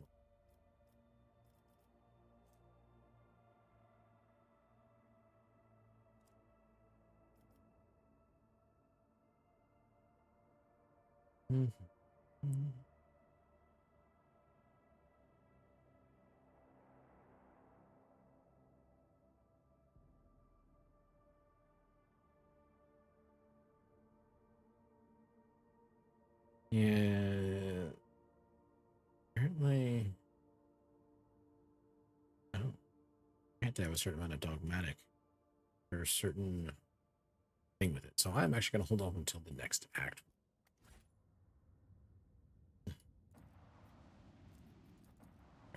Station. You really quick.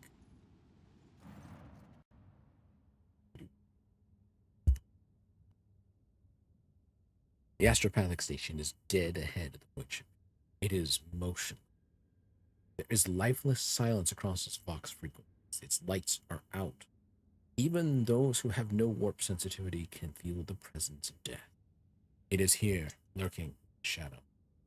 All of this makes reading the reports of the ship's astropaths who claim to be hearing an incessant, ghostly howl emanating from the station all the more disturbing. Sabot contact station. Box deploy a scouting team. The enforcers offered their prayers and proceeded to enter the uncanny station. They saw inside was monster. astropaths upon their throne, not quite here, not quite now, smudged as it were across time. Servants reliving their horrible deaths again and again, only to be reborn out of ashes and blood into more agony a moment later.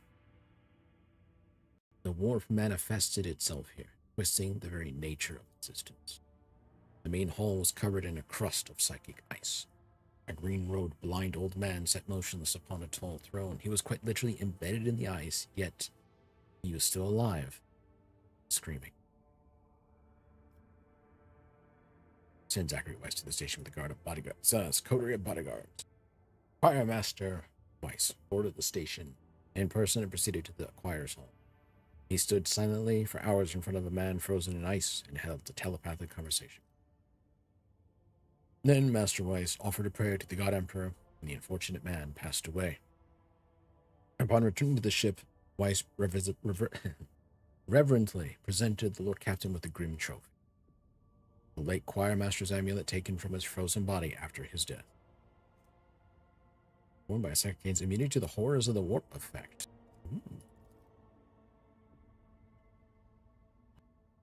A psychic shriek carrying across the Immaterium has been silenced, but this has brought the crew no relief. A chilling realization came to the astropaths when they realized that the cry was masking a different sound, one even more terrifying and surreal. It was the melody of a cataclysm born from a warp stone of titanic power, so intense that the entire expanse must be able to hear it. It muffles astropathic messages and crawls into Psycho's minds, evoking the same image. Evoking everywhere the same image. A dark, gaping, beastly mouth, cleaving the universe in two. Now that the mad choir master has finally stopped screaming, the song of the Immaterium has reached the Void Trader's void ship too.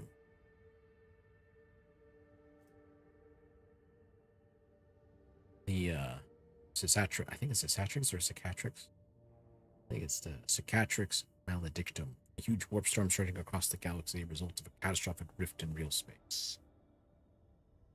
This would be this when essentially the galaxy is splintered in half. It's actually one of the things that sets off the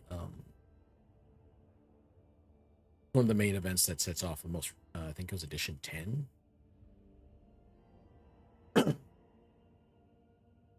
Essentially a giant warp rift just rips the galaxy in half, to the point that during the resulting storm and everything that comes off of it, the Astronomicon gets blinded for a period. Demons show up on Terra itself. It turns into a fight and a mess. Primarch, what's his name? I think it's Hulaman. I don't remember his name. Why does his last name escape me? Robertson, Robertsos, I can't remember. Ends up barely making it there, driving things off, cleaning stuff up, and then starts the Indomination Crusade. That's why the station should be explored.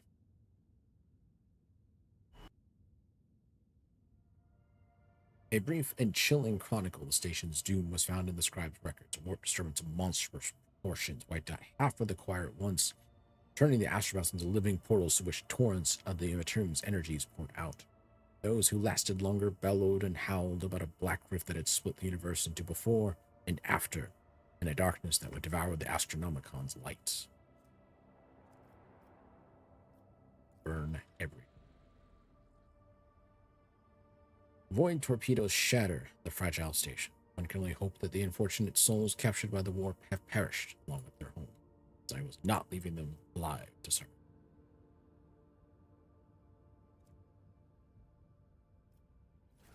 Boink. Let me check something. Nope. Character. Choose. Talents.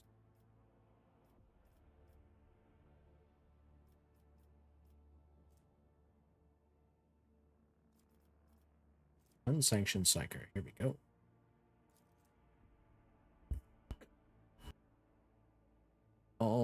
psychic powers used have the chance to trigger perils in the warp. Perils in the warp are dangerous in any vicinity. You have run into that.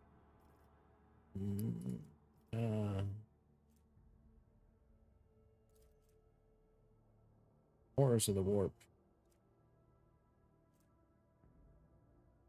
What's this? Gray hood.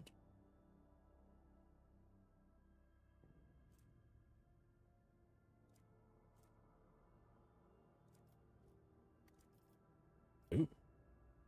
Augmentation. Positive effects. Whenever perils of the warp are triggered because of a deer's actions, there's an 18% chance they are not triggered. Negative effects. Here. It's affected by it. Horrors of the warp is removed and you get terrors of the warp instead. What is this based on? Character level. We go in inventory. Go to this. And we put that on there. If she triggers it, she'll be immune.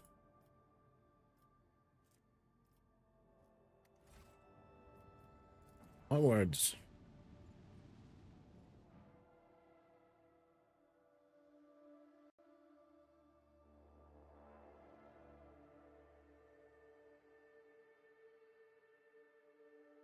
Let's see.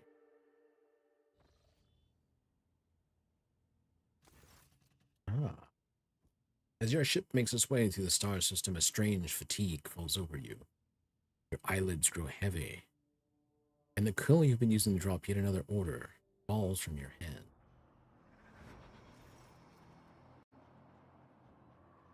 Oh, nightmares. You raise your head with a start. Someone else is here in your study. You stand up and stare at the dozens upon dozens of corpses surrounding you. Among their number, you recognize the disfigured and bloodied faces of those who died on the ship's bridge and those you met in your previous life. How is this possible? Where are the enforcers posted to stand guard?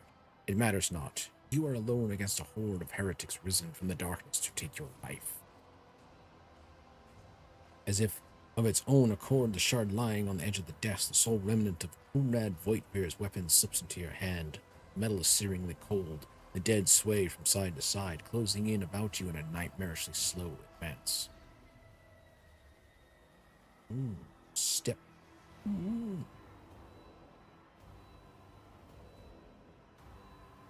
Step back, or else.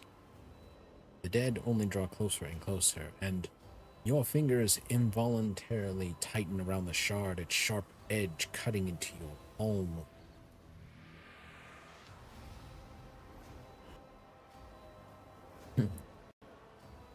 And a bearably bright light floods everything around, and you find yourself surrounded by groveling minions, their bodies shivering in your mere presence.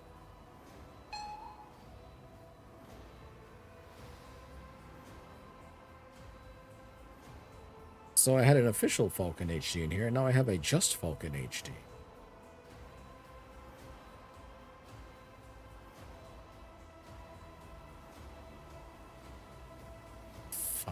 What?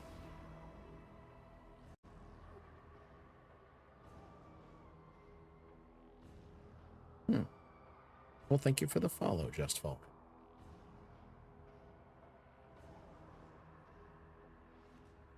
Oh. Why not just use your account on the same account as on the PC? Your hands no longer hold a pitiful shard, but a majestic and intricate weapon. A skillfully crafted sword with strange, unnerving proportions, a curved design, and an unusual hilt adorned with the image of a closed eye. Eye opens wide, revealing a gaze so ancient and dark that it steals your breath away. You have felt this gaze before, there on the bridge, and the voice that appears in your mind only confirms your guess. The tapestry is woven. The path is chosen. Accept your fate, champion. Throw the demon blade away. Never. Your body refuses to obey your mind. The handle, because it might be forgotten the password. You probably should see about getting that reset. If only so that you have control over your account. Your body refuses to obey your mind. The handle feels as though it's become one with your hands, and the gaze of the demonic eye sets your very soul ablaze. Actually, it's a demonic eye. Resisting your fate is futile. You scream as you feel your soul burn away to act. You awaken from your vision kneeling next to your desk, clothes drenched in sweat and with a sour taste on your tongue. Your head is ringing and you struggle to recall those faces and the image of the sword in your hands. Only the deep cut on your palm and the bloodied shard lying on the floor remind you of what just transpired. You would rather die than touch that thing. So you reach a shaking hand for your box and call for a servant. I just had to wait for the mindless automaton to arrive, pick up the cursed artifact, and head for the nearest airlock to be claimed by the void. Item lost, late charge.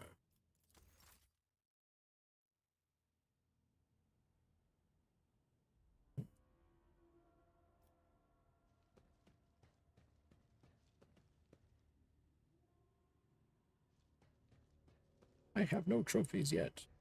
Where are my trophies?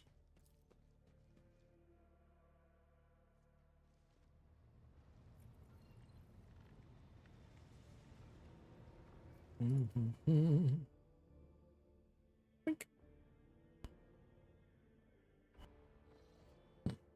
on. Going to Rycat Minoris. Begin the scan.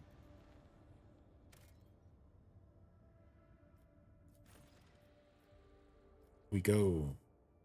We land.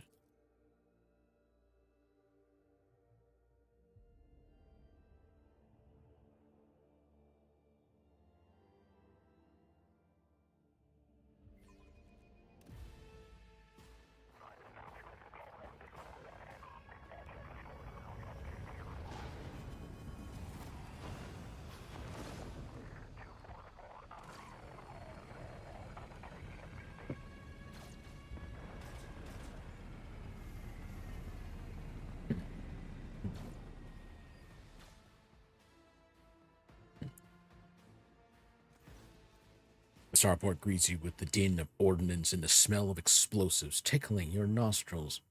It's difficult to tell through the smoke who was firing at whom. Sergeant Malgo. Halt! Weapons on the ground or I'm firing. And a torn and dirty uniform hobbles towards you from behind the chunks of rockcrete and crumpled plasteel. His cracked helmet is adorned with a crooked label that reads Sergeant Melgar. Alright, so our skies are on lockdown. The rebels are shooting down anything that flies, and you lot just happen to land in our rear without a scratch to show for it. And on a shuttle like that, where did you get it? Stolen from the palace, isn't it? He's visibly awed by the resplendent gold of your transport. Grab 'em, lads. We got ourselves a rebel landing force. Don't tingle your nostrils. Your nostrils are a no-tingle zone. Well, then don't walk into a war zone. Easy enough, right? Or places with fumes. Or if you have an allergy, like seasonal allergy, I recommend not walking out into the unholy pollinization zone that is the outside. Abelard turns purple. Hey, the Holy Throne, what is this mess? Adira glances around. They're in a rough spot, old man. Go easy on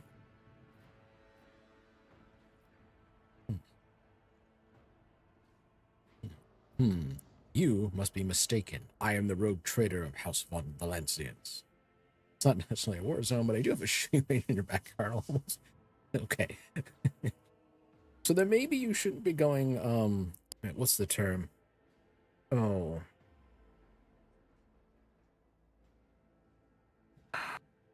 What is the name of the, oh, dang it. For some reason, the name of the powder, in particular, it's in Gunsmoke. Yeah. But don't go inhaling Gunsmoke, all right? The soldier grows more and more pale with every word you say. As soon as you're done speaking, he falls to his knee. My mistake, your lordship. Didn't recognize you, sir. Please pardon my blunder. It's a bloodbath in here. A frag explosion cuts off the rest of the sergeant's word. Shrapnel flies everywhere with a piercing screech. One of the soldiers falls to the ground, clutching the remains of his forearm that is now adorned with crimson tattoo. Blood is pouring out of the stump, and the soldier's agony is short-lived. The sergeant curses and hastily says an army prayer for the dead. The smell where you live is a mix of the ocean, gunpowder, and farming, huh?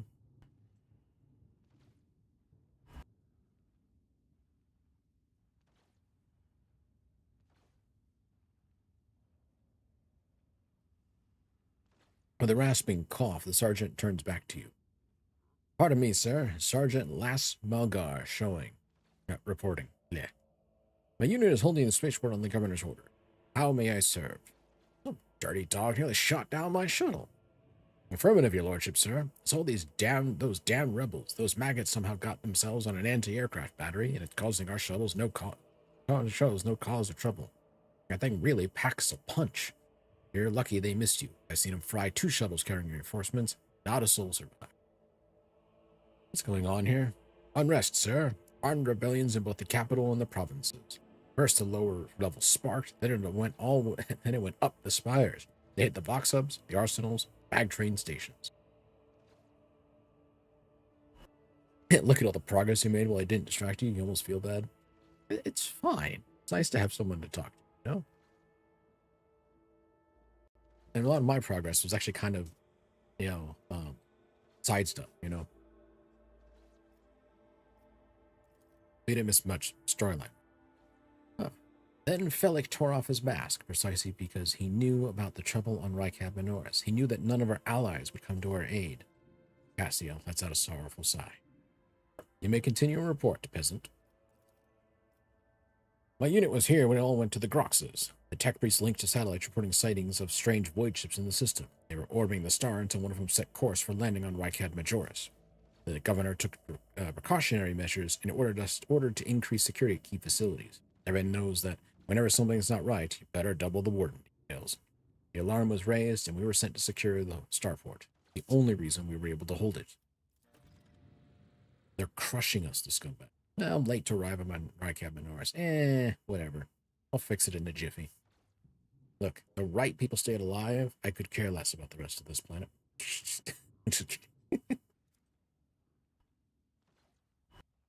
I needed the navigator. I needed to rescue Evane, Winter Scale. 2 very, very important. You know? What caused this rebellion? Ill thoughts, sir. We've fallen on hard times. The ground keeps shaking. Things keep exploding. The people are scared. They've forgotten all about their duty. And that's when those, Emperor, forgive me, creatures came. They started riling everyone up. Sure enough, we shot a few, but they just kept coming. More and more of them. Well, look at that. If it isn't the consequences of your own actions. So it's kind of a juggling. In this particular run, it is actually, which consequences do I want to have?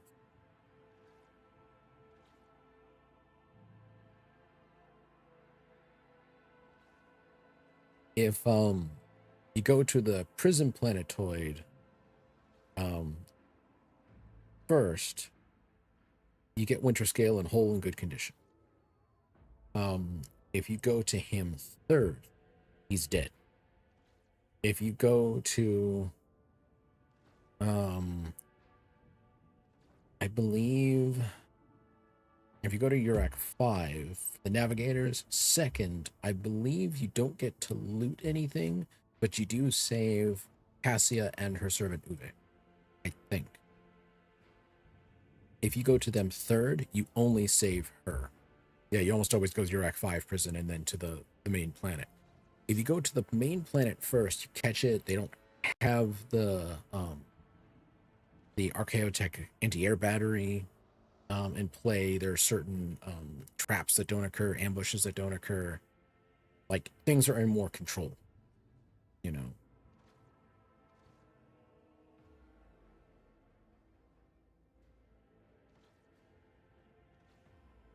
So it always kind of depends on, you know, which consequences do you care about.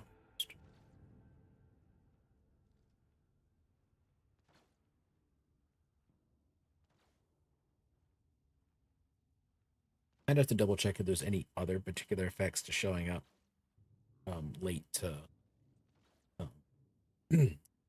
right, Cad.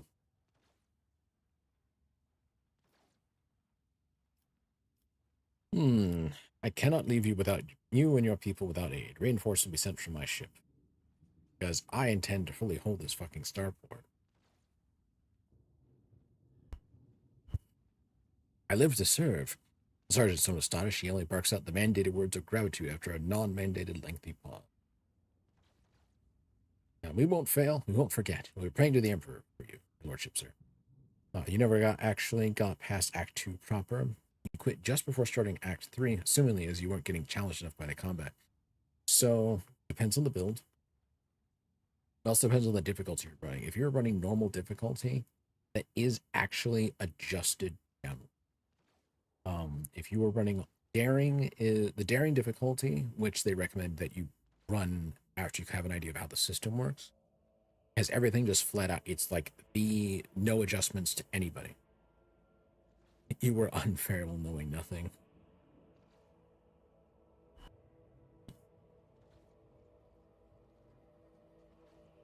I guess if you just know how to break the system, you're not really going to get challenged. But I also know that they've made a lot of changes over time. It might depend on which parts you were running, because if you had the first two DLCs, the Void Shadows and the Lex Imperialis, like the Blade Singer stuff was utterly broken when it first came out. You could just go through and just mass slaughter entire encounters if you built the characters right. And I know the Adeptus Arbitus, the shotgun builds with that spin shields get brutal.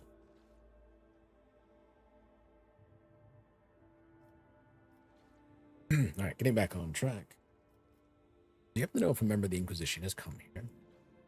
At the word Inquisition, the sergeant faces fills with awe. I don't know, sir. There definitely haven't been any visuals like that on my watch. You might have to inquire at the headquarters, your lordship, sir. You bought the DLCs 5 to 15 hours before quitting. Didn't get much further than meeting the two of you.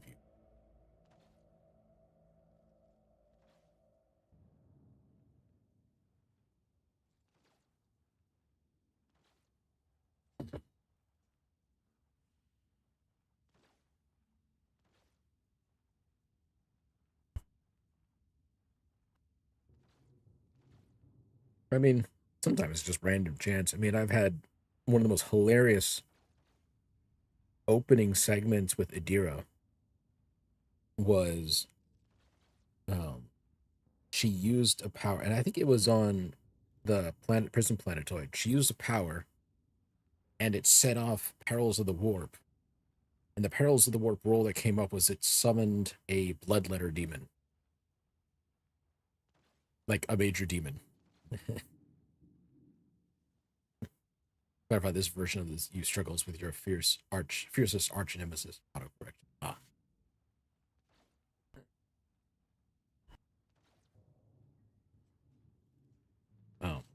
So it was a hilarious. I reloaded that particular game because I was not up for dealing with the Bloodletter demon. And it also knocked Adira unconscious. So, alright, I'm going to go see the governor. If I may, sir, as long as the rebels keep shooting their damned anti-aircraft battery, there's absolutely no way to shuttle you to the governor. You'd have to be on foot. The streets are dangerous. Okay. I have no one to send you with you as an escort. I signed all available troops to accompany the esteemed tech priest to the governor. I will voxcast orders to them to wait for you, and I'll inform headquarters. They better send out a convoy to meet you halfway. Meanwhile, we will follow the governor's order. Hold the line here. Nira frowns as her gaze grows distant, as if she's looking to the sergeant. You're a good soldier, but you've got a lot of blood on your hands, both yours and others. You know, the same hand that salutes now might falter in darkness. Rank and opulence won't save you from the bitterness. Pardon me, my lady, but I can't get my head round these fancy words you're saying. I've seen plenty of blood, but trust me, I'll fight till my last drop. Adira, it would help if you phrased your divinations more clearly. Abelard is right. The sergeant doesn't speak divination. The sergeant shakes his head in disappointment. Ah, if only Sergeant Davian of Tertium was here. He may have completely lost his marbles, but if I let him accompany you, you could have walked all the way to the governor's palace without any harm befalling. In defense of the game, you played both Pathfinder games a lot. That was even doing guides for him, so fairly familiar with Outcast, so he probably led to demolishing this game to the extent you did. Yeah. Sounds like you are very, very familiar with breaking the game of yours. Davian of Tertium, who is that? One of ours, a veteran. No idea how we wound up here. The man's from Atoma Prime, the other end of the galaxy. Oh shit, this is part of the new content. Silent chap, crazy eyes. We should see him slay enemies of humanity. There's none like him. I've got a Kriegsman. Ooh, ooh, ooh, ooh. Kriegsman. I wonder if he's got a shovel on it. Sergeant cast a glance somewhere past the starport. When it started, he went missing in the street somewhere. Worse news for the rebels, though. He's an absolute beast in close quarters combat.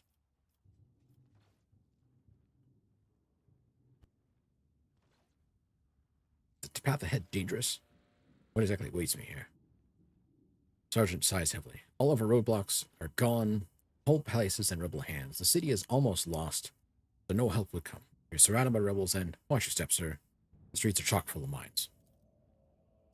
Great thing about this one is that pretty much a lot of the changes that occur is I get to have combat, more combat.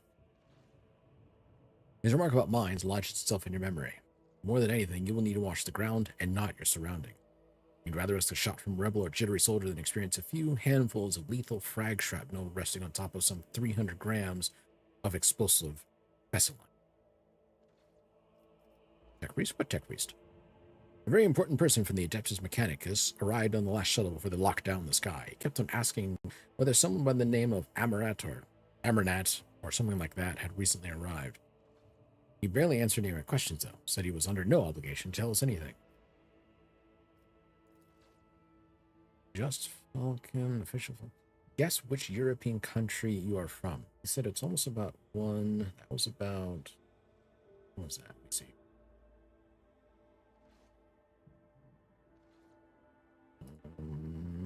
I could probably put that together. Give me a second. Let me see.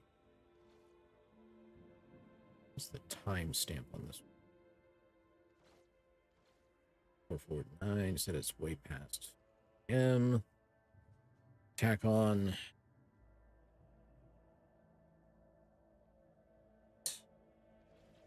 9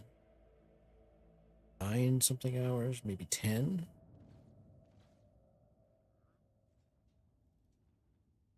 That's the thing, is I'm trying to remember which the time zone is. So I'm gonna have to walk over handy web browser.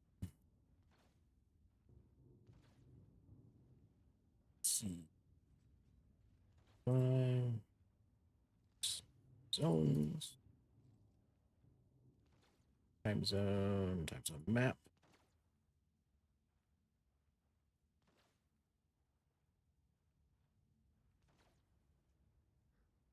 I suppose it depends, but it looks like he must be in Central Europe, is what I'm seeing here. But where exactly in Central Europe is a question.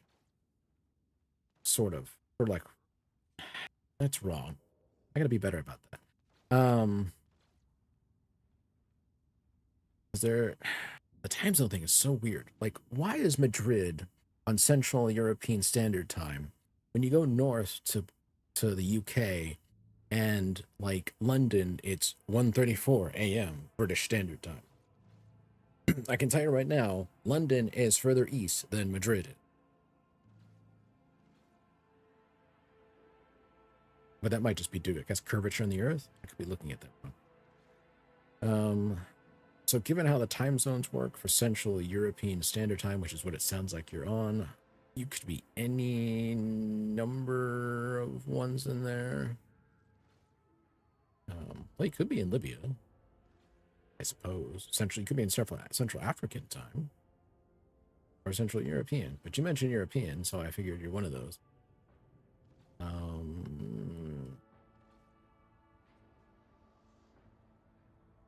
I'm gonna say there's too many to guess, and you haven't really talked about anything, so I am unsure. For all I know, you could be in Longyearbyen in Norway. which is apparently on Central European Standard.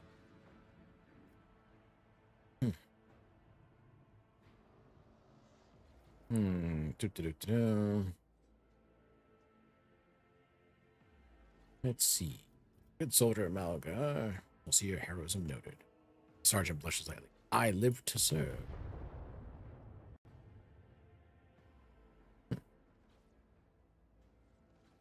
In the northern part of Central Europe. I know I'm supposed to dox people, but you're offering. So you in Germany?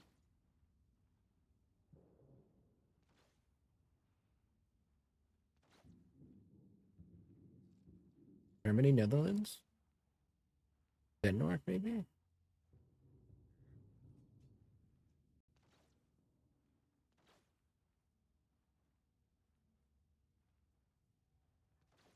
The time zone map doesn't let me actually zoom in, so I'm trying to like remember some of my, you know.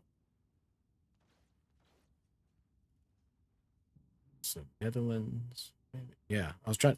I'm trying to aim in like right about there, like northern part along the coastline. Runs along that. Geography has been a while. I haven't had to stare at a map. God knows how long. All right. Another explosion of Sergeant words. With a sigh of relief, he turns to his soldier and spits out a booming series of commands. All right, I better go find this Kriegsman.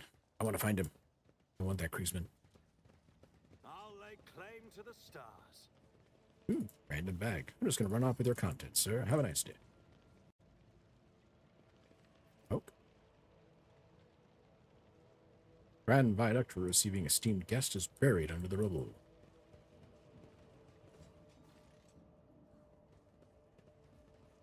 Grab that. Yoink. Artillery, do you copy? May his light harden our hearts. New trials await us in this place. It's going from bad to worse. I expected a Die quickly. I'll bleed you dry.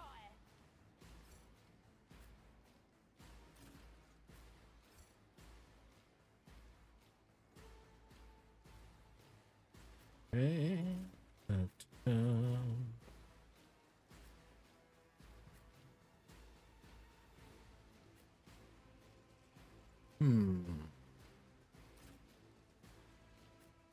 A blood. Oh, Tavilla doesn't get to move? Why doesn't she get to move? Annoying.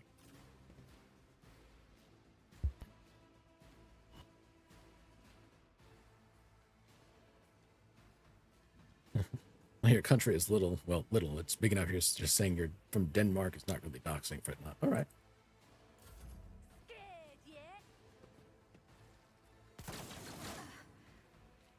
Hey, thanks for shooting yourself. Would you mind doing that again? Here we go. If you could cut down your own allies for me, that would be great. Thank you. No? Fine. Abelard, remember to dodge.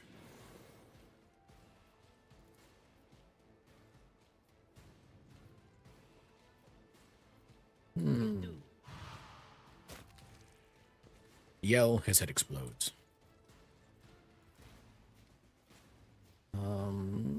Hey you. Was that you? Or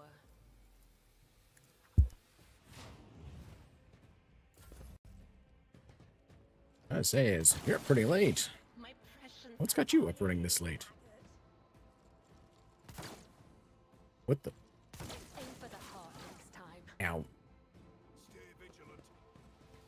Will you at least let my blade dancer have a... Oh, come. Instigating. Thanks.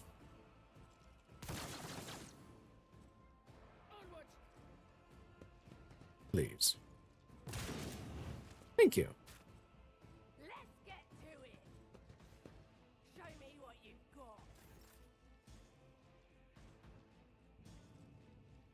You find that Cassie's starting ability is to stare and Adira's to yell, a bunch of lunatics would be here. Well, the stare thing is just comes from being a navigator. To open up their third eye is deadly. She gets that by default. I took the hold them in my gaze thing because I'm turning into like a damage output stuff. She goes, oh, you can have a turn, and then reaches out and looks at somebody and goes, and you just catch fire and burn, you know?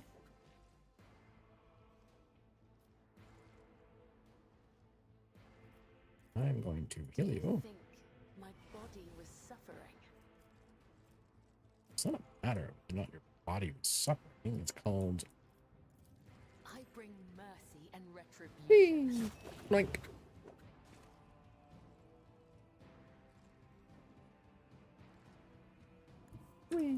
Trust me.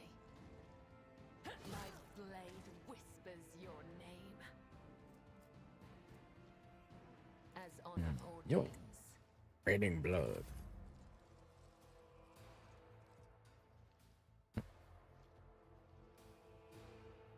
Let's see. Here.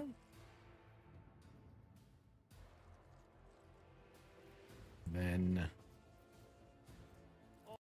regimental tactics.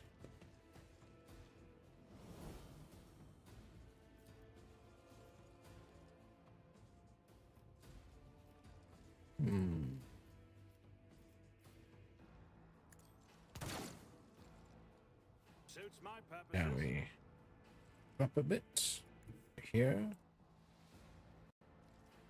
And then Never you wavered in the face of adversity. concentrated fire. Hey, you! Nothing I can't do. Nothing of value has been lost. Let's make it quick.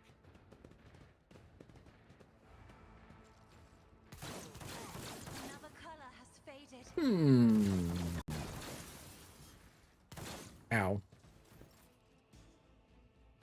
I think I probably should reload on that because... Oh, you've got to be shitting me. That was my autosave. Okay. So what it is. 'Cause I am not running for that entire sequence with a wound. Look at it. Go. Skip. I always love a terrible autosave. I should have saved right there, right at the start.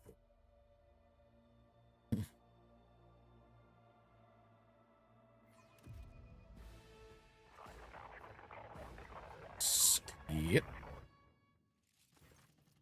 Then you skip. You must be mistaken. Skip. Oh, dirty dog. I shut down my shell. What's going on here? Skip. Pause this really. Reinforcements. Yep, no. That came through. Okay. Avian of tertium. At the head. Yep. Tech priest. Yep. Yeah, thing. Noted. Alright, now. Save. Damn it. I want to get that. I want to run across that It's about time. creek. Come on.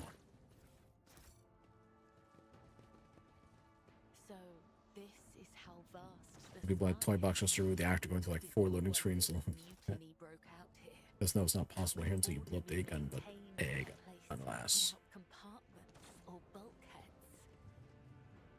I would argue that it is. Cries of mercy. I don't know why she wasn't able to. I'm gonna put you there.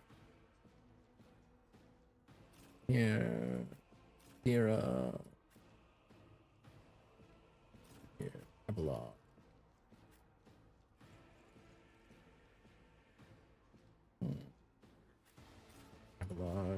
Here. Out of my way. Or, yeah. I need to get cover efficiency for the guy. I think I took it.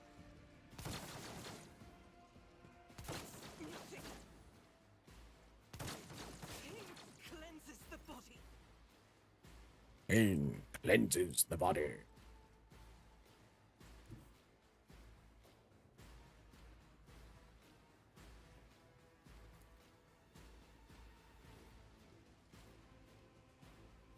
Fire! Why none can escape Whew, the Emperor's got somebody. judgment.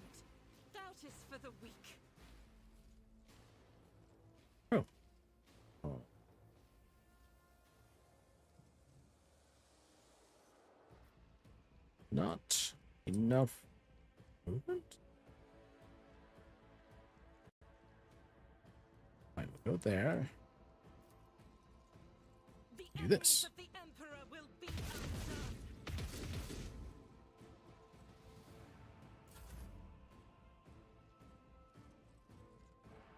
Cover. Go here. Set this off. Regimental tactics. Then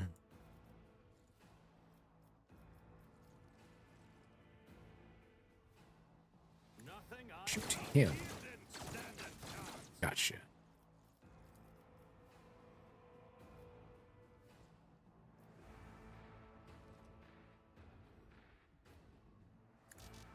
Hey, look, running gun. Hey, you. Like on the encounter later by the aircraft, you meet someone charged to change to a I was like, you like in the encounter later by the aircraft where you meet Solomon change to accommodate those allies.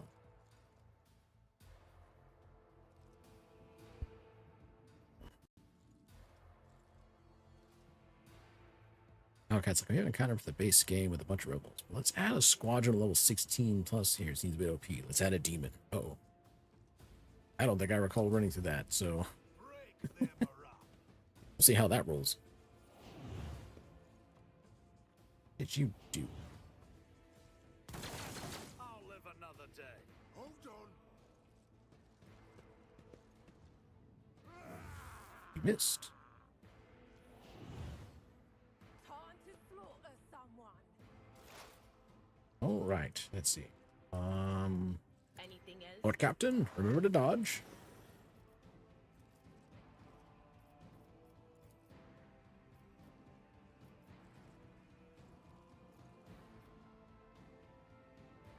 Oh, let's see. Who has... Everyone's got a joint analysis on it. They can be seen. So... do this. Of course. I will use it. And then pop that. And took out 2 for 1 deal.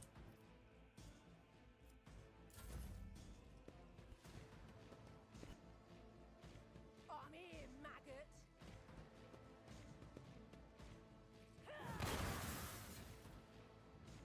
Lord Captain, I think you need a Medicaid. Hmm.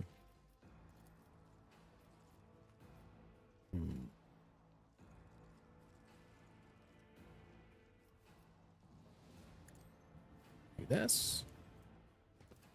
Do this. If you insist, Lord Captain.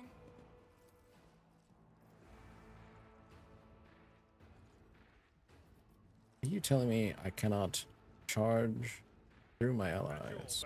Oh, I can. Just didn't show it. Thanks, game. Indeed. Brace for impact. Hey, you. Look here.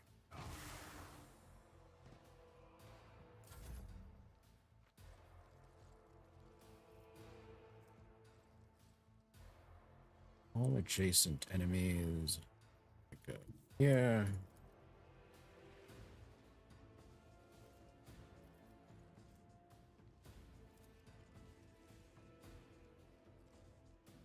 Go here. There. I shall not fail. Death is a blessing.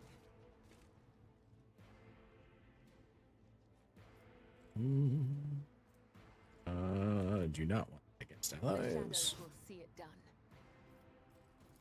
You mind Your time healing, has not yet come. Captain? Stand in recognition. And As honor ordains. whee! Whee!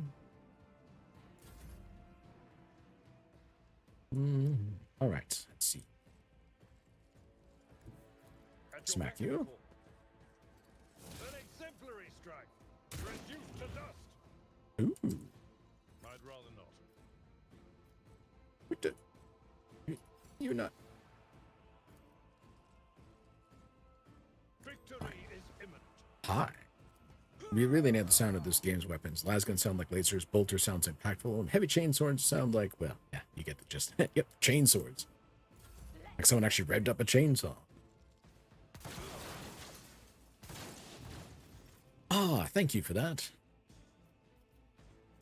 I'll do it. Revel in slaughter, Jen. You were planning it anyway, right?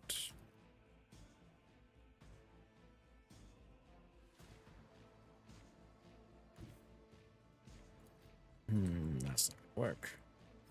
Here, no. Yeah, fine. Guided by faith. Please don't shoot. As the Emperor commands, I act. Pick enough movement? Yes. Hello, gentlemen. Faith without deeds is worthless. Oh, that was perfect. Hey, look, firearm mastery. In the will of the righteous. Doubt is for the weak. There's one. There's two. I love this ability. Excellent. The Emperor sets my path. Ooh, that was a much better result for that. Save.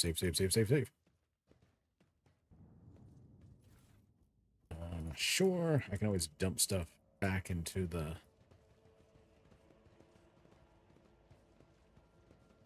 cargo later. None shall stand in my way. Oh, just pick up stuff. Thank you.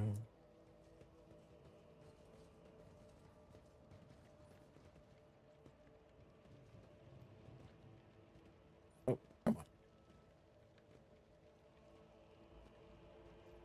Folks, how be doing coming any closer and I don't shoot you?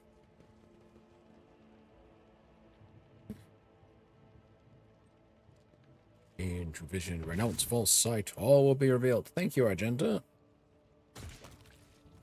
Abelard. The young, shaggy-haired soldier is still pale. Nonetheless, as you approach, he holsters his pistol, a hallmark of good discipline. It's a war zone. Why would you holster your pistol? He gives you a somewhat frightened but genuine smile. Thank you, my lord. You arrived in the nick of time. I don't know what these babbling creeps wanted with me, but it definitely wasn't anything good. Who are you? Lucky Jasper, Governor's aide and personal voxer. I was dispatched to the starport on special orders, the young man proclaims, desperately trying to tame his tousled hair. Are you unharmed, soldier? All thanks to you, my lord. These blind lunatics are all over the city right now. These rebels, damned to the void, go around maiming anyone they get their hands on and scorching their eyes, that then leave the poor sods driven mad by the pain to wander the streets, babbling nonsense. He lowers his voice and adds with gravity, the command doesn't want anyone to talk about it, but I've heard whispers that it's not just some nonsense. It's heresy, actual heresy. Gee whiz. Because listening to it scrambles your brain. It made one patrolman freeze in his tracks while the blind mob got a hold of him and carried him from his post off to who knows where. What exactly are you doing here on your own? Following Governor Medina's special instructions, namely, he grits his teeth with a pained expression furrowing his brow. Oh, right. It's a secret assignment. I can't talk about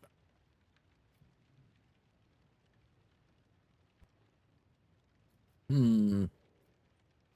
Lower Emprah, I am a rogue trader. Why don't I simply order you to tell me everything? Well within my rights. A rogue trader? After casting a quick glance over your gear, he nods in understanding. Oh, so you must be from House von Valencia's ship. The starport's auger surveillance station reported that it detected your ship entering the system. Then you heaved to, sent a ship to another unidentified ship. A strange one at that. And then that ship departed. Hello? I see where Conrad has gone off. Ooh. Jasper pauses for a second, then mumbles. But the auger surveillance station reports are not to be disclosed to third parties, but you already know that, don't you?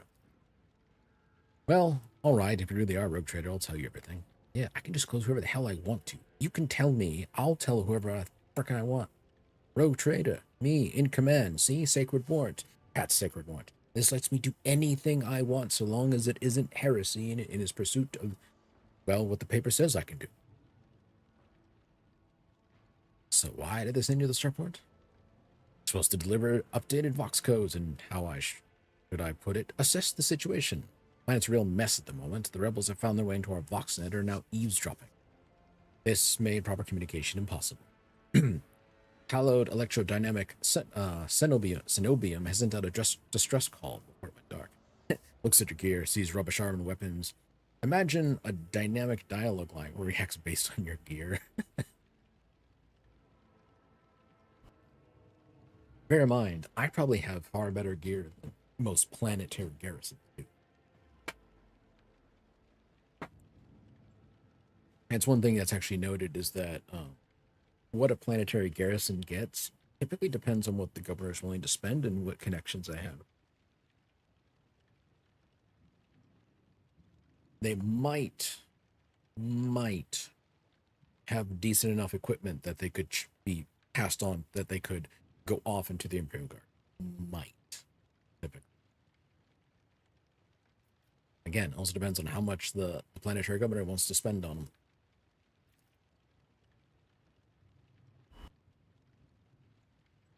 And who even knows what's happening in the system? There's been a riot on Rakadi Philia, the prison planetoid. Urak 5 station is silent, although the navigators have always been a reclusive one. I was hoping I'd be lucky enough to run into a pilot or captain here who could give me an update, but that's hardly a possibility right now. The rebels are blasting anything that tries to land out of the sky with their damn cannon. What would I fear more, an old Cadian or a Chaos Marine? An old Cadian.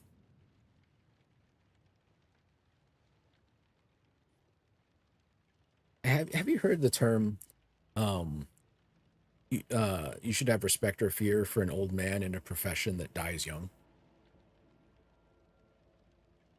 Or something to that extent?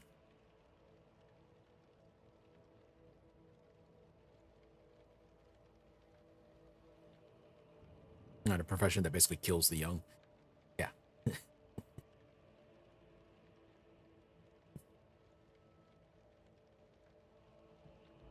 That old Cadian has probably seen plenty of Chaos Space Marine. And probably helped bring them down.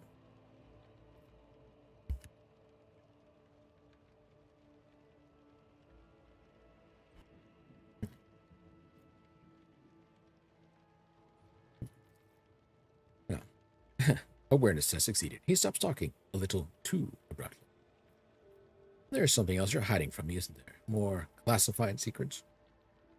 It's nothing classified, just personal. There's another reason why I'm here. My betrothed is missing. Raquel Vicari, the esteemed Evane Winterscale's personal puppet. When the riot reports came from Rakadi Philia, Lord Evane headed there personally. And this rebellion started down here and we lost communication. No one knows what they're doing up there. You know what I'm afraid of? That they'll come back and those rebel scumbags will shoot them out of the sky. I want to find a place that's high up, set up a boxcaster there and send a transmission. The sky is closed off, don't try to land, but I didn't make it in time. Those blind dogs chased after me, and as I was running, I tripped and broke the caster. He hangs his head sadly. I worry for her. She's an excellent pilot, but I still worry. 40K lore seems like it's gone full throttle lately. Commissar Yarrick is back, and the Emperor is maybe moving. The thing is, it's like Commissar Yarrick is back. I thought he died. The scary shit is that guy is back. He's starting to become like Commissar Caiaphas Kane, where they wrote him off as dead and he showed back up and like, nope, I'm in perfectly good health. Mostly. I seem to recall that they actually had to wait for like official confirmation, despite him having an official burial for Caiaphas Kane, for them to finally write him off and say he's finally dead. Because he had this incredible habit of going missing in what appears to be circumstances that would kill him. Then he would show up somewhere else, perfectly alive, and having handled a pretty, handled the situation, and just shrugs it off as usual.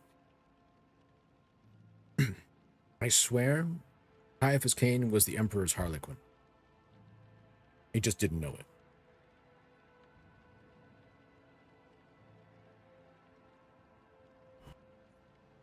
Ooh, it's 6:01. Give me a second. I'm going to go set the oven on. This is actually about the time when I was going to take a break for doing dinner, but I want to find the Kriegsman here. So I'm going to go set the oven to start heating up. And once that heats up, I'll set something on the oven to bake. And then I'll be right back. So one moment.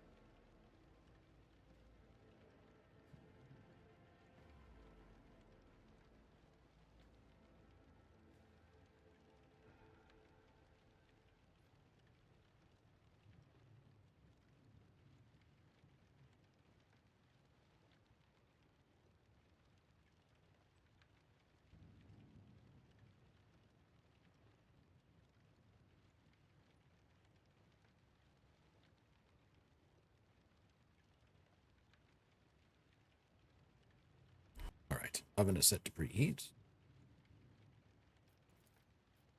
Abelard shakes his head disapprovingly, but his eyes are understanding. That is why all members of a Void Ship clan share the same impulse. No matter how devoted a servant to the Emperor's duty, there is always the danger that family ties might disrupt regulations and order. Worry not, for Raquel is still alive. Met her in Mercati Filia. What's for dinner? Chicken tenders and fries. It's just something I can just put in the oven, set a timer, come back to it, flip stuff over, put it back in. It's nothing that requires me to sit down and stir anything or I don't want to microwave anything.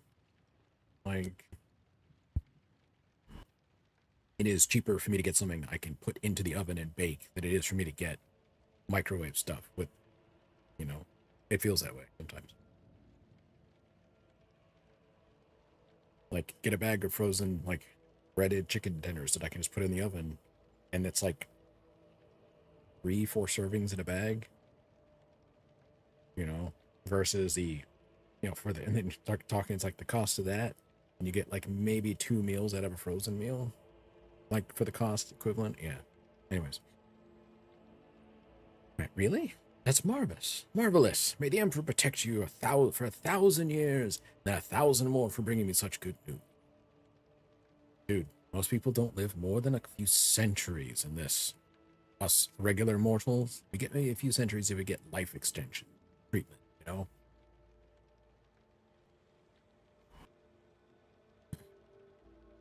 If I live for that long, you know, it's the hidden cost of one's health of constantly eating, you know, stuff. Yeah, I do get microwave meals for like lunches, for like work lunches, but I tend to aim for the ones that are, well, healthier. Ones that are like, you know, protein, vegetables, stuff like that. Versus the ones that have like fractions of sodium and other things in it, sugar and stuff like that. Anyway. He beams in elation. I'll name my firstborn after you. I swear. In fact, I'll name all my children after you. Let's see. Sabot the first. Sabot the second. The third. The fourth. Well, this one's Sabot. This one's Sabot. This one is Sabot. This one is...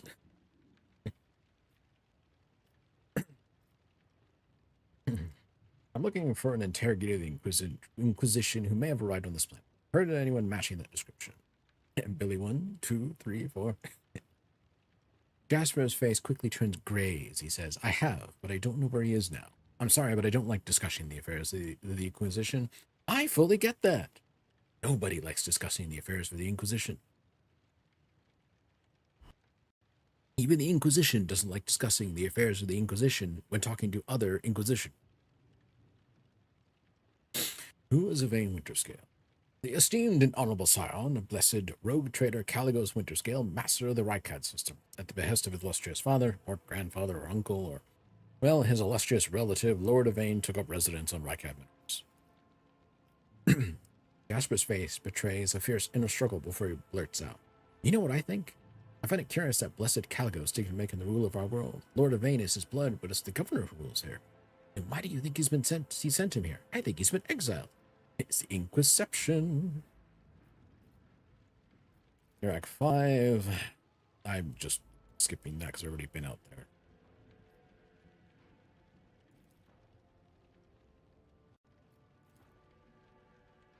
Yep. You shouldn't talk too much about a navigator. No more questions. It's my pleasure to be of service to you, my lord. It's been nice to chat to someone normal. He glances warily at the body of the nearest blinded lunatic. I understand this, man. Let's take my leave. You're right. We can't stay here, or you might run into rebels. I'll go find a safe place to watch the sky for any landing shuttles. May the Emperor protect you, my lord. Let's go this way. Ooh, what do we got here? Written on the side of the shuttle, and pilot's lowly slang are the words, "Do not touch." A shipment of tithes to the blessed Lord Captain Caligos Winterscale. Perhaps there is something worth your attention in this shuttle. Yoink. Winterscale is not going to get the delivery, I can tell you that. I won't tolerate weakness. What did I pick up? I picked up some sort of ring? Ring of the Iron Will. Whenever the wearer hits a target with shield bashed, almost. Oh, hello. Adeptus Arbitus.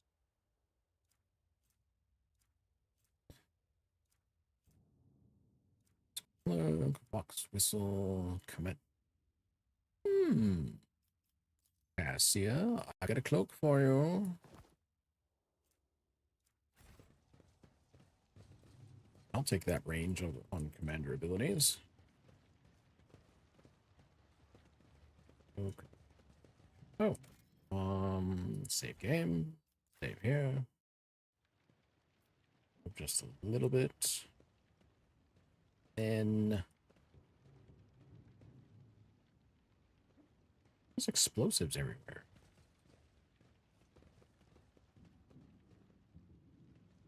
Hey, Adira, I think you could hit the pot shot there. Was that you? And you'll die quickly. Oh. I'll turn you into corpse starch.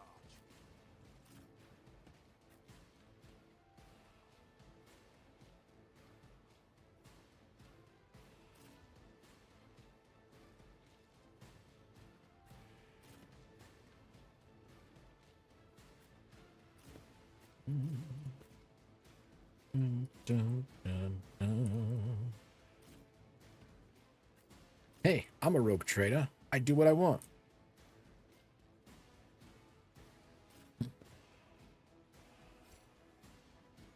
Here we go. Wait, did you arrange yourself perfectly for Diabella to show up and just cut you all apart? You did. What a fantastic thing.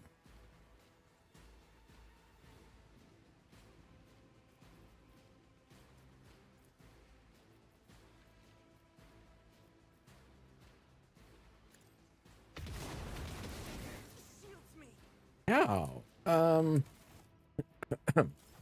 Oops. Obviously, do not touch me is the exact opposite. If you really want to protect your stuff, say, grab as much as you like. No, that just encourages it more. A new challenge for me? Take a knee and bow before me. Crush them.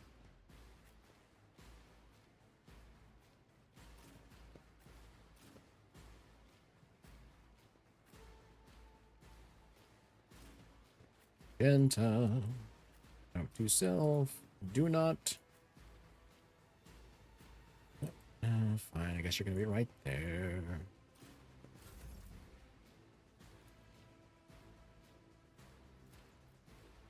Ooh, that's a terrible idea. It's a guaranteed going to be on. I'll do it. Do that. Excellent.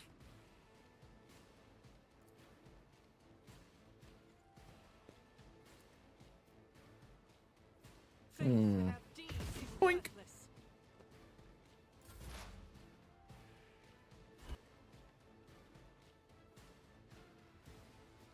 worthless. Hey, dear. Would you be a deer? Thank you. On it. Out of my way.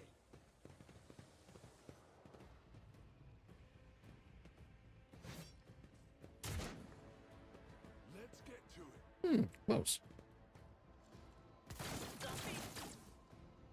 Hold on. Oh, that was close.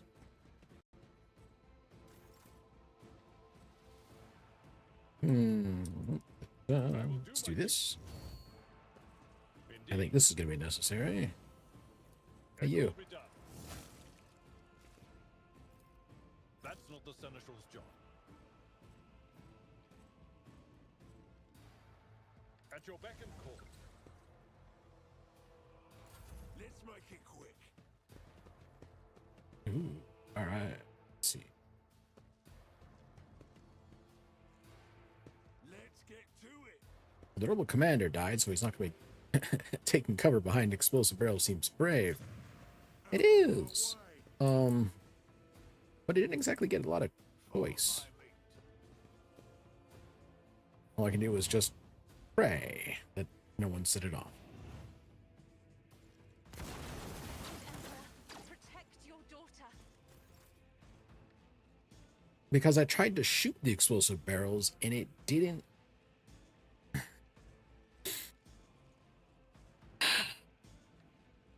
What does this do to her? Triple. No.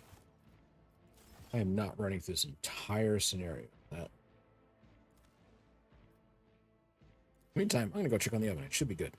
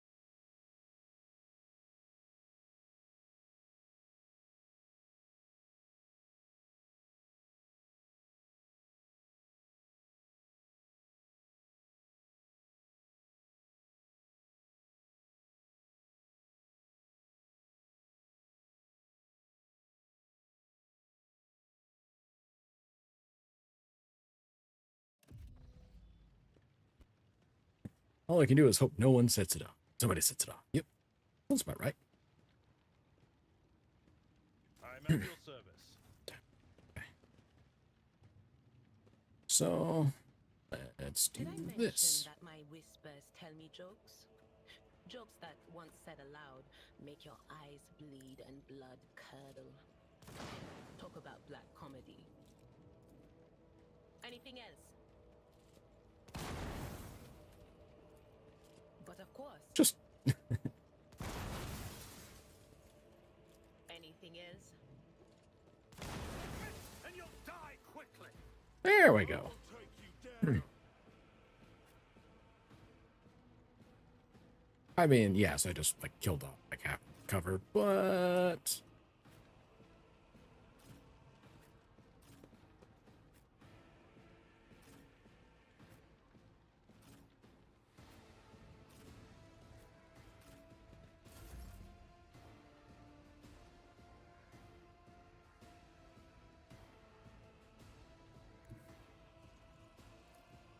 Rejoice in battle! fair warning is 50% chance you fall asleep any given time from now on. Actually, this is the poisonous come from a bed. Why don't you go to bed and get some sleep? For the weak. God Emperor, move through me. See the fire in my heart. The Argenta is having difficulty hitting some parts of the broadside of a barn today. Here we go.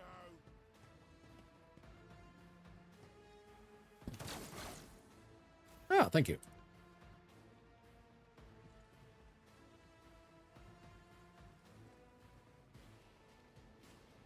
If you go to bed, who's going to chat with me?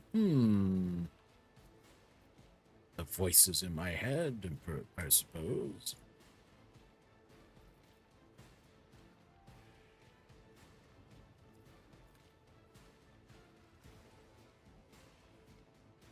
That's his movement range. A tactically sound approach. Wait, what?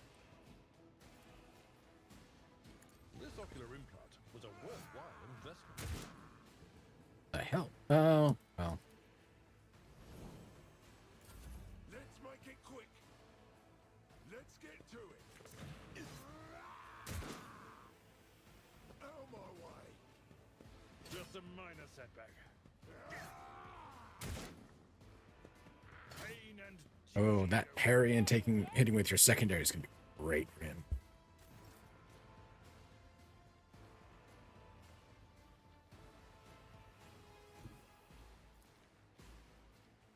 Oh, wait, hold on. Do this. Nothing Shift I 4. can't do. Do this. Then do this. Nowhere to hide. Suits my purposes. 3. Then do this.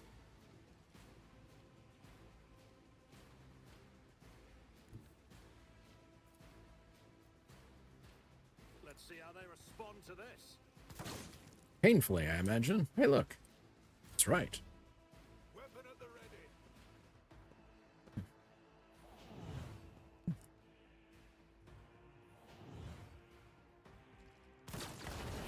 Feel cold. Ow. 1. You Heal. cannot trick death. It will claim me one day.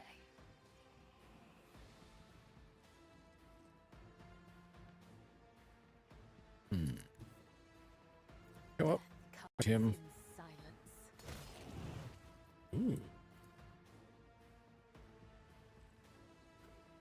Trust me.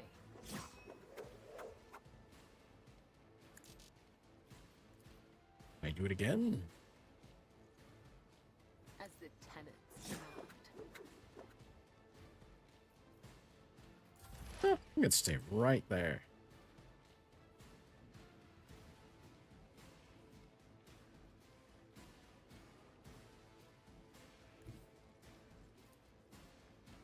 There is movement in the Empyrean.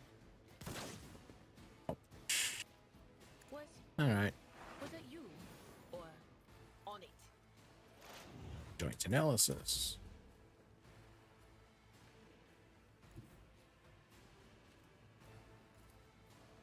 Let me see. Who needs There's are bonuses always there. drowned in scarlet.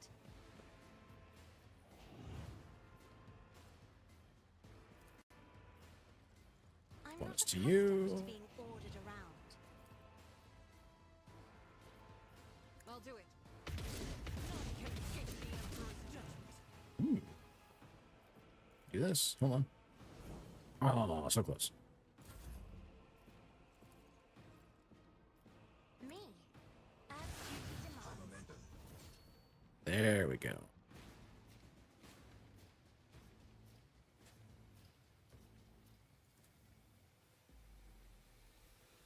Hey, I Abelard. your death in colors.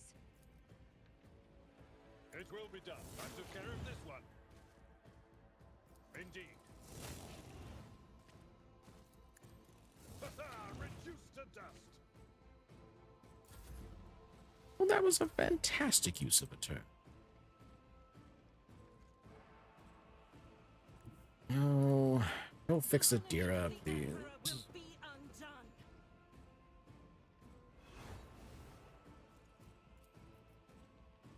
As the Emperor commands, eradicated. Faith without deeds is worthless. Revel in slaughter. Well, she does that. I will do my duty. Really? Victory is imminent.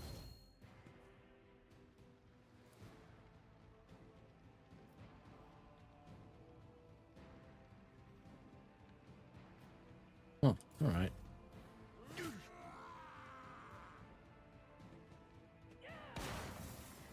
A broken blade has no use. Hmm.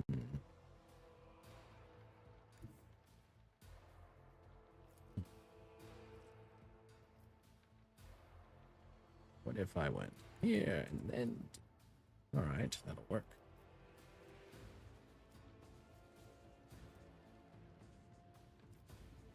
Already done. Concentrated fire.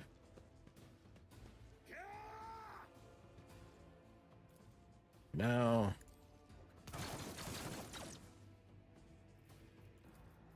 You. All too Poke. easy. Oh. My faith strengthens me. Oh, hey, he missed. Hey, you. Ooh, hold on. Oh, that would be... That. Trust me. Nice going! Pleasure. Fantastic! As honor ordains.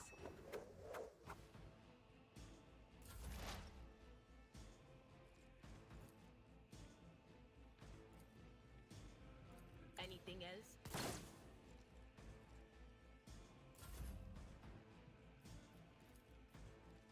Isn't this a job for another foe painted black? I am a navigator, not a servitor. I probably shouldn't do that. Not a problem for me. There we go.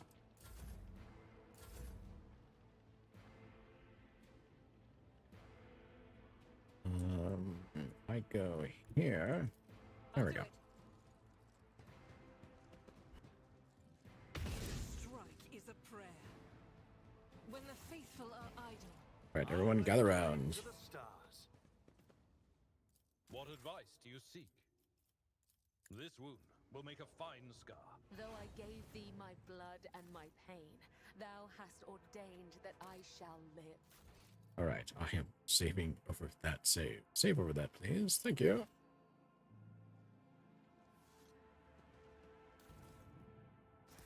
Ooh, there's a ton of carapace armor there. Need to investigate. Yoink.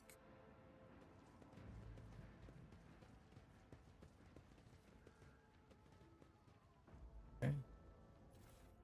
Grab Follow that. my lead. This. Need to restart.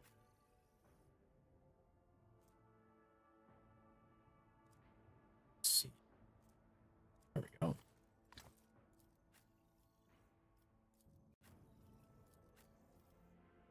I can use these things.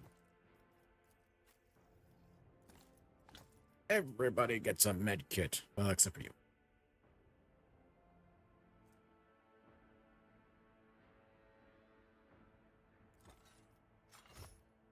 No point in you going out. He's running care. Same thing. Have this. Oh, did you get? Ooh. But oh, she's already got a dodge and parry. He's running heavy armor.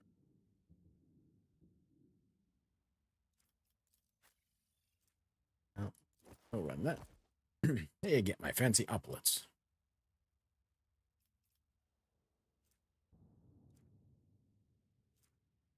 How many better? No, that's a gun. Victory awaits. I need a better.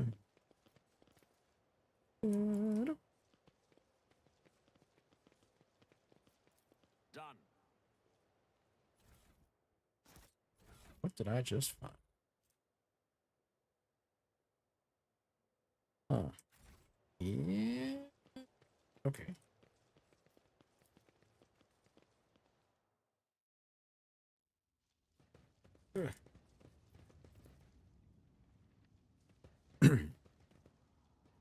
Disarm.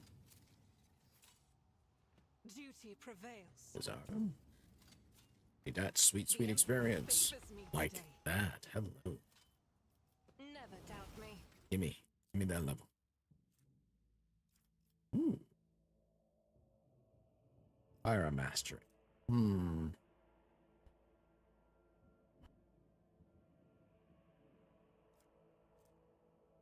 Till the end of.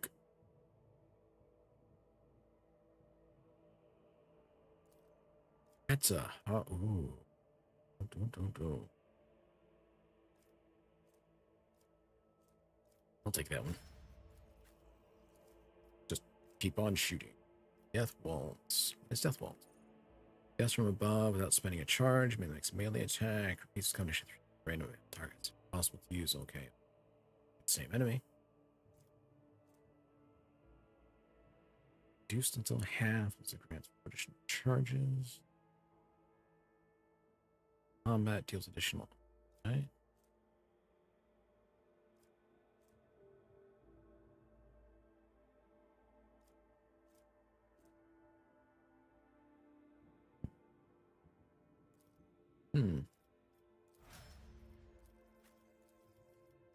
Daring breach, which is show a page game. Do you know there's a limit? Hello. Plus 10 movement points and no end of turn does not provoke attacks of opportunity.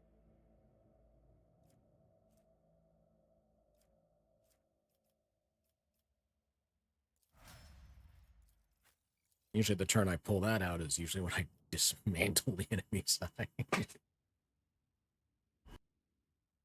Until after his next turn, archetype move. Dismantling is exploit. Make a free attack against the target. Always hits. Well, target attack is minus 30%. That's right. Okay. So cripples.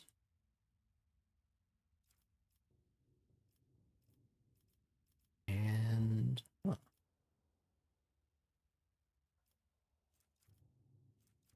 how about should know more about the warp so you know what not to fool with. Ooh.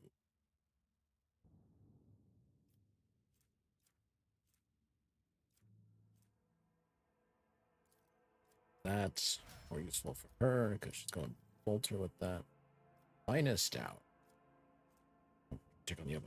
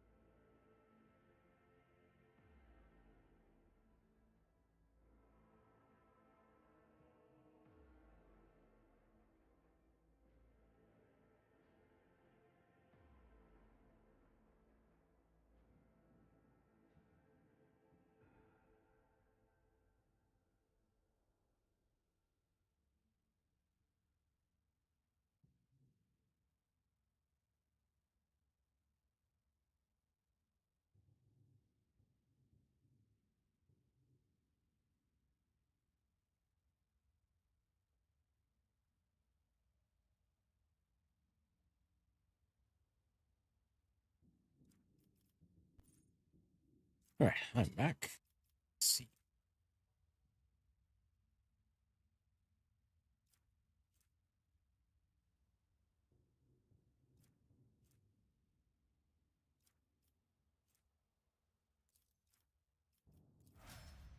Okay. There we go. They're just walked in a crowd into a minefield, completely oblivious to the minefield.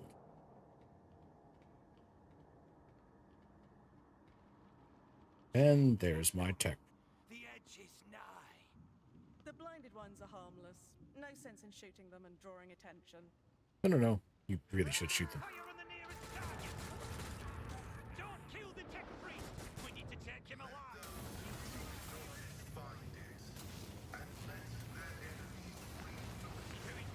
Fall back.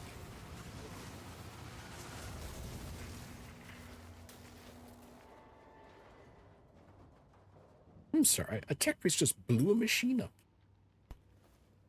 May knowledge be thy fate. Let the cycle be discontinued. You are very strange for a tech priest.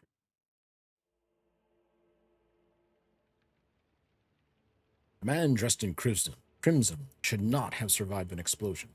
However, he is alive. You hear the wheezing of the respirator that covers half of his face. Not another step. Trill comes from the folds of his partially smoldering crimson raiment. It is the Binharic speech, a sacred language of the Adeptus Mechanicus. The Binharic hymn transformed into a vox-synthesized voice that sounds like thunder rolling over a vast plain. Flee, for I am death. His gaunt hand rises to stop you, and immediately your vox howls in pain and your machine equipment starts crackling. The tech priest's blazing power axe disgorges a cloud of righteous sparks, and his visor glows menacingly in blue and green. By the throat! What is that servant of the Omnissiah made of? Adamantine? Placid. Abelard clutches his head as his ocular implant is racked with a wave of interference. I am Rogue Trader Sabot von Valancius. I mean, you know ill. I identify you as a member of a high stratum belonging to Rogue Trader House von Valancius. I am detecting no need for confrontation. Good. The convoy received an order to meet you. It is no longer functional. Therefore, I propose that we continue to advance to the rendezvous point with the governor's soldiers. No longer functional, he calls it. The tech priest stares resolutely forward, his mechadendrite tentacles rising gracefully around his hunched figure, which is illuminated by the flames of the smoldering remains of the machine.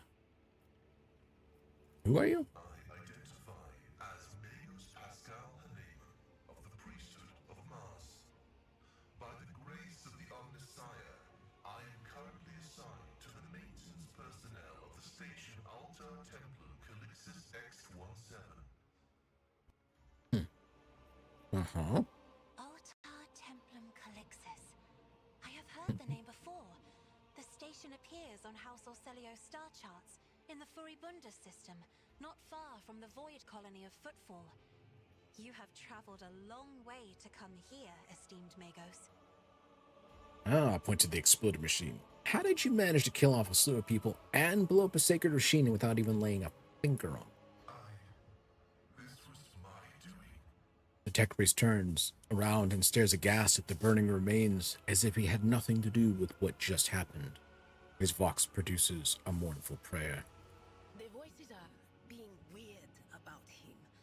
They're saying garbled, conflicting things.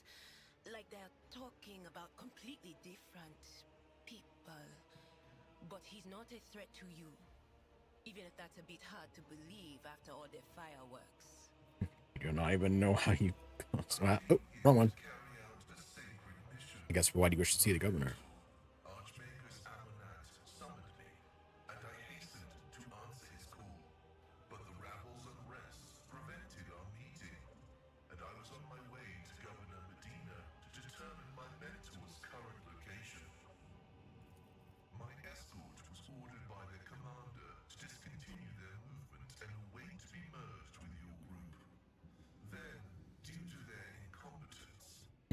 let themselves be killed. It was an unacceptable complication to my task. I don't even know how you caused such an explosion. Omnissiah granted me a revelation.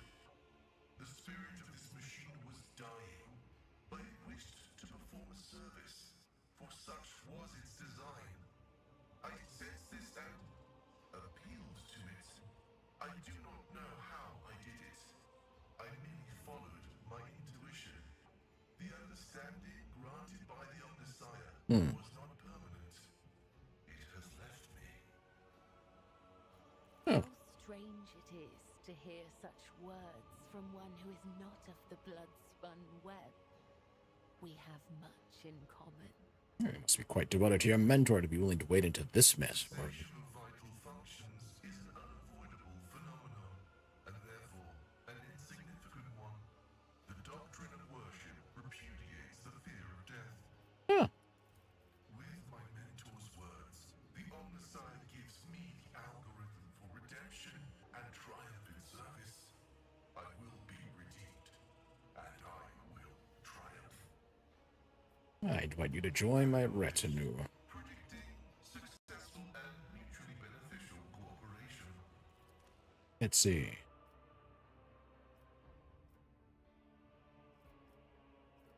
Send Kibella, Cassia, and bring Pascal, because everybody needs a tech priest in the party.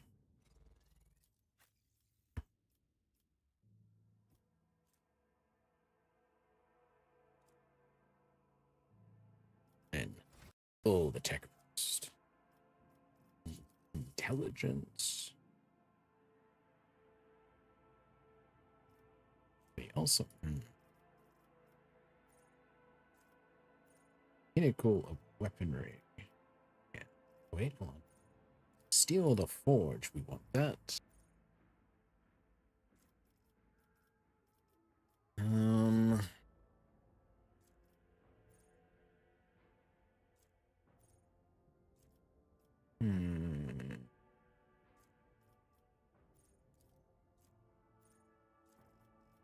Actually, kind of curious what other.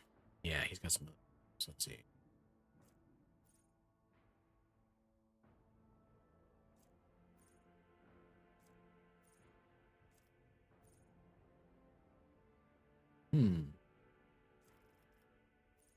Acceleration protocols. Aiming protocols? Aiming protocols.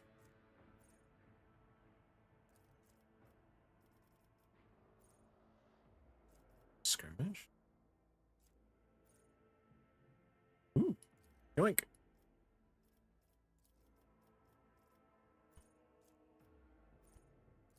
I'll do that. Logic.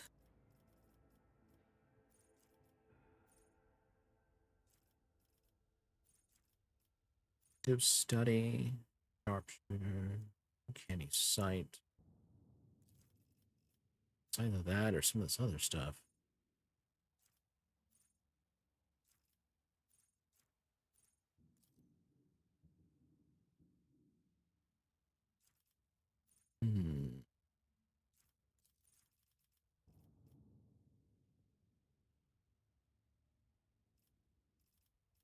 Another common town.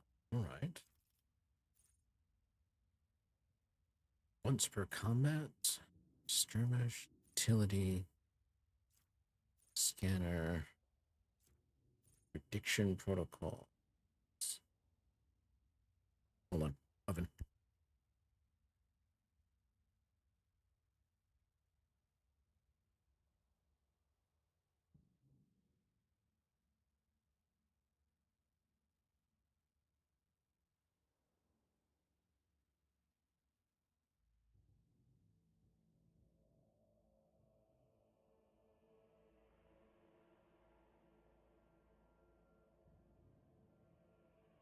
All right, letting things cool down.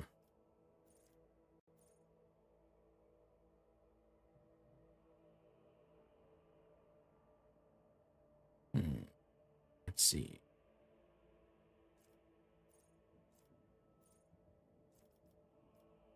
Manipulator. that.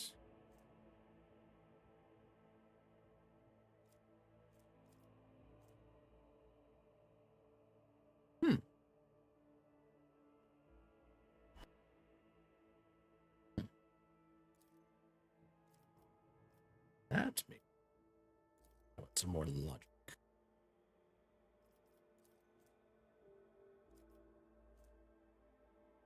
Arium or Xenos.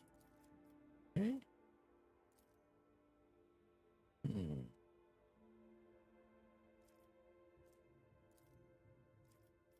Actually, I'm gonna change that out. I'm gonna pick up something because I've got plenty of people who can run medical.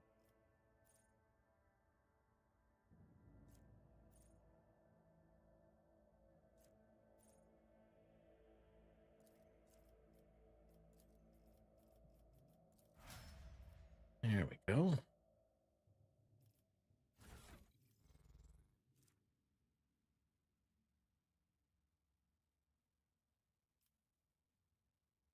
Ooh, if I go to his features, augmentation, what does he got? Analytics. Biomechanical skeleton means the machine can attack user perspectives too. Accumulator node. Machine management. So fortification allows him to use.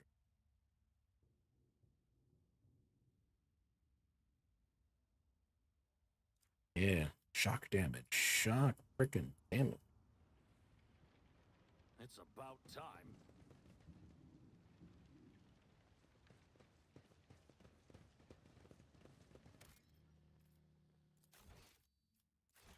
Saving. What is that? Hello, what did I just find? Bolter. Just regular bolter. Unfading Valor, I think.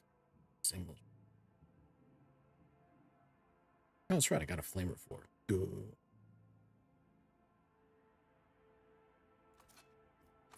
Better gun, less worn out. A new challenge for me?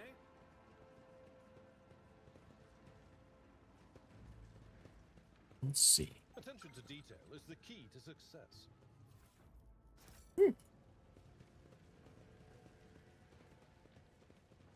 Okay.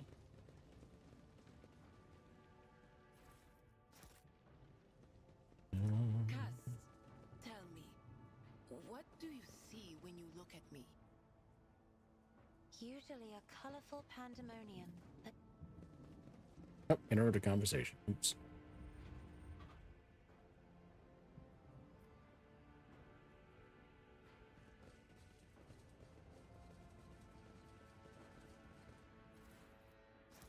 Yoink.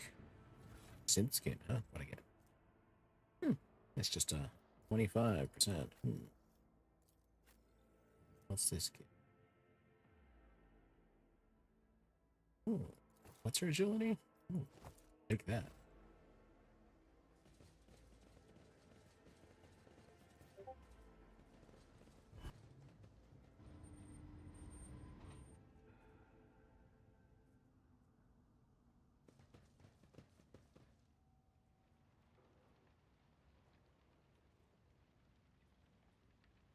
The machine spirits in this new. I bet they're real stubborn. But you're whining. I've seen the tech priest do it twice. I once even brought a sensor to them. Of course they'll listen. Right. Sure. Alert. Profane violation of the algorithm. I won't tolerate Oops. weakness.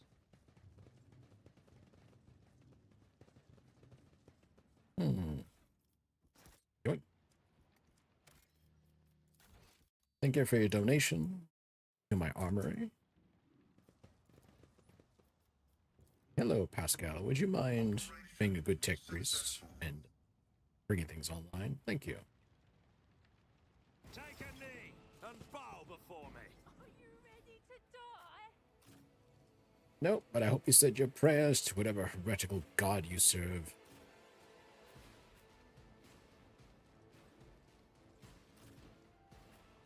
Oh shit, that's right. He gets such massive movement on that first turn.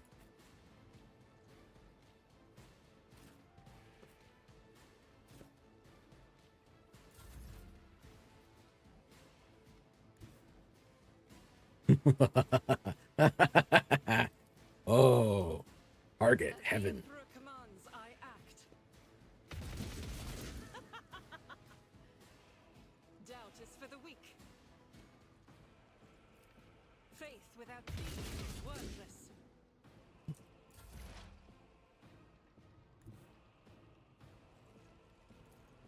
I know what is to come.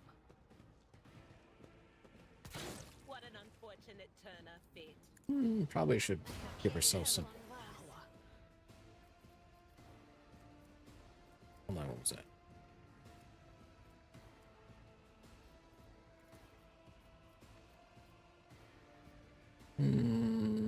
Hey, you, right there.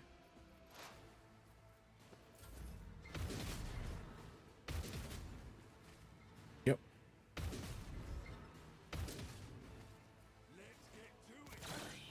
My prescience has failed me.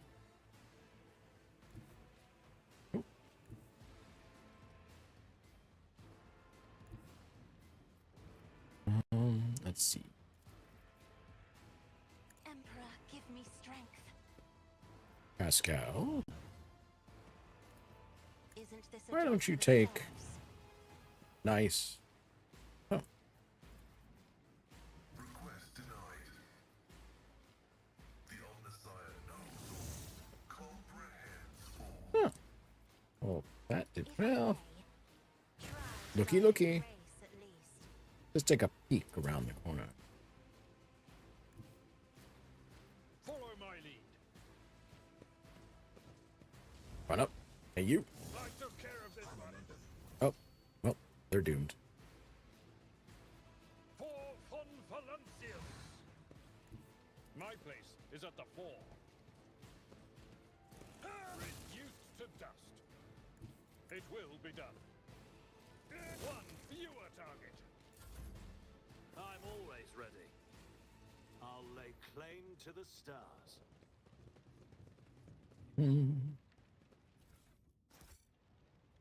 Where are these guys getting all this equipment?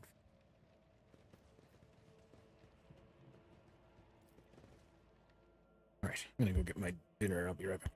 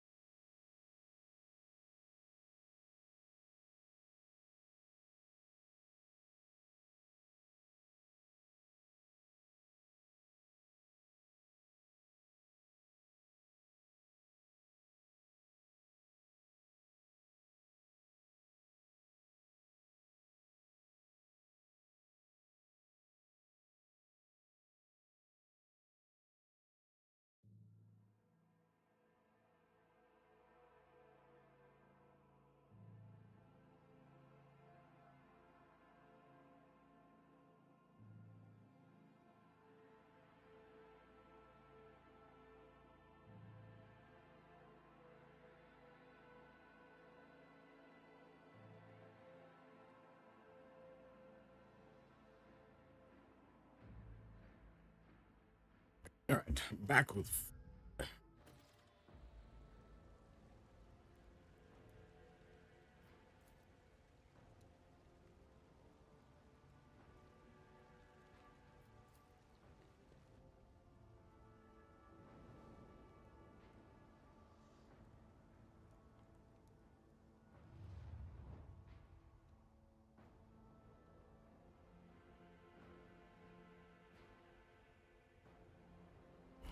The upper way extends across a wide bridge, suspended high above the roiling. The bridge is densely packed with imposing and ostentatious buildings designed. Oh, what's the texture? Where are you? Well, designed to press itself to the vanity, the elite. Right, where's that Freaksman? Oak. Mansion. It's been damaged by an explosion of a large shell. You can still see some of its former luxury within.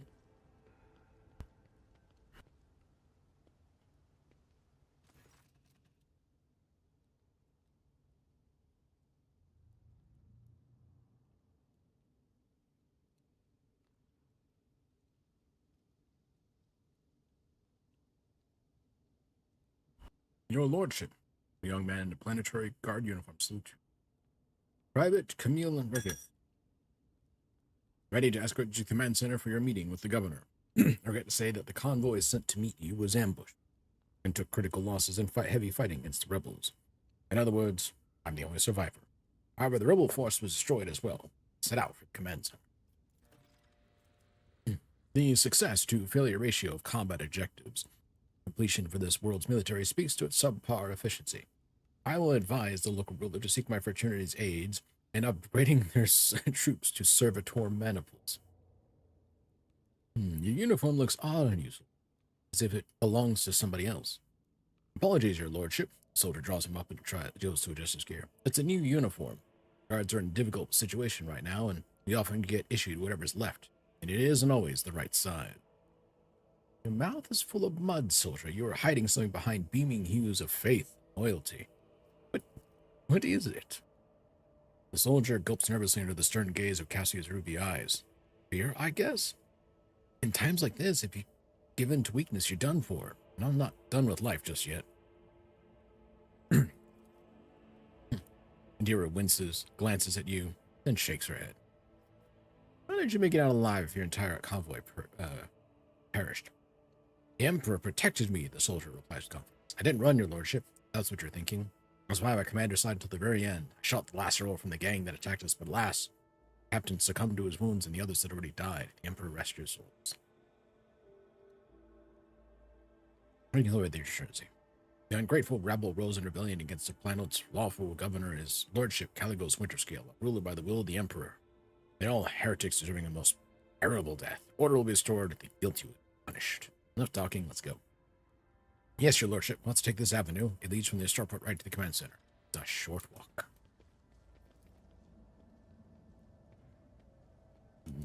Follow my lead. Flaming something large and heavy plowed down the entire width of the street. You can only guess what would cause such damage. What's this? Another expression of astonishment. What's this? What you got? Just some regular goods. The gory prints have gone dry. Whoever left these grim marks came and went. Long time. Temple door does not budge. May be blocked by rubble from the other side. What's this? These bodies have been hacked up and dismembered using an unknown weapon. You've never seen wounds like these before. Darkened handle is sticking out from the middle of the gory. What's this? Standard issue Munitorum Sapor Shovel. This weapon deals 2 additional damage for each enemy adjacent to the wielder. Enemies hit by this weapon cannot make attacks of opportunity for 1 round. I have a shovel. Oh, that comes with me. A Hive Tertium veteran. Did he not make it out? Abelard, I issue you the shovel. Aww. I wanted, Multifunctionality. 1 second. Oh, damn it. Oh, well. All right, I'm going to save. And this is where I'm going to leave off for that because I'm actually running overtime on this particular stream. So, exit to desktop.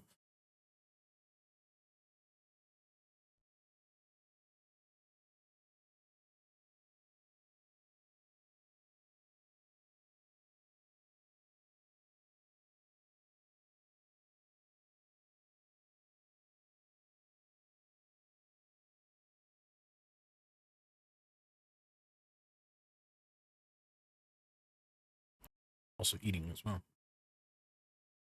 Okay. Here's how this is going to roll. I have a on the YouTube end, I guess.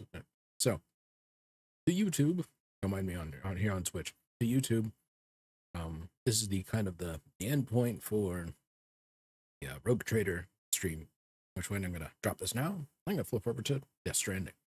So give me a moment. Let's actually see if this will actually function. Yeah, let's go.